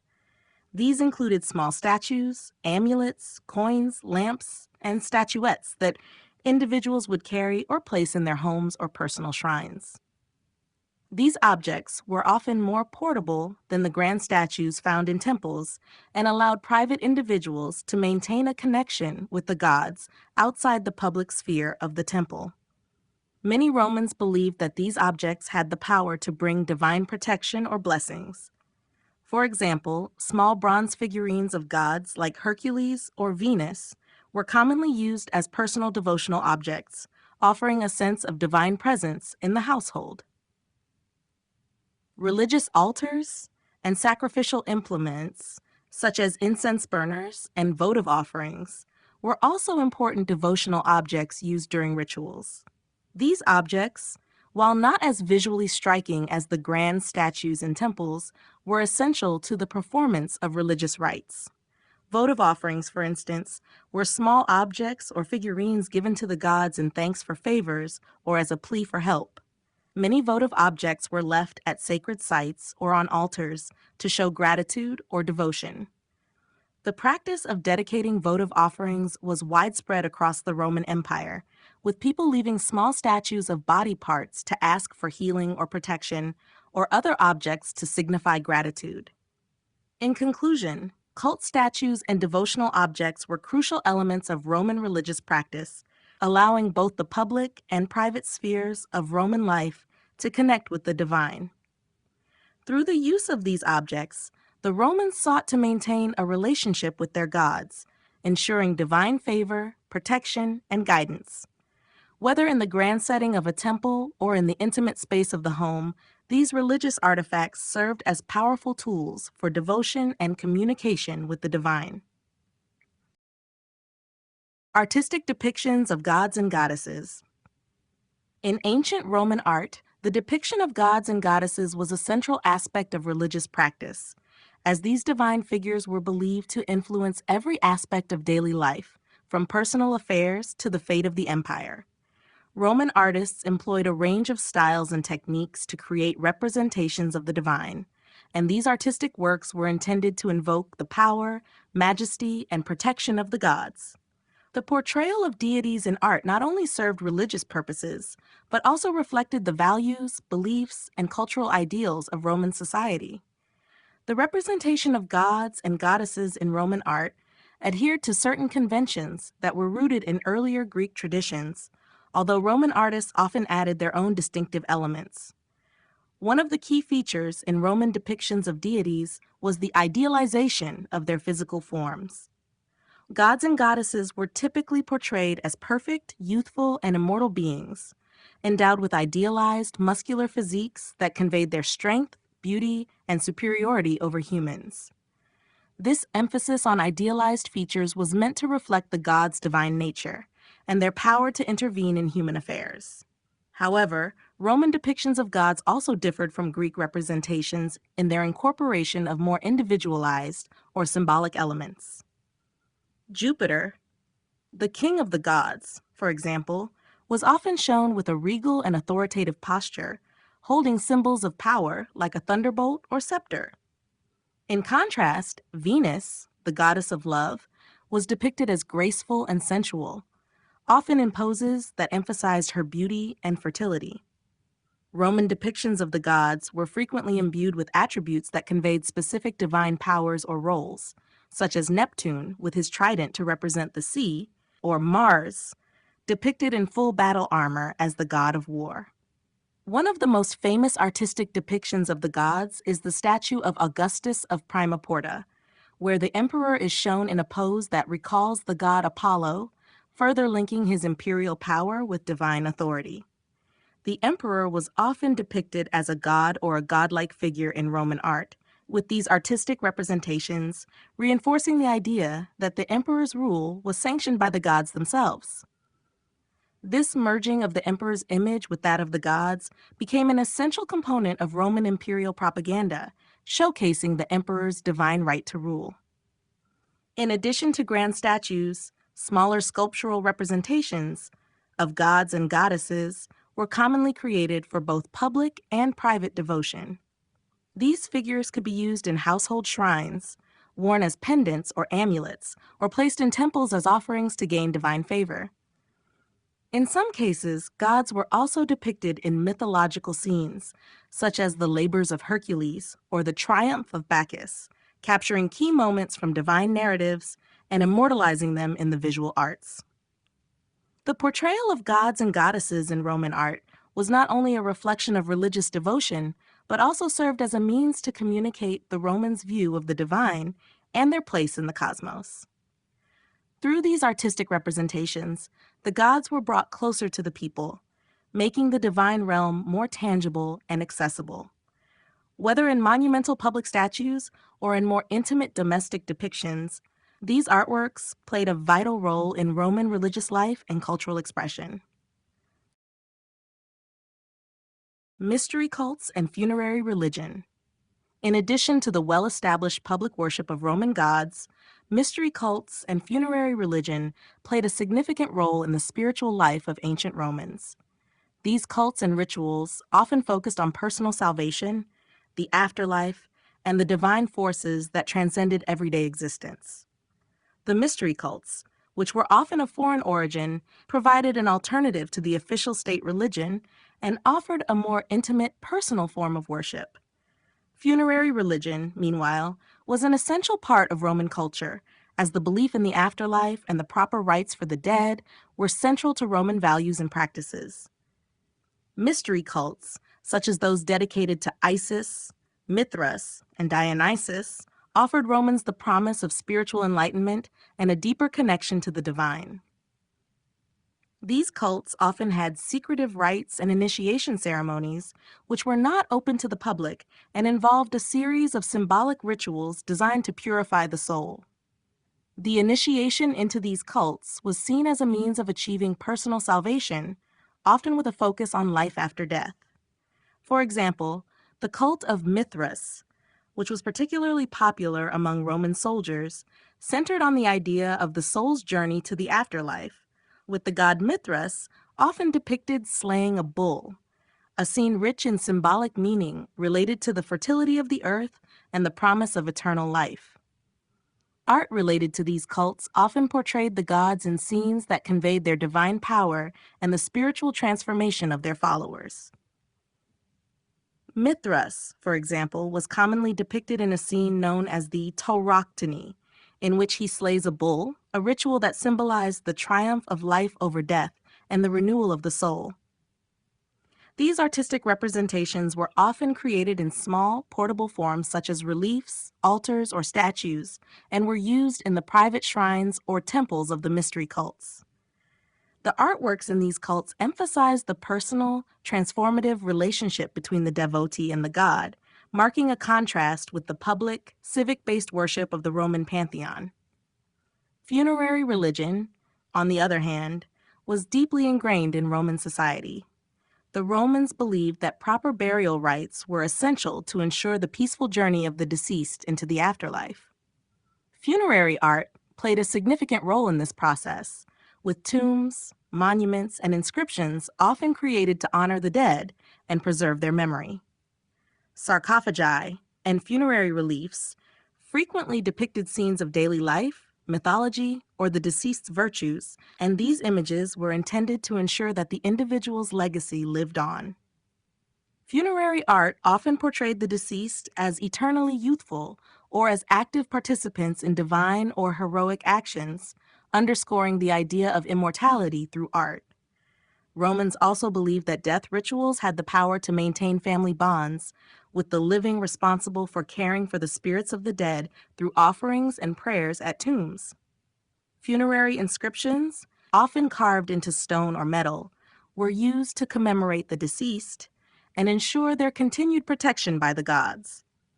These inscriptions sometimes included portraits or images of the deceased to reinforce their presence in the afterlife. In conclusion, mystery cults and funerary religion provided distinct but interconnected avenues for Romans to engage with the divine. While the official state religion focused on the public and civic aspect of worship, mystery cults offered a personal connection with the gods and promises of an afterlife, while funerary religion emphasized the continuity of the soul and the family beyond death. Both played essential roles in shaping Roman spiritual and artistic practices, enriching the complexity of Roman religious life. Christian influence on late Roman art. The rise of Christianity in the Roman Empire had a profound impact on the development of art, particularly in the late stages of the empire. As Christianity became more widely accepted, culminating in its status as the official religion under Emperor Constantine in the early 4th century CE, its influence began to reshape Roman artistic traditions. Early Christian art diverged significantly from the traditional Roman artistic forms, particularly in terms of its religious themes, symbolism, and the representation of the human form. One of the most notable changes brought about by Christianity was the shift away from the portrayal of gods and goddesses in favor of Christian symbols and figures. Early Christian art avoided the use of human representations of deities, focusing instead on symbolic representations of Christ, the Virgin Mary, and various saints. The Good Shepherd motif, which depicted Christ as a shepherd caring for his flock, was a common early Christian symbol, representing both Christ's role as a protector and the connection between Christ and the faithful. This image was often portrayed in early Christian catacomb paintings and frescoes as a metaphor for salvation. With the rise of Christianity, the depiction of religious subjects also moved away from the realistic, idealized human forms seen in earlier Roman portraiture. Instead, Christian art adopted more symbolic representations of religious figures, often with less emphasis on naturalism. Christ was often shown as a youthful, divine figure rather than a human with aging or emotional expression. The iconography of Christ, the Virgin Mary, and saints developed over time, with stylized depictions meant to convey spiritual rather than physical realism. This shift also reflected Christian theological beliefs, such as the idea that the divine nature of Christ transcended the limitations of the human form. The influence of Christianity on Roman architecture was also evident in the design of churches and religious structures. Early Christian basilicas were built to accommodate large congregations with a focus on longitudinal layouts and centralized plans. These churches often included apses, where the altar was placed, and naves that served as the main area for worship. The architecture was typically simpler and less ornate than the grand Roman temples, reflecting Christian ideals of humility and devotion. The use of mosaics and frescoes inside Christian buildings became increasingly prominent, with biblical scenes replacing the traditional Roman depictions of gods, emperors, and mythological narratives. Christian art also began to incorporate elements of Roman imperial art, particularly in the representation of Christ as a ruler or emperor. This can be seen in the use of imperial iconography, such as the halo around Christ's head, which was modeled after the imperial crown and served to emphasize his divine authority. The adoption of the imperial style in Christian art helped to convey the new theological narrative of Christ as the eternal ruler of the universe. In conclusion, the Christian influence on late Roman art marked a pivotal transformation in the visual representation of religion. The shift from classical depictions of gods and emperors to Christian figures, coupled with the adoption of new architectural and iconographic styles, signaled the beginning of a new era in Roman art.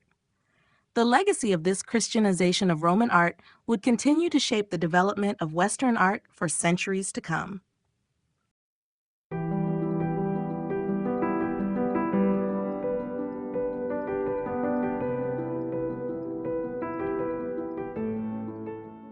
Chapter 9. Luxury Arts and Decorative Objects.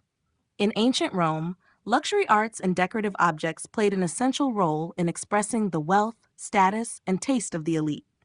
While everyday objects served practical purposes, the elite of Roman society used art and luxury items to display their power, sophistication, and connection to both divine and imperial authority.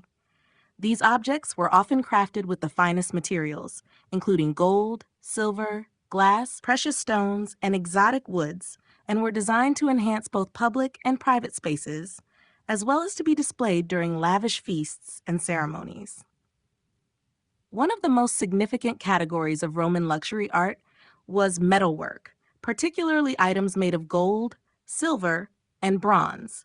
These items included goblets, candelabra, plates, and jewelry, often elaborately decorated with intricate designs or figurative motifs drawn from Roman mythology, daily life, and nature.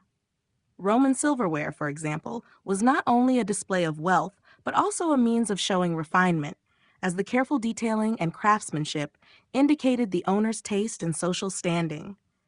Wealthy Romans often commissioned gold rings, bracelets, and earrings, many of which featured elaborate designs and precious gemstones, such as garnets and pearls. Another important aspect of luxury arts was glassware. Romans were among the earliest to perfect the technique of glass blowing, which allowed for the mass production of delicate and intricate glass vessels.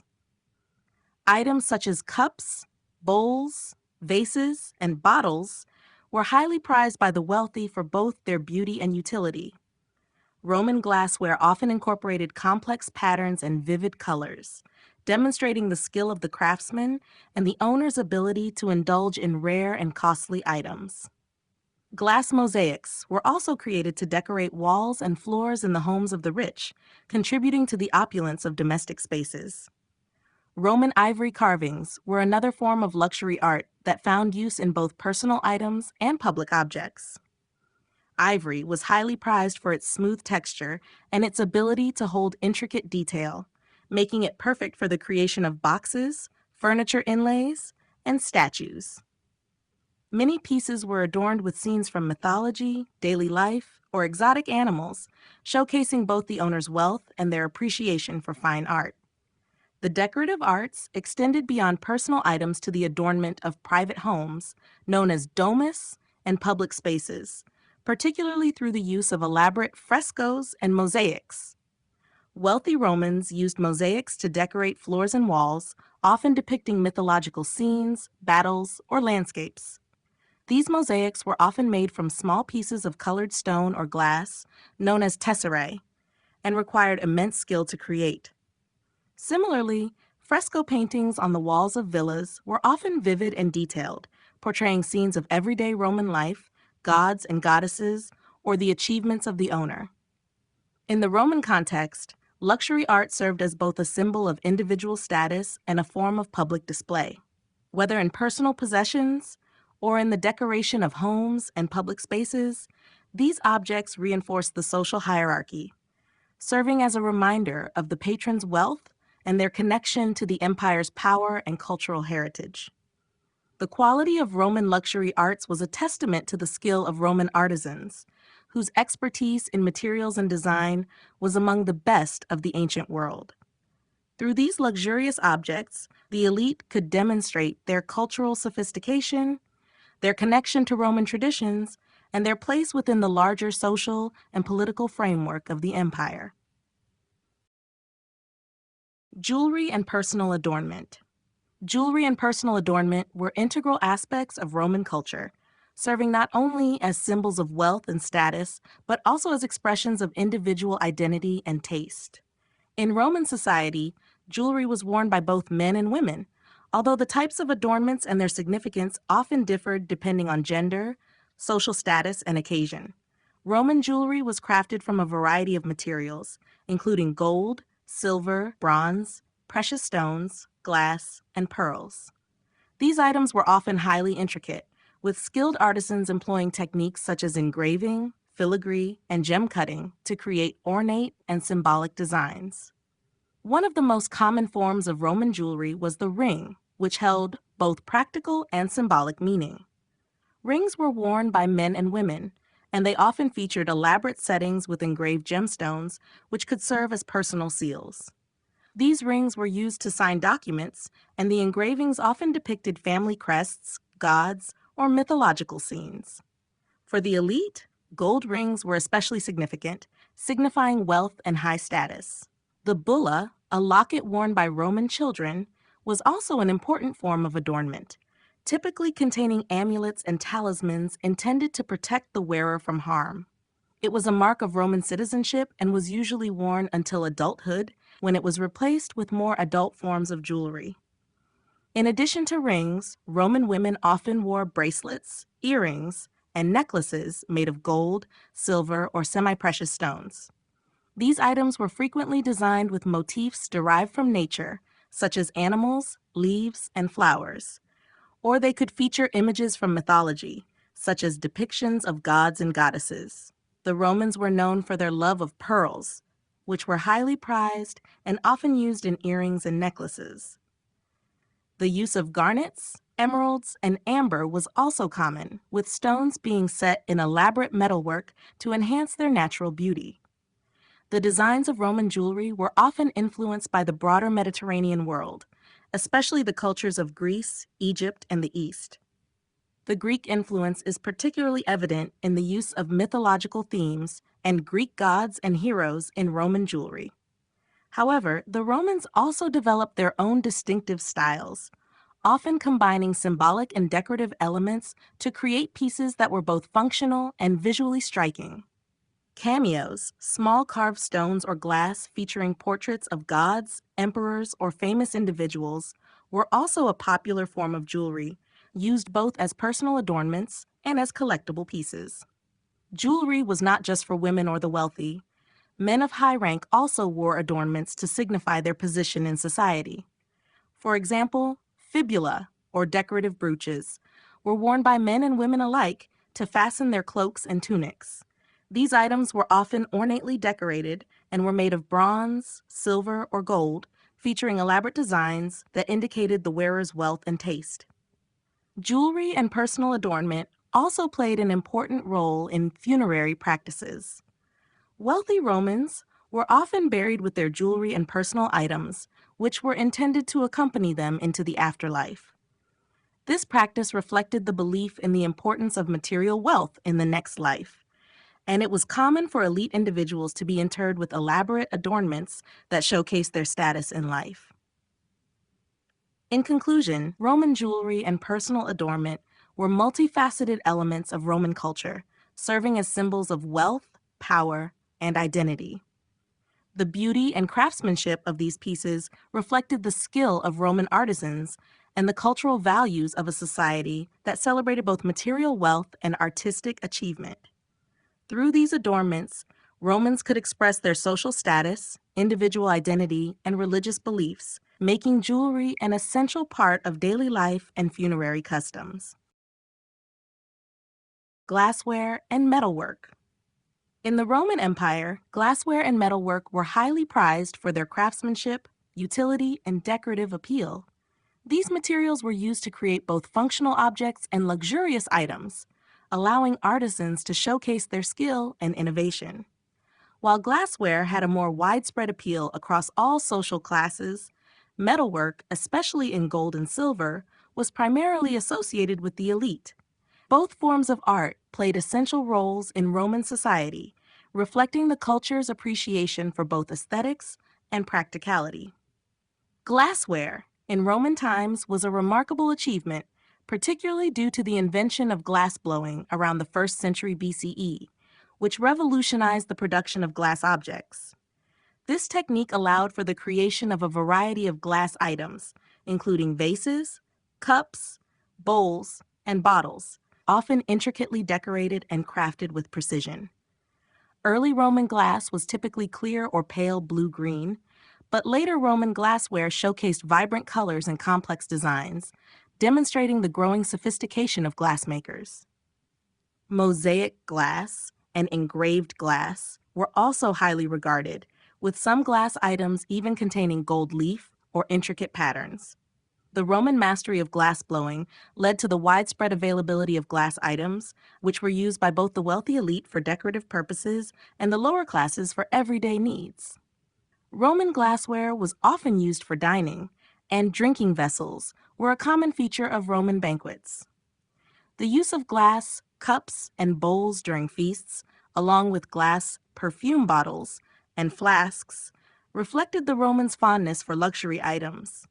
Glass also played a role in public life, with windows in some Roman buildings and baths made from thin sheets of glass. Notably, the Romans began producing colored glass windows, though these would not become widespread until later in history. Metalwork was another significant aspect of Roman craftsmanship, with gold, silver, and bronze being the primary metals used. Roman metalworkers produced a wide range of decorative and functional items, including jewelry, candelabra, utensils, and statues. The intricate engraving and filigree techniques used in Roman metalwork are evident in the elaborately decorated pieces from this period, showcasing both the fine workmanship and the luxury tastes of their owners. Silver and gold were often used to create personal items like rings, brooches, and pendants, as well as tableware like goblets and plates, which were often adorned with mythological or natural motifs.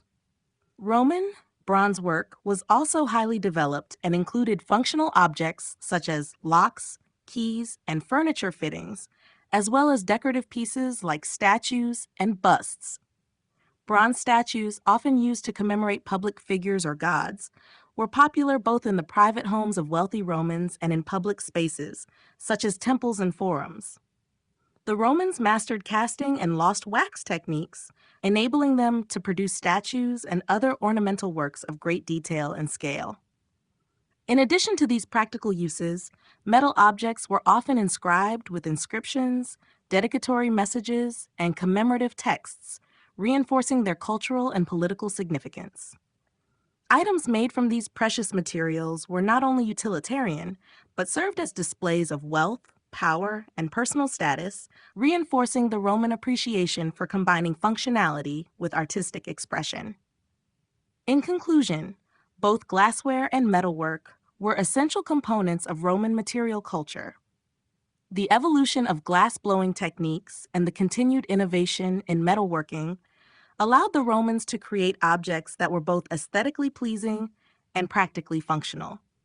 Whether it was for daily use, religious devotion, or public display, these materials reflected Roman society's values, with their craftsmanship acting as a testament to Roman technological advancement and artistic achievement.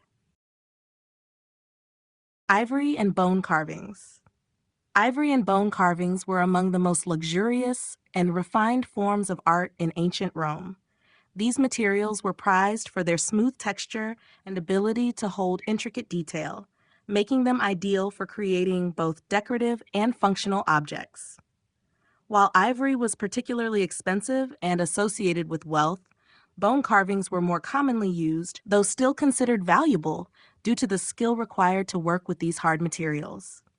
The use of ivory and bone in Roman art and craftsmanship reflected the Romans' appreciation for high-quality materials and their desire to incorporate beauty into both everyday and ceremonial life. Ivory, often sourced from elephants, was one of the most prestigious materials in the Roman world. Its rarity and the difficulty of carving it made it a symbol of status and luxury.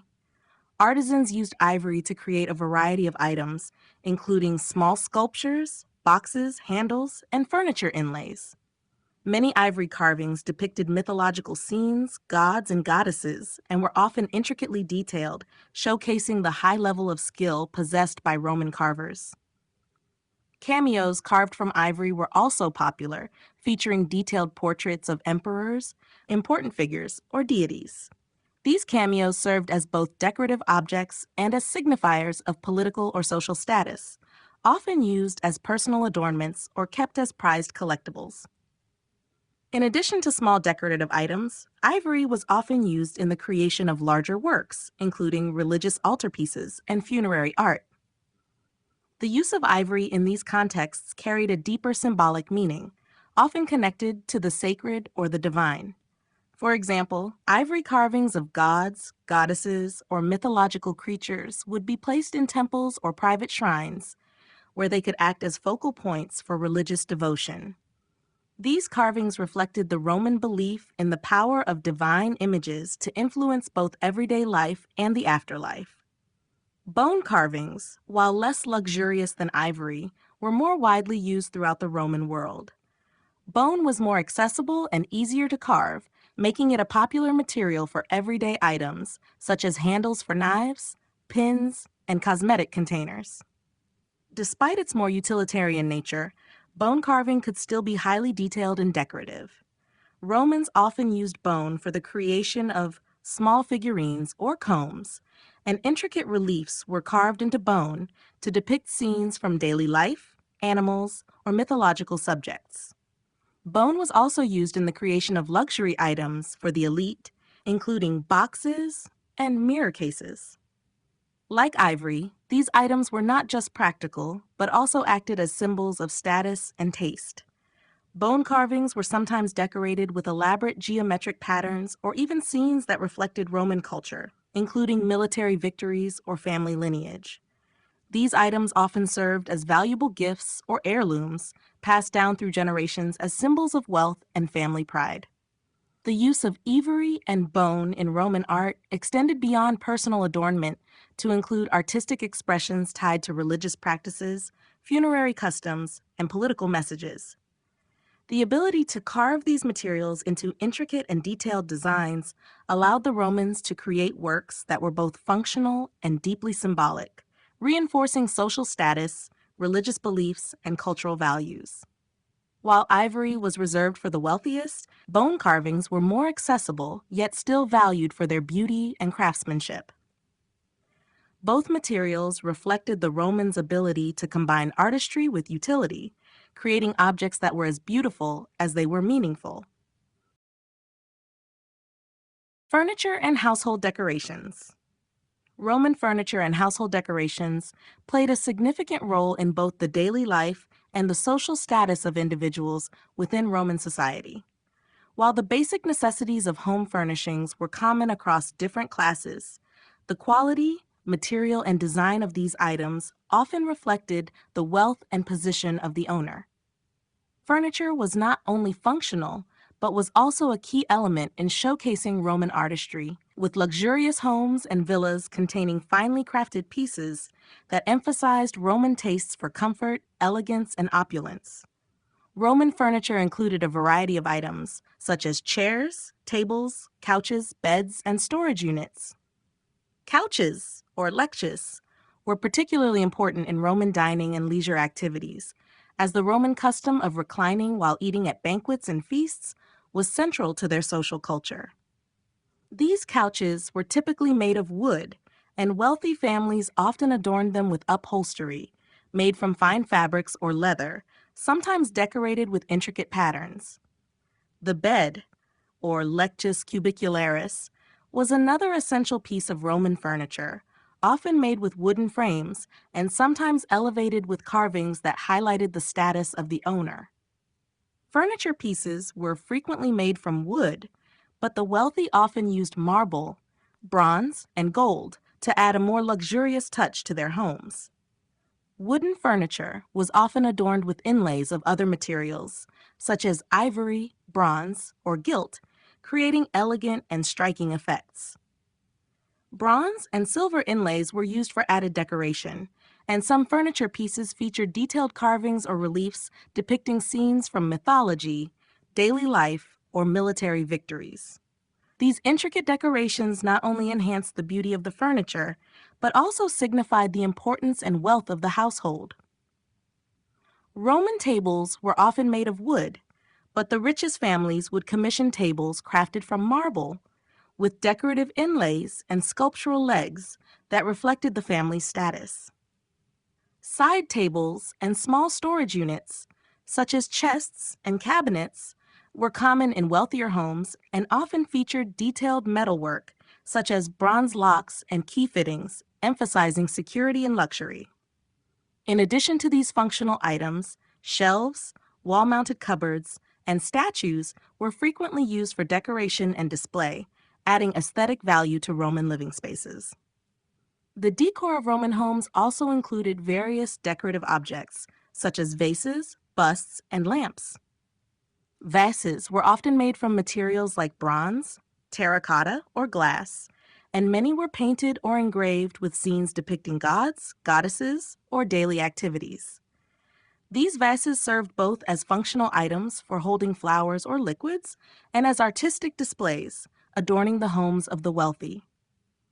Lamps, typically made from clay or metal, were another common household item that was both practical and decorative, often featuring motifs like mythological creatures or geometric designs. Roman decorative art also extended to wall frescoes and mosaics that adorned the interiors of homes and villas. The wealthiest Romans employed artists to create detailed murals and mosaic floors that featured intricate patterns or scenes from Roman life, mythology, or nature. These artworks transformed ordinary living spaces into luxurious environments, turning the home into a reflection of the owner's wealth, taste, and cultural standing. In conclusion, Roman furniture and household decorations were not just functional objects, but significant markers of social status and personal taste. From simple wooden pieces to lavishly decorated items made from marble, ivory, and bronze, Roman homes were filled with furnishings that reflected the importance of beauty, comfort, and artistic expression in Roman society. Whether modest or extravagant, these objects played an essential role in creating the ambiance of Roman domestic life and providing insight into the values and lifestyle of their owners. The influence of Eastern luxuries. The Roman Empire's vast territorial expanse facilitated significant cultural exchange, particularly with the East, where societies like those in Egypt, Persia, and the Hellenistic kingdoms had long-standing traditions of luxury production. As the Romans expanded their empire and came into contact with these advanced civilizations, they encountered new materials, techniques, and styles that would go on to profoundly influence Roman art, fashion, and design. The luxuries of the East were highly coveted, and as a result, Eastern aesthetics and materials began to permeate Roman society, altering the visual culture and material wealth of the empire. One of the most notable influences came from the Eastern practice of using precious stones and metals in both personal adornment and public display. The Romans were introduced to elaborate jewelry designs, including intricate gold and silver pieces, often adorned with gems like emeralds, pearls, and sapphires. These gems, which were sourced from the East, were incorporated into Roman designs, influencing the opulence of Roman jewelry, particularly among the elite. Eastern-style motifs, such as floral designs, intertwining patterns, and mythological scenes, became prevalent in Roman metalwork and personal adornment. The influence of Eastern luxury goods also extended to textiles and luxury fabrics. The Romans became particularly fascinated with silk, a product of ancient China, which began to reach the West through the Silk Road trade routes. Silk, along with other fine materials such as fine wool and linen, became highly prized commodities in Roman fashion. Romans used these materials to create exquisite cloaks, tunics, and draperies, often adorned with intricate embroidery and decorative fringes. Silk garments, in particular, were a symbol of luxury and exclusivity, often worn by the very wealthy and those in the imperial family. Additionally, the Eastern tradition of vibrant dyed textiles inspired Roman fashion, with rich and deep colors becoming an important marker of status. Eastern architectural elements also made their way into Roman building designs, particularly in the use of arches, domes, and vaulted ceilings. While the Romans refined these techniques, their use was inspired by earlier Eastern innovations, such as those seen in Persian and Mesopotamian structures. Additionally, Persian carpets and tapestries became significant luxury items in Roman homes, reflecting the growing demand for Eastern products. The Romans also adopted the use of luxurious furniture and decorative elements, such as ivory inlays and exquisite woodwork, which had been pioneered in the Eastern Mediterranean. Moreover, the influence of Eastern religions and mythologies impacted Roman decorative art. Eastern deities and iconography were frequently incorporated into Roman art, particularly in the form of statues, paintings, and mosaics. Oriental-style sculptures often depicted exotic animals, gods, and mythological themes that were not traditionally Roman, further diversifying Roman art and architecture. The iconography of Eastern gods, such as Mithras and the Egyptian gods, also gained popularity in Roman society, influencing both personal and public religious practices. The Roman fascination with Eastern luxuries can be seen as part of the broader trend of cultural exchange within the empire, as Romans sought to assimilate foreign customs and materials into their own, whether through the adornment of their bodies, the decoration of their homes, or the construction of monumental buildings. The luxury goods and artistic traditions of the East left a lasting imprint on Roman culture. The influx of Eastern influences ultimately contributed to the richness and diversity of Roman art, fashion, and material culture, reinforcing the empire's status as a melting pot of diverse peoples, ideas, and artistic practices.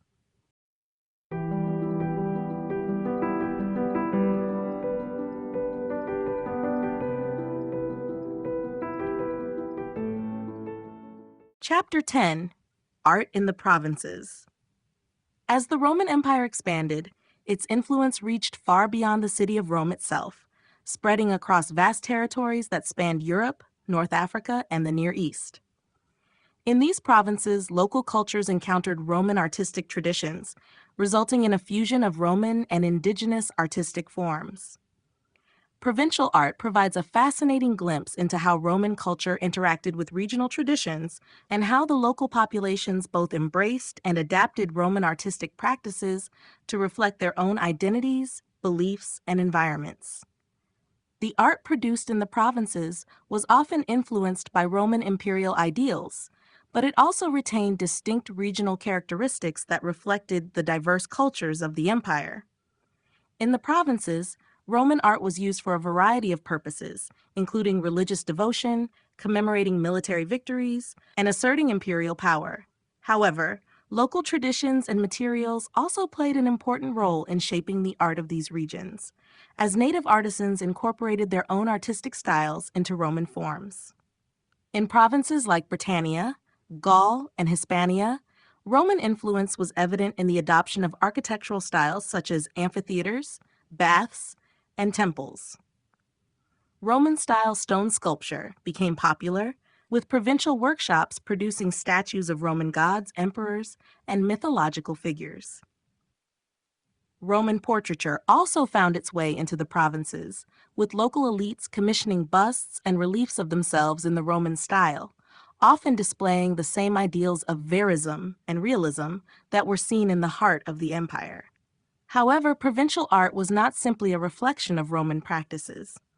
In regions such as Egypt, North Africa, and Syria, local artistic traditions were often melded with Roman influences. Egyptian-style painting and sculpture, for example, were influenced by the Roman focus on portraiture, leading to the development of the Fayum mummy portraits, realistic painted portraits of the deceased placed on mummies. These portraits, characterized by vivid colors and lifelike features, blended Egyptian funerary practices with Roman-style realism, creating a unique form of art that spoke to the shared cultural heritage of both civilizations. In Roman Britain, mosaic floors and wall paintings followed Roman stylistic conventions, but often incorporated elements from local culture, such as Celtic motifs and symbols. Provincial mosaics and pottery frequently featured depictions of native deities or mythological creatures, reinterpreted through the lens of Roman iconography. Architectural decoration, such as frescoes and sculptural friezes, combined Roman themes with indigenous symbols, showcasing the blending of cultures in these regions. In North Africa, particularly in regions like Tunisia and Algeria, Roman architectural styles were heavily influenced by the local North African traditions, with the incorporation of Berber motifs into decorative art and design. Local artists in these areas created sculptures, pottery, and frescoes that often featured hybrid styles, blending Roman themes with the imagery and symbolism of indigenous African cultures. Relief carvings depicting scenes from Roman daily life or military triumphs were common, but these scenes often included elements reflective of local customs and environments. Overall, art in the provinces highlights the complexity of Roman cultural assimilation. While provincial artists embraced Roman artistic techniques and iconography, they did not simply replicate imperial styles. Instead, they adapted and reinterpreted Roman art to suit their own regional contexts, blending the artistic traditions of their ancestors with the influences of Roman rule. This fusion of styles and ideas helped create a unique artistic heritage that reflects the diverse and interconnected nature of the Roman Empire. Provincial art thus serves as a testament to the enduring impact of Roman imperialism, while also celebrating the creativity and cultural diversity of the regions that fell under its control. Regional variations in Roman art. The vast expanse of the Roman Empire, stretching from Britain in the northwest to Egypt in the southeast, created a unique opportunity for cultural exchange and the blending of local and imperial artistic traditions. Roman art, though rooted in the core ideals of the empire, exhibited a remarkable degree of regional variation. These variations can be seen in the adaptation of Roman styles to local tastes, materials, and cultural influences. The art produced in different provinces of the empire reflects the diversity of the regions, yet still remains underpinned by a shared Roman identity that transcended local differences. In provinces like Britannia and Gaul, the Romans introduced their architectural forms, such as temples, baths, and amphitheaters, which were modified to suit local traditions and needs. For example, in Britain, the Romans constructed Hadrian's Wall as both a military boundary and a symbol of Roman imperial might, but the wall's decorative elements incorporated local stonework and carvings that reflected regional Celtic traditions. Mosaics and frescoes in these provinces, while following Roman designs, often featured local themes and indigenous deities, suggesting a fusion of Roman artistic principles with native motifs. In contrast, North Africa, especially in regions such as Tunisia and Algeria, witnessed a closer integration of Roman artistic forms with indigenous African traditions. In these areas, Berber motifs and African symbols were often incorporated into Roman-style reliefs, sculptures, and pottery. The influence of local African religious practices can also be seen in the depiction of native gods and spirits in a distinctly Romanized form. Roman portraiture was also adapted in North Africa, with more emphasis on idealized features that reflected both Roman aesthetics and the region's own social values. Eastern provinces, such as Syria and Egypt, show even more distinct regional variations. In Egypt, the fusion of Roman portraiture with Egyptian funeral practices resulted in the creation of the Fayum mummy portraits. These lifelike portraits, painted on wooden panels and placed on mummies, combined Roman realism with Egyptian symbolism. The result was a highly distinctive art form that reflected both Roman influence and deep-rooted Egyptian traditions. Similarly, in Syria, Roman architecture was integrated with local designs, particularly in the use of arched entrances and domed roofs, blending Roman engineering with regional building practices. Spain and Portugal, known as Hispania in antiquity, also demonstrated regional adaptations. Here, Roman villas and public buildings were decorated with vibrant mosaics that depicted local legends, gods, and everyday scenes. In areas like Tarragona and Merida, monumental architecture, including theater and aqueducts, adopted Roman engineering techniques, but often incorporated Celtiberian art elements. These regional styles reflected a blend of Roman innovation and local artistic traditions, contributing to the evolution of Roman art throughout the provinces. Even within Italy itself, regional variations were evident. In Pompeii and Herculaneum, for instance, art was heavily influenced by the surrounding Greek culture, evident in the intricate frescoes and mosaics that decorated the walls of villas. These regions emphasized a more luxurious, Greek-inspired aesthetic, evident in the mythological themes of the artworks. In contrast, Rome itself maintained a stronger focus on realism and imperial propaganda, reflecting the political and cultural identity of the capital. In sum, regional variations in Roman art reflect the dynamic relationship between Roman imperial culture and the diverse peoples who inhabited the empire. These variations not only illustrate how Roman art adapted to local customs, but also highlight the creativity and regional pride of the empire's provinces. Whether through the fusion of Roman styles with local religious practices, or the adaptation of imperial art to reflect regional identities, provincial art provides valuable insight into the interconnected, multifaceted nature of the Roman Empire. Local adaptations of Roman styles. As the Roman Empire expanded across vast regions, local adaptations of Roman styles emerged, reflecting both the imposition of imperial culture and the integration of indigenous traditions.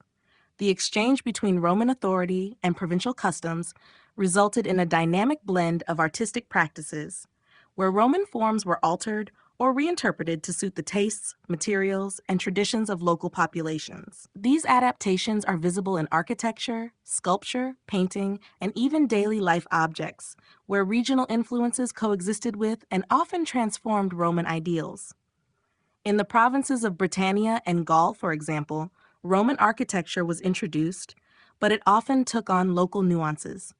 Roman-style baths, amphitheaters, and temples were constructed in these areas, but the decorative elements and even some construction methods reflected the local cultural preferences.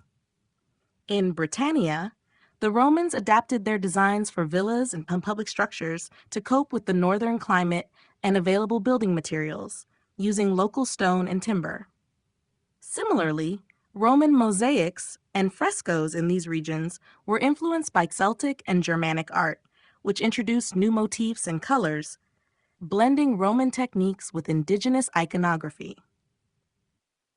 In Gaul, the design of Roman military camps and cities often incorporated local traditions of wooden construction, with Roman principles applied to create more practical structures suited to the landscape. In the Near East, particularly in Syria and Asia Minor, Roman architecture was also adapted to incorporate local elements. Roman arches and columns were combined with Persian and Hellenistic architectural features, creating hybrid styles. In Syria, for instance, the famous Palmyrene architecture combined Roman construction with the indigenous tastes of the Semitic people, blending Corinthian capitals with traditional vaulted roofs. In these regions, the frescoes and sculptures retained Roman stylistic elements, but depicted local gods, mythological stories, and regional symbols.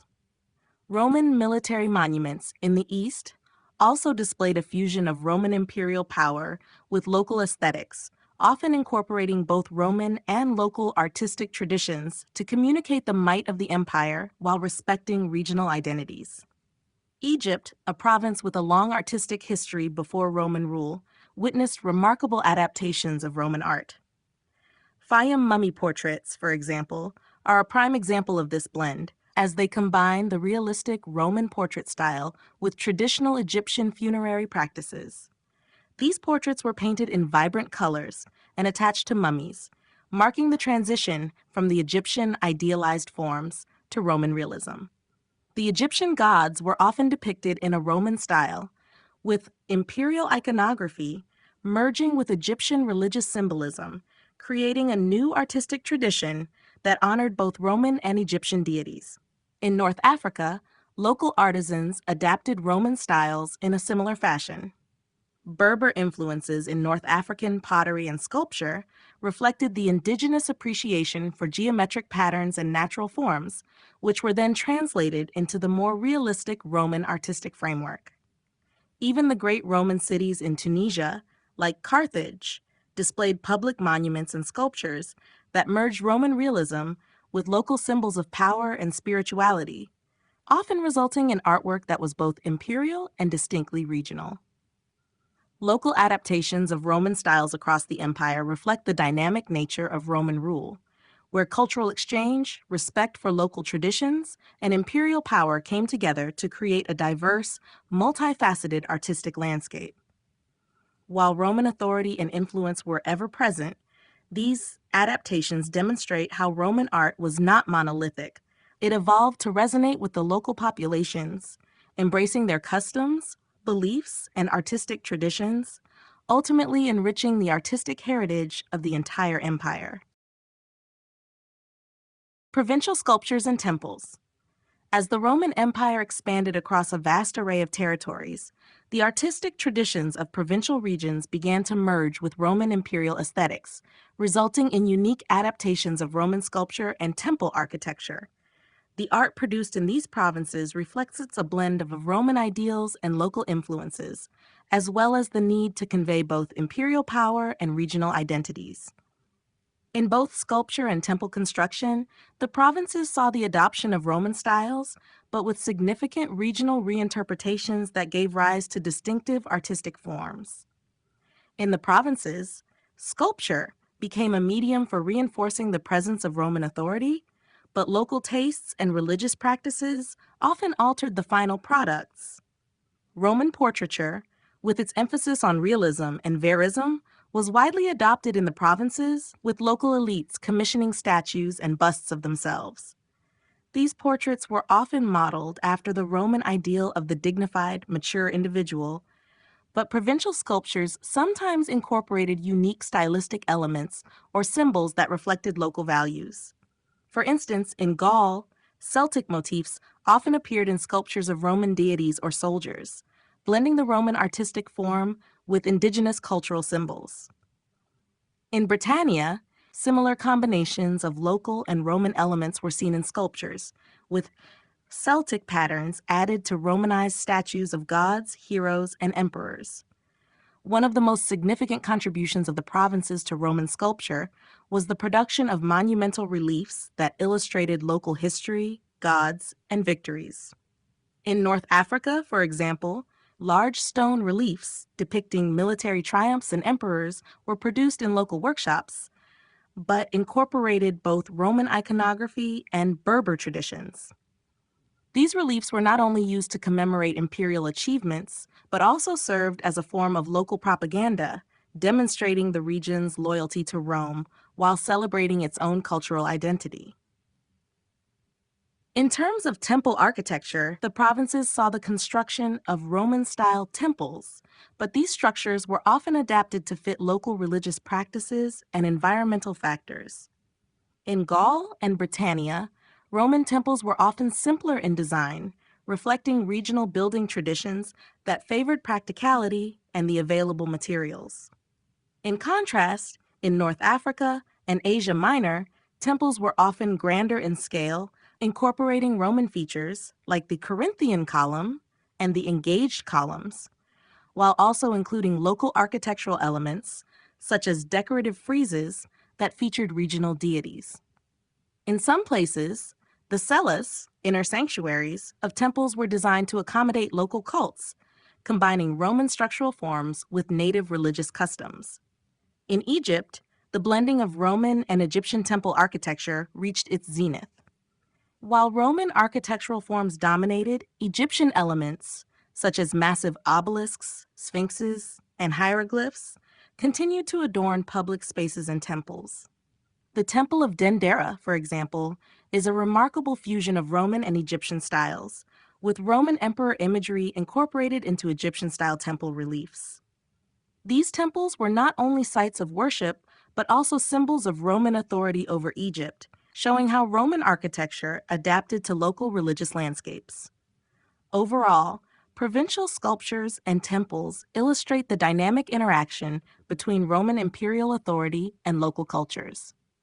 The fusion of Roman styles with indigenous elements created a unique artistic tradition in the provinces, one that reflected both the imperial unity of the empire and the distinctiveness of regional identities. These adaptations demonstrate the versatility of Roman art and architecture and how it could transcend cultural boundaries while still maintaining a sense of continuity across the vast Roman world. Influence of Roman art on conquered peoples. As the Roman Empire expanded its reach across the Mediterranean and beyond, it brought with it a unique artistic tradition that would have a profound impact on the conquered peoples. Roman art, with its emphasis on realism, grandeur, and imperial symbolism, influenced local artistic practices in numerous provinces. The incorporation of Roman art into the cultural fabric of these regions was not a one-way imposition. Rather, it was a dynamic process of mutual exchange and adaptation. While Roman imperial ideals were spread, local traditions and preferences were also integrated into the artistic expressions of the provinces, creating a fusion of styles and cultural identities.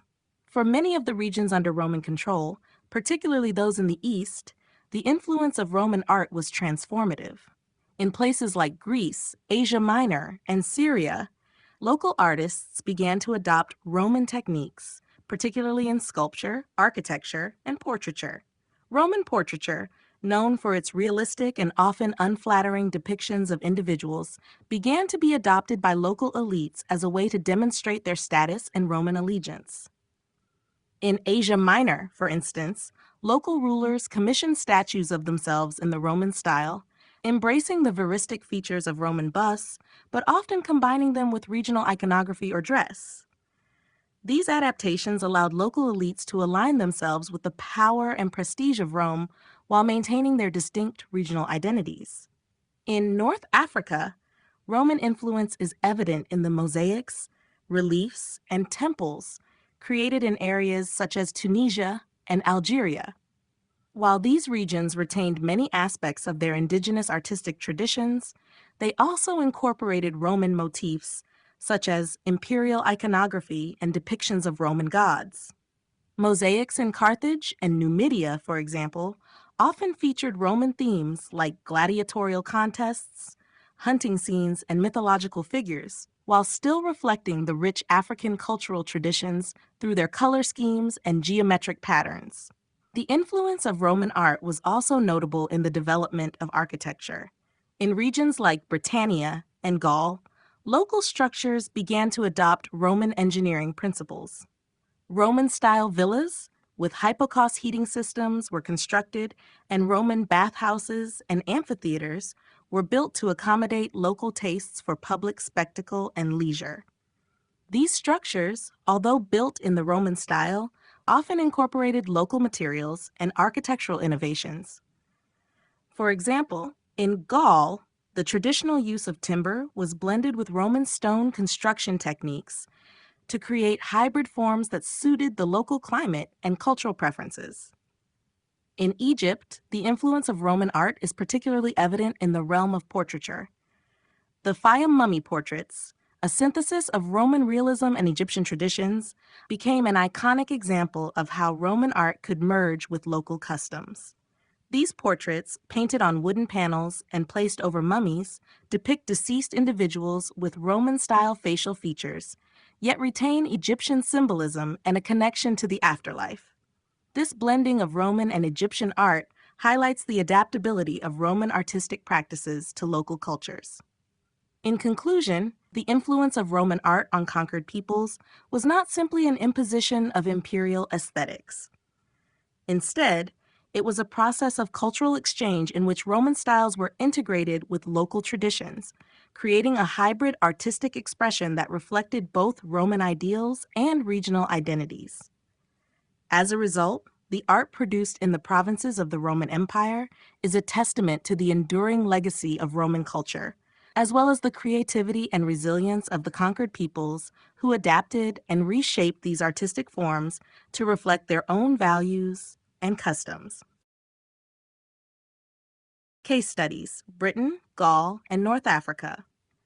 The influence of Roman art on provincial regions is most evident in case studies such as Britain, Gaul, and North Africa. Each of these regions presents unique examples of how Roman artistic traditions were adapted, interpreted, and blended with local customs and practices. While the overarching Roman style shaped much of the artistic output, the local cultures of these areas infused the Roman art with distinct regional characteristics. In Britain, the Roman presence began in earnest with the conquest of the island in 43 CE, and it profoundly impacted local art and architecture. Roman forts, bathhouses, and villas were constructed across the landscape, and these structures typically adhered to Roman architectural principles, including the use of stone and brick over traditional timber. Roman urban planning, with its grid systems and focus on public spaces like forums and basilicas, became the basis for many towns. However, local influences are evident in the way the British integrated Celtic and Roman styles, particularly in metalwork and jewelry. Celtic motifs, such as spirals and intricate patterns, were incorporated into Roman-style pottery and brooches, merging the two cultural traditions. Additionally, Roman portraiture was adapted by local elites, who often commissioned busts in the Roman veristic style, yet added unique regional attributes to the depictions, such as local clothing styles or symbols of Celtic heritage. In Gaul, Roman art took root through the development of towns and public buildings. The Romanization of the region was not only architectural, but also artistic. In regions like Lugdunum, modern-day Lyon, Roman-style mosaics were created that depicted traditional Roman themes, such as mythological figures or gladiatorial combat, but were done with a distinct Gallic flair. Relief sculptures in Gaul often depicted Roman gods and military victories, yet these works also included local Celtic deities and symbols, fusing Roman and Gallic spiritual traditions. In the north of Gaul, Roman villas, with hypocaust systems, underfloor heating, were constructed, but regional building materials, such as timber, were often used alongside Roman techniques. The adoption of Roman military architecture also led to the construction of large amphitheaters and temples, which retained a Gallic influence in their decorative aspects. North Africa represents another fascinating example of Roman artistic influence, particularly in regions such as Tunisia and Algeria. In these areas, the combination of Roman and indigenous traditions produced some of the empire's most striking architectural and sculptural works. The Roman triumphal arch, a hallmark of Roman imperialism, was incorporated into North African cities to commemorate military victories and imperial patronage. Yet these arches often included local iconography, such as Berber motifs, and were constructed from locally sourced limestone. In the realm of sculpture, North African artists produced busts and reliefs in the Roman style, yet their subject matter often reflected local figures and customs, such as representations of local deities or elite Berber leaders in Roman dress. In Carthage, monumental temples dedicated to Roman gods were constructed, but local religious practices were often preserved, leading to the creation of hybrid structures that fused Roman architectural forms with Carthaginian religious symbolism. In each of these regions, Britain, Gaul, and North Africa, Roman art was not merely transplanted, but was actively shaped by the local contexts in which it was introduced. Provincial artists and elites drew on Roman forms and techniques, but they adapted them to express local identities, values, and cultural influences. This blending of Roman and indigenous traditions resulted in a rich, diverse, artistic landscape that is a testament to the empire's ability to assimilate and adapt the cultures it conquered.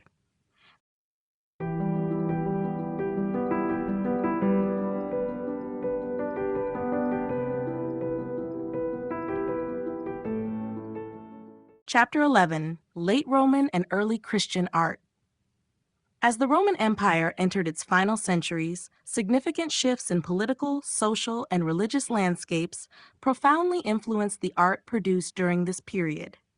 The Late Roman era, often defined as the period between the 3rd and 5th centuries CE, was marked by growing instability, the division of the empire, and the rise of Christianity as a dominant force. These changes led to a transformation in both the form and content of Roman art, as traditional pagan themes began to coexist with early Christian imagery, laying the foundation for early Christian art. Late Roman art is characterized by a distinctive shift toward abstracted forms, a move away from the highly detailed realism of earlier periods. This transformation can be seen in both architecture and sculpture. For example, the basilica, a structure originally used for secular purposes, began to take on religious significance as early Christians adopted it for churches. Its simple, elongated design, with a central nave and side aisles, became the model for Christian basilicas in later centuries. Sculptural depictions of emperors and gods were replaced by symbolic representations of Christian themes, such as Christ, the apostles, and scenes from the Bible, as the iconography shifted from pagan gods to Christian saints. The use of mosaics also flourished during this period, with new techniques emerging to accommodate Christian themes. Early Christian mosaics, like those found in the catacombs of Rome, often featured abstract, stylized depictions of biblical figures. Christ was frequently portrayed as the Good Shepherd, an image derived from earlier Roman pastoral scenes, but imbued with new theological meaning. The mosaics in Christian basilicas, such as those in Ravenna, are famous for their rich, gold backgrounds and symbolic representations of Christian beliefs, with Christ shown in a more regal, divine manner than in earlier depictions. By the time of Emperor Constantine's conversion to Christianity in the early 4th century CE, the practice of creating art for the imperial court had to accommodate the new Christian faith. In addition to the development of Christian iconography, the Constantinian period saw the construction of monumental Christian structures, such as the Old St. Peter's Basilica in Rome, which became a model for later churches. Christian symbols like the cross and the Chi-Rho, the Christian monogram, began to replace traditional Roman symbols of imperial power, marking a symbolic break from the classical past. As the Roman Empire officially embraced Christianity, the focus of art shifted from emphasizing imperial glory and the pantheon of Roman gods to the veneration of Christ, the Virgin Mary, and Christian martyrs. The artistic techniques and forms of the late Roman period began to evolve to serve the theological and liturgical needs of the Christian community, paving the way for the development of Byzantine art and the broader Christian artistic tradition. In sum, the transition from late Roman art to early Christian art marks a pivotal moment in the history of Western art. The decline of traditional Roman values and the rise of Christianity led to significant transformations in artistic forms, content, and function. Art in this period reflected the evolving relationship between the state, religion, and culture, and it laid the foundation for the artistic developments of the medieval and Renaissance periods. The shift from classical to medieval styles. The transition from classical to medieval art represents a significant shift in artistic style, themes, and function. This change, which took place over several centuries from the fall of the Western Roman Empire to the rise of the early Middle Ages, marked a departure from the highly realistic and proportionate representations of the classical world to the more symbolic and spiritual expressions characteristic of medieval art. Classical art, rooted in Greek and Roman traditions, celebrated humanism, emphasizing realism, idealized forms, and the accurate portrayal of the human body. Artists strived for balance, harmony, and proportion, as seen in the classical sculptures of gods, heroes, and emperors, as well as in architectural masterpieces like the Parthenon. During this period, art was often secular, focusing on the glory of rulers, military victories, and mythological tales. However, with the fall of the Roman Empire and the onset of the medieval period, art began to reflect the shifting values of society, including the rise of Christianity, feudalism, and the dissolution of centralized Roman power. The decline of the Roman Empire in the 5th century led to a fragmentation of Europe, and with it, the loss of many classical traditions. As Christianity became the dominant force in the West, its influence on art grew exponentially. Artists began to create works that emphasized spiritual themes, and the human form became less important than conveying religious messages. Early Christian art favored symbolic representations over realism, focusing on biblical figures, saints, and abstract motifs like the Chi-Rho and the fish. The human figure, when depicted, was often stylized, with figures appearing elongated or in otherworldly proportions, reflecting the focus on the soul rather than physical appearance. In architecture, the shift from classical to medieval styles can be seen in the construction of churches and cathedrals. Romanesque and Gothic churches, for instance, were often characterized by their massive, vertical structures, pointed arches, and ribbed vaults, designs that prioritized the sacred over the secular. These architectural forms, unlike the balanced proportions of Roman buildings, reflected the spiritual ascent toward heaven. Furthermore, the interiors of these buildings were adorned with intricate mosaics, frescoes, and illuminated manuscripts that conveyed biblical narratives in a highly symbolic, less naturalistic manner. The shift from classical to medieval art also influenced sculpture, where figures were no longer created to resemble real human bodies, but instead became stylized representations of divine or holy figures. The figures in medieval manuscripts and relief sculptures were often rigid, with an emphasis on flat, two-dimensional designs and a lack of perspective.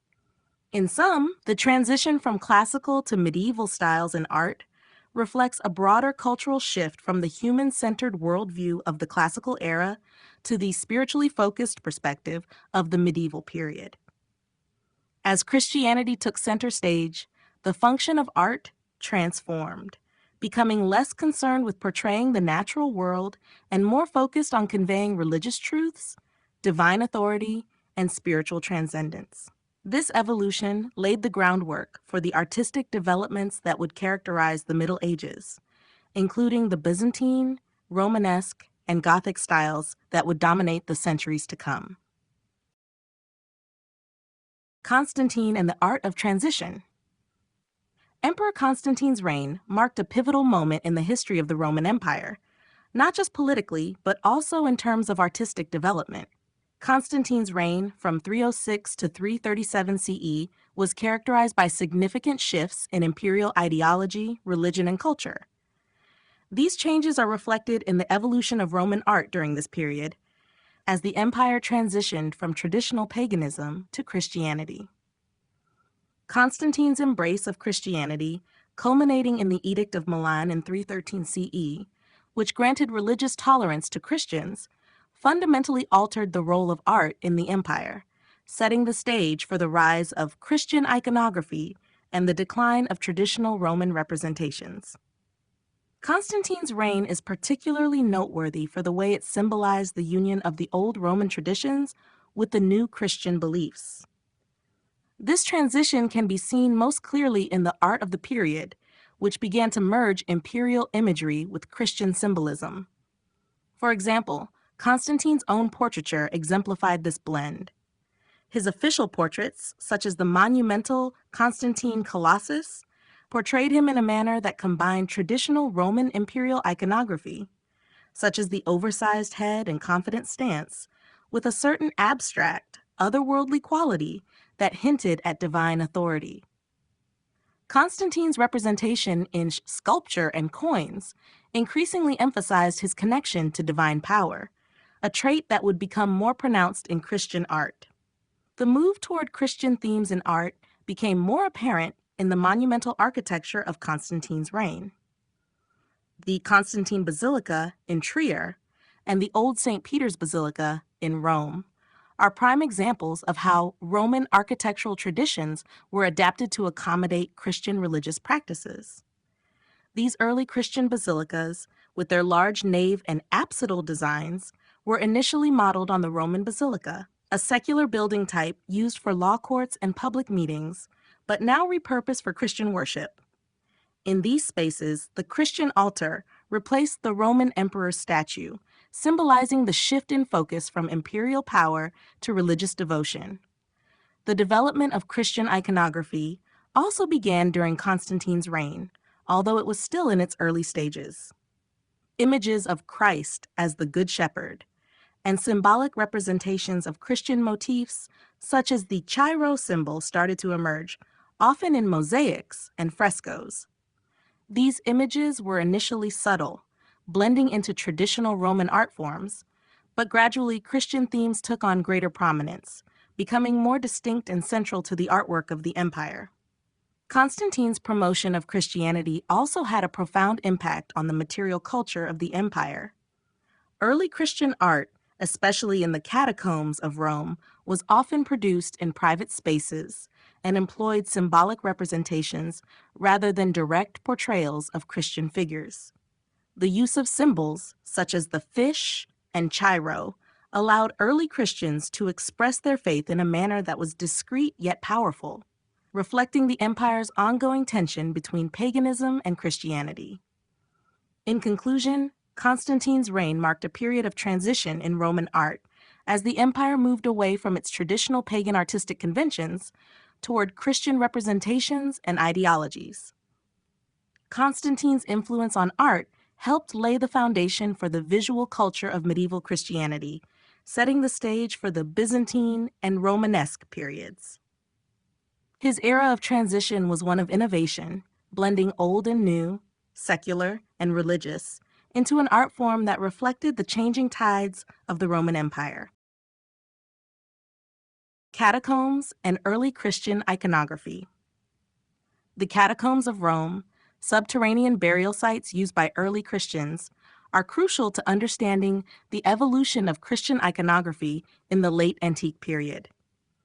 These underground spaces were not only places of interment, but also served as sites for worship and the practice of religious rites. The art found within the catacombs offers a unique glimpse into how early Christians used visual imagery to express their faith in a period when Christianity was not yet fully accepted within the Roman Empire. Christian iconography in the catacombs primarily focused on symbolism rather than direct representations of religious figures. This approach was partly due to the Christian prohibition against idolatry, which discouraged the creation of realistic images of divine beings. As a result, the early Christians turned to symbolic imagery that could convey Christian beliefs without violating these religious principles. For example, common motifs such as the Good Shepherd, the fish, the Chi-Rho, the monogram of Christ, and the lamb were widely used in catacomb paintings and sculptures. These symbols held profound meaning for early Christians. The Good Shepherd symbolized Christ as a caring leader guiding his followers. The fish, ichthys, an acronym for Jesus Christ, Son of God, Savior, became a secret symbol for early Christians, representing Christ's role as the Savior, and the lamb evoked Christ's sacrifice, referring to him as the Lamb of God.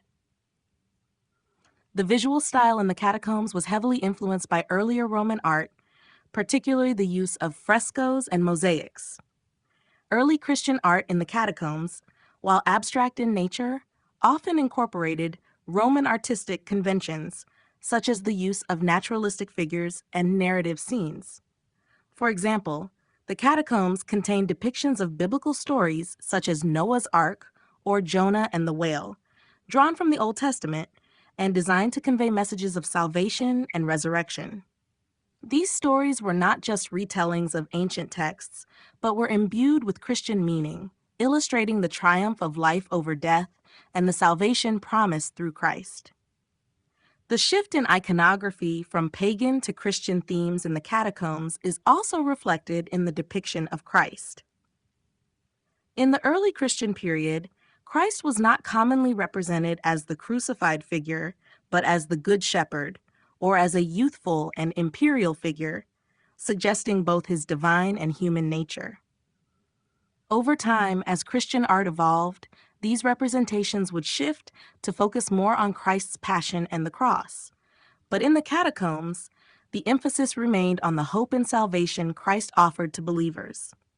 The catacombs were also a place where early Christians could express their faith away from the watchful eyes of Roman authorities, and as such, their art was rich with hidden meanings and messages of hope.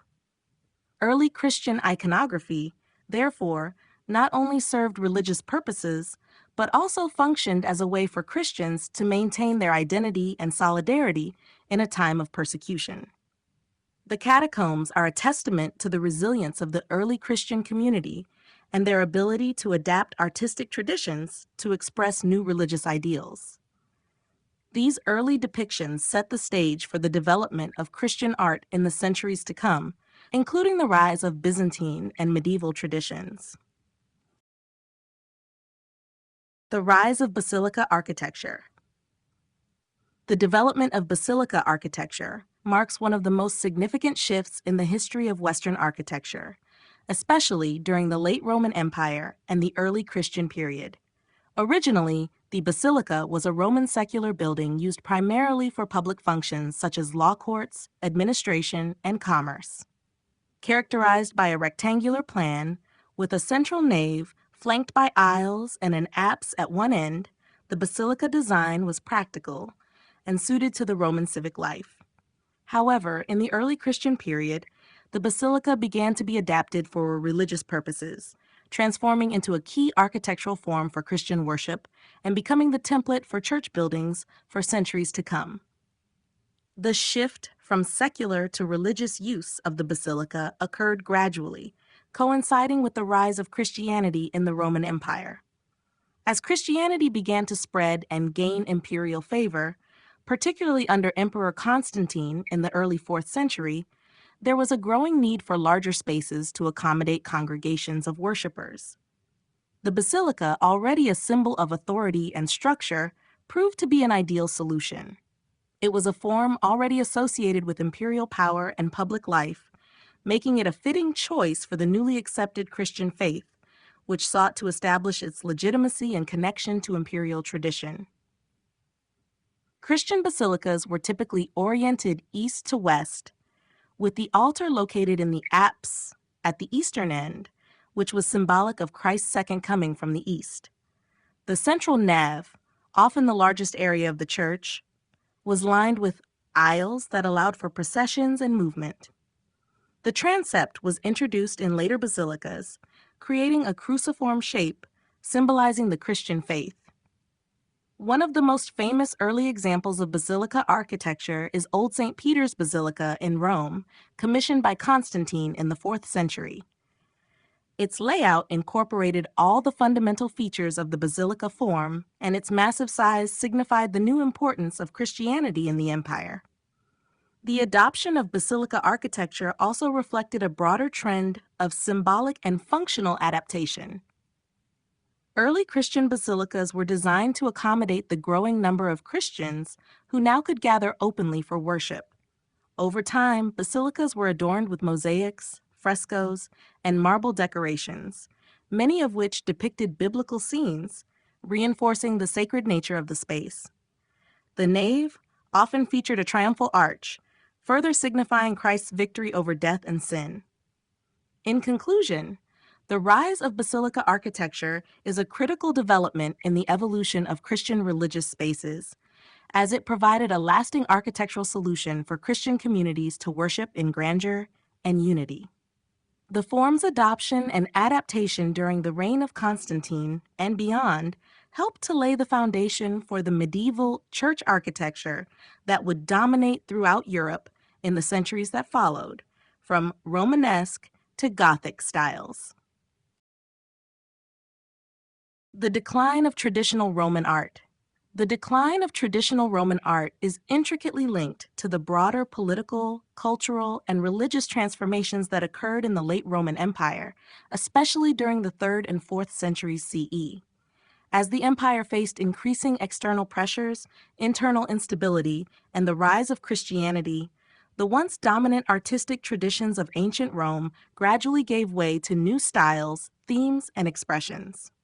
This transition was not abrupt, but occurred over several centuries as the empire's social and political fabric changed, culminating in the eventual collapse of the Western Roman Empire in 476 CE.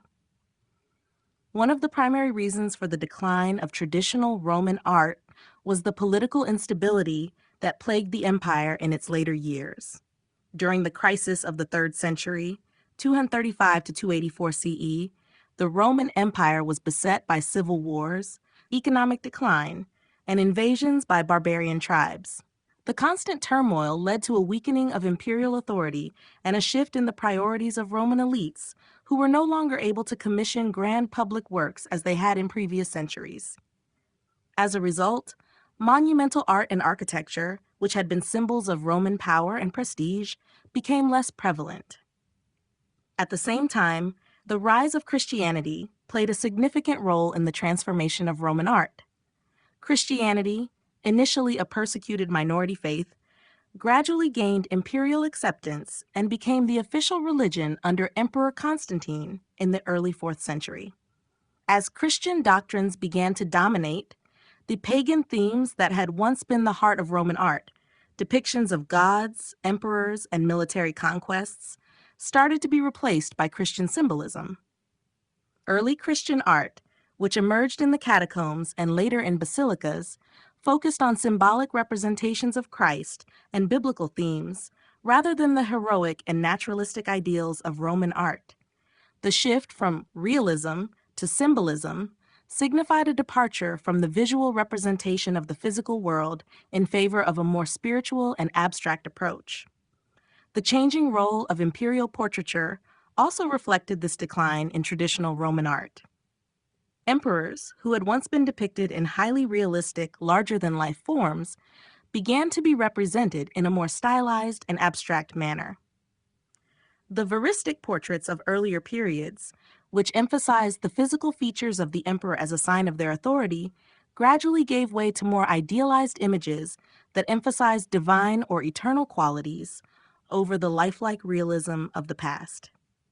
This trend reflected not only the decline in the importance of the emperor as a mortal figure, but also the growing influence of Christian ideals. Another factor in the decline of traditional Roman art was the economic difficulties faced by the empire in its later years. With the empire's resources stretched thin by constant warfare, building projects, and the need for military defense, the production of art became increasingly less focused on monumental public works and more centered on smaller, more personal objects.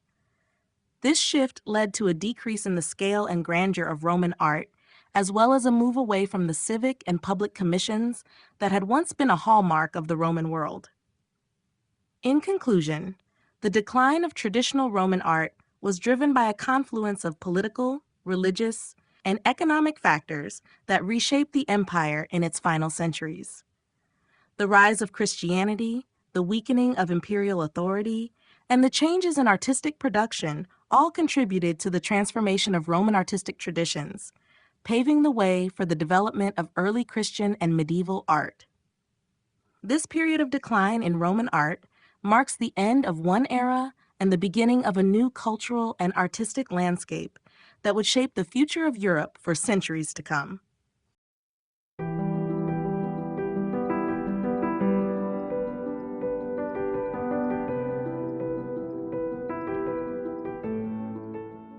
Chapter 12, The Legacy of Roman Art. The legacy of Roman art extends far beyond the fall of the Western Roman Empire in 476 CE. The artistic traditions established during the Roman period, spanning sculpture, architecture, painting, and engineering, had a profound influence on the development of Western art for centuries.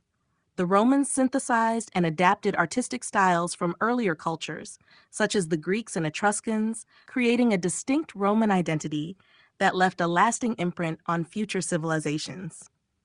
One of the most significant aspects of Roman art's legacy is its architecture and engineering. Roman innovations in the use of concrete, arches, vaults, and domes revolutionized construction techniques and paved the way for monumental structures in later periods. The Colosseum, the Pantheon, and Roman aqueducts are just a few examples of the monumental achievements that inspired architects and engineers throughout history. The use of the Roman arch, which allowed for the construction of large, stable structures, became a defining feature of medieval and Renaissance architecture. In particular, during the Renaissance, 14th to 17th centuries, artists and architects such as Michelangelo, Leonardo da Vinci, and Raphael looked back to Roman models for inspiration, reviving classical forms in their work. Roman sculpture also left an enduring legacy.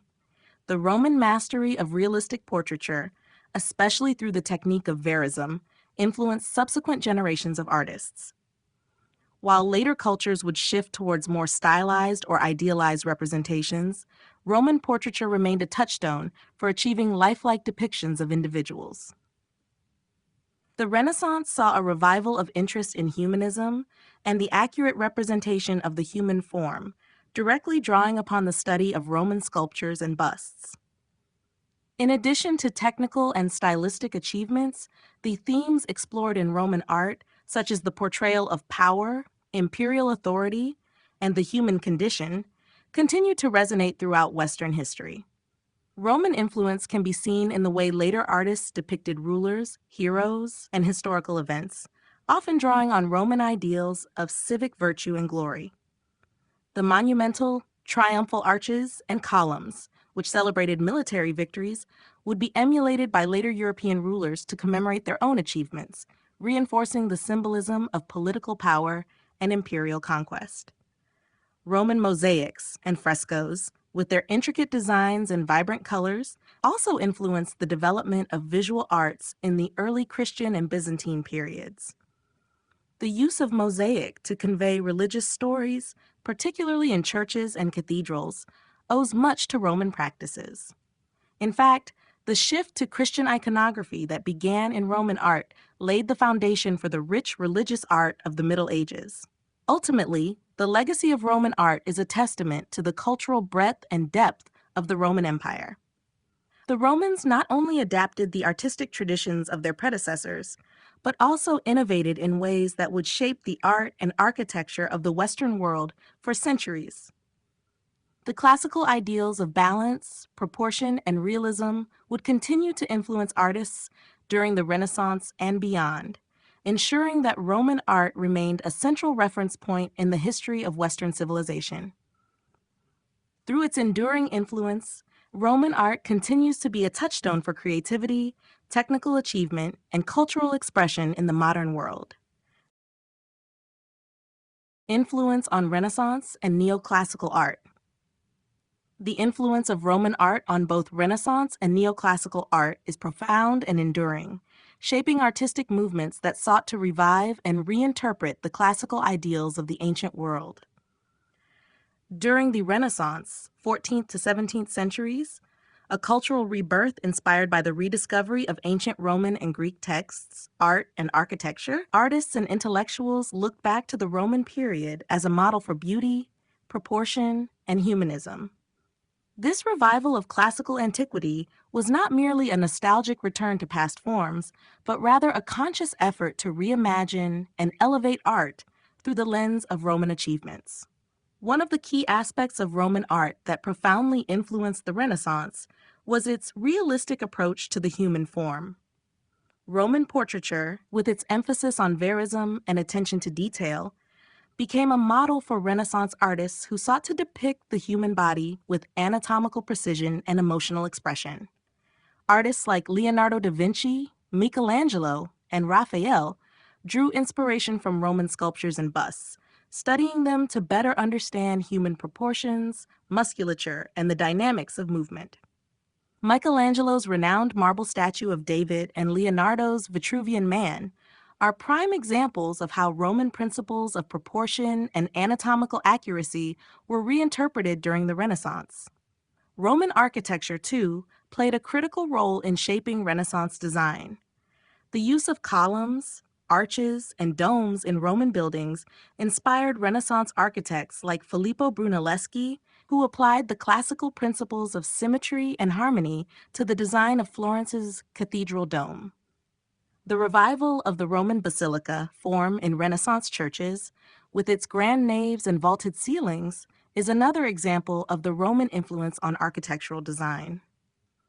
Renaissance buildings such as St. Peter's Basilica in Rome, designed by Michelangelo and Carlo Maderno, reflect the fusion of Roman architectural principles with Christian symbolism, combining the grandeur of Roman imperialism with the religious and spiritual goals of the Church. The neoclassical period, which emerged in the 18th century, was similarly influenced by the rediscovery of Roman art, particularly through archaeological excavations at sites like Pompeii and Herculaneum. Artists and architects of the neoclassical movement, such as Jacques-Louis David and Jean-Auguste Dominique Ingres, admired Roman ideals of simplicity, order, and rationality. Neoclassical art emphasized the clarity and balance seen in Roman sculpture, rejecting the excess and ornamentation of the preceding Rococo style. David's painting, The Death of Socrates, exemplifies the neoclassical revival of Roman themes, with its emphasis on Stoic virtue and the moral grandeur of the human figure. Both the Renaissance and neoclassical movements were shaped by a desire to reconnect with the artistic and intellectual achievements of Rome. The influence of Roman art on these periods represents not only an aesthetic admiration for classical forms, but also a deeper commitment to the values of rationalism, humanism, and imperial grandeur.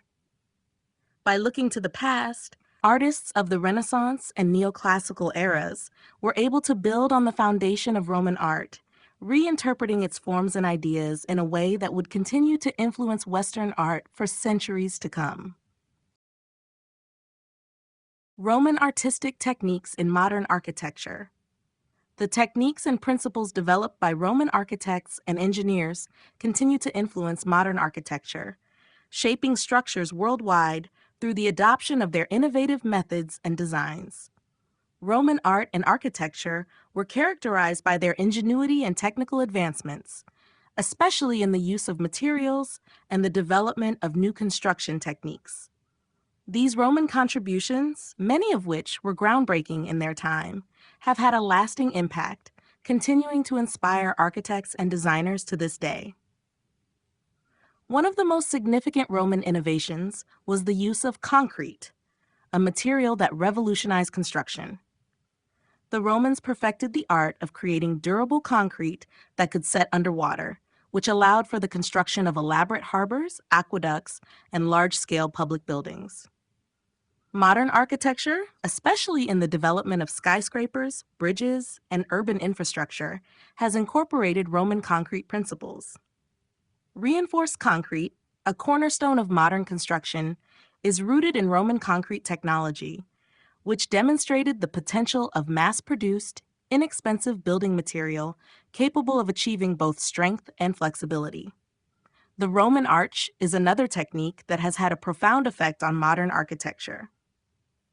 Roman architects developed the arch to distribute weight more evenly, enabling them to build larger and more durable structures, including bridges, aqueducts, and monumental buildings. This principle is still widely used in modern architecture, from the arches in train stations and tunnels to the design of modern bridges.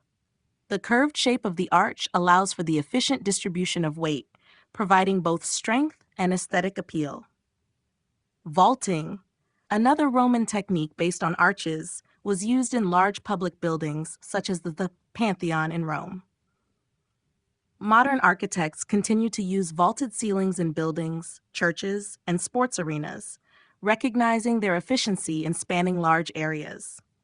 Roman domes, such as the iconic dome of the Pantheon, were architectural marvels that allowed for large, open interior spaces without the need for supporting columns.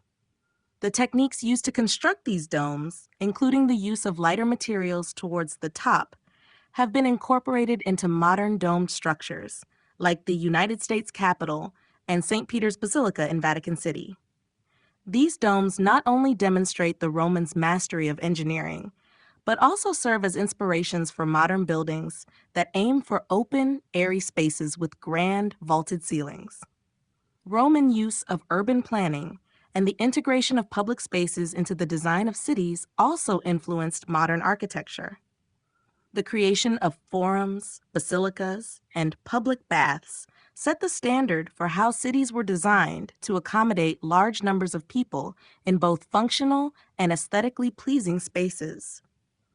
Today's urban planners and architects continue to follow these principles of civic design, balancing the needs of infrastructure, public life, and aesthetic harmony in modern cities. In conclusion, Roman artistic and architectural techniques have transcended time, serving as foundational elements in modern building practices. Their mastery of materials, structural engineering, and urban design not only shaped the physical landscape of the Roman Empire, but also laid the groundwork for the development of contemporary architecture. From concrete to arches, domes to urban planning, the legacy of Roman architecture is embedded in the modern world, ensuring that their influence will continue to be felt for generations to come. Preservation and restoration of Roman art. The preservation and restoration of Roman art is crucial for understanding not only the artistic achievements of the ancient world, but also the cultural and historical contexts in which they were created. Roman artworks, including sculptures, frescoes, mosaics, and architectural remnants, provide invaluable insights into the daily lives, religious practices, and political ideologies of the Roman Empire. Over the centuries, however, many of these works have been subjected to the ravages of time, natural disasters, human conflict, and neglect. As a result, the task of preserving and restoring Roman art is both a delicate and highly specialized process that involves a balance between maintaining authenticity and ensuring the longevity of these priceless artifacts.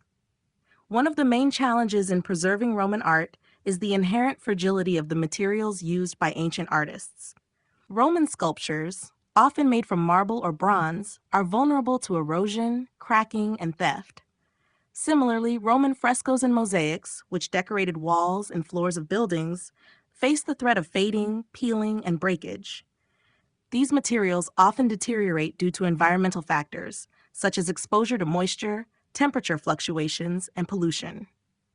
Restoration efforts often require advanced technologies, such as digital imaging, chemical analysis, and the careful application of protective coatings to prevent further degradation.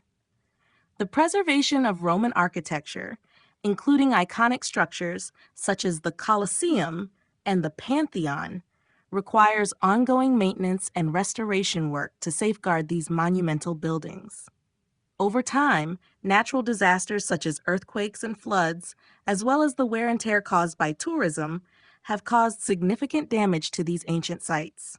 Modern restoration practices often include the use of non-invasive techniques to stabilize structures and reinforce weakened areas without compromising the historical integrity of the original materials. For example, the use of carbon fiber reinforcement and mortar-based materials mimicking ancient Roman concrete has been employed in recent restoration projects to preserve the authenticity of these structures while ensuring their continued structural stability. In addition to physical preservation, the study of Roman art has been enriched by advancements in archaeological research and digital technologies. 3D scanning and computer modeling allow for the virtual reconstruction of fragmented works of art and architecture, providing scholars and restorers with detailed insights into the original form and design of these pieces. This technology has also enabled the creation of accurate replicas, which can be displayed in museums or used in educational settings to minimize the wear and tear on the original works. The ethical considerations surrounding restoration and preservation are also significant. Restorers must make careful decisions about the degree of intervention needed and how to balance the desire to maintain historical accuracy with the necessity of ensuring the artwork's survival. The goal is to preserve Roman art in a way that maintains its historical value while ensuring its longevity for future generations to appreciate and study. Overall, the preservation and restoration of Roman art is a dynamic and multifaceted process that requires a deep understanding of ancient materials, modern technologies, and ethical considerations. Through these efforts, the cultural legacy of ancient Rome continues to endure, allowing us to connect with and learn from the artistic achievements of this remarkable civilization. Roman art in museums and collections. Roman art, with its rich history and diverse forms, has become an integral part of museum collections and exhibitions worldwide. Museums and private collections play a crucial role in preserving, displaying, and interpreting the artistic achievements of ancient Rome, offering insight into the civilization's culture, politics, religion, and daily life. These collections allow for a deeper understanding of the legacy of Roman art and its influence on later periods of history, while also fostering an appreciation of the craftsmanship and innovation that characterized Roman artistic practices. Museums housing Roman art pieces often feature a broad range of objects, from sculptures and pottery to mosaics, frescoes, and everyday items. Collections of Roman sculptures, particularly marble busts, statues, and reliefs, are among the most iconic and widely recognized aspects of Roman art. Many of these works, originally created to commemorate political figures, military achievements, or gods and goddesses, have found their way into museum collections where they continue to captivate visitors with their realistic depictions of the human form. The British Museum, Louvre, and Vatican museums are renowned for their extensive Roman collections, which include some of the most famous works of art from antiquity, such as the Doryphorus spear-bearer and the Augustus of Prima Porta. In addition to sculptures, Roman mosaics and frescoes form an important part of museum exhibitions, offering a glimpse into the decorative arts of ancient Roman homes and public buildings. The Pompeii archaeological site and Herculaneum have yielded some of the most exquisite frescoes and mosaics, showcasing vibrant colors and intricate scenes from mythology, daily life, and nature. These objects are often displayed in their original contexts or recreated environments to give visitors a sense of how they would have appeared in Roman times. Roman pottery and household items also provide valuable insights into daily life and are often included in museum collections. From functional objects such as amphorae, storage jars, and oil lamps, to more decorative items like glassware and jewelry, these objects help to fill in the picture of Roman life and culture, reflecting the widespread use of art in both domestic and public spheres. Museums not only preserve and display Roman art, but also serve as spaces for scholarly research and public education. Exhibitions and collections often include contextual information, historical background, and curatorial interpretations that help visitors understand the significance of the works on display. Temporary exhibitions, as well as permanent galleries, are frequently curated to highlight specific themes, such as Roman portraiture, religious iconography, or the influence of Roman art on later European art movements. Private collections and art auctions also play a role in the dissemination of Roman art. Many wealthy individuals and institutions collect Roman antiquities, sometimes rediscovering forgotten masterpieces through archaeological digs or private sales. However, the trade of Roman art, particularly in the context of antiquities markets, raises important ethical concerns about provenance and the preservation of cultural heritage. In conclusion, Roman art in museums and collections serves as a bridge between the past and the present, offering a glimpse into the achievements of one of history's greatest civilizations. By preserving and interpreting these objects, museums ensure that the legacy of Roman art continues to inform and inspire generations to come. Through exhibitions, research, and educational programs, Roman art remains an essential part of our shared cultural heritage, highlighting the enduring influence of ancient Rome on the development of Western art and civilization. Continuing fascination with Roman aesthetics. The aesthetic principles of ancient Rome continue to captivate and influence the art world today, with their combination of grandeur, realism, and innovation. Over the centuries, Roman art has inspired countless generations, from the Renaissance to the modern era, with artists, architects, and designers drawing upon the Roman emphasis on proportion, harmony, and monumentality. This lasting fascination with Roman aesthetics is not only a reflection of the empire's enduring cultural significance, but also a testament to the timeless appeal of its artistic achievements. One of the central aspects of Roman art that has persisted in modern aesthetics is its realistic approach to portraiture and the human form. Roman artists were pioneers in creating lifelike representations of individuals, capturing their distinctive features and personalities through techniques like verism and naturalistic modeling. This focus on individualism and the accurate portrayal of the human face set Roman art apart from earlier Greek idealism and remains influential in contemporary portraiture and sculpture. From the work of Michelangelo to modern hyperrealistic portraiture, Roman depictions of the human form continue to shape artistic conventions today. Another aspect of Roman art that has maintained its relevance is the use of perspective, space, and symmetry in both sculpture and architecture. The Romans were masters of architectural design, developing techniques such as the Roman arch and vaulting that allowed them to construct large open spaces that emphasized grandeur and monumentality. This engineering innovation not only shaped the physical environment of the Roman Empire, but also left an indelible mark on later architectural movements, particularly during the Renaissance and in modern neoclassical buildings.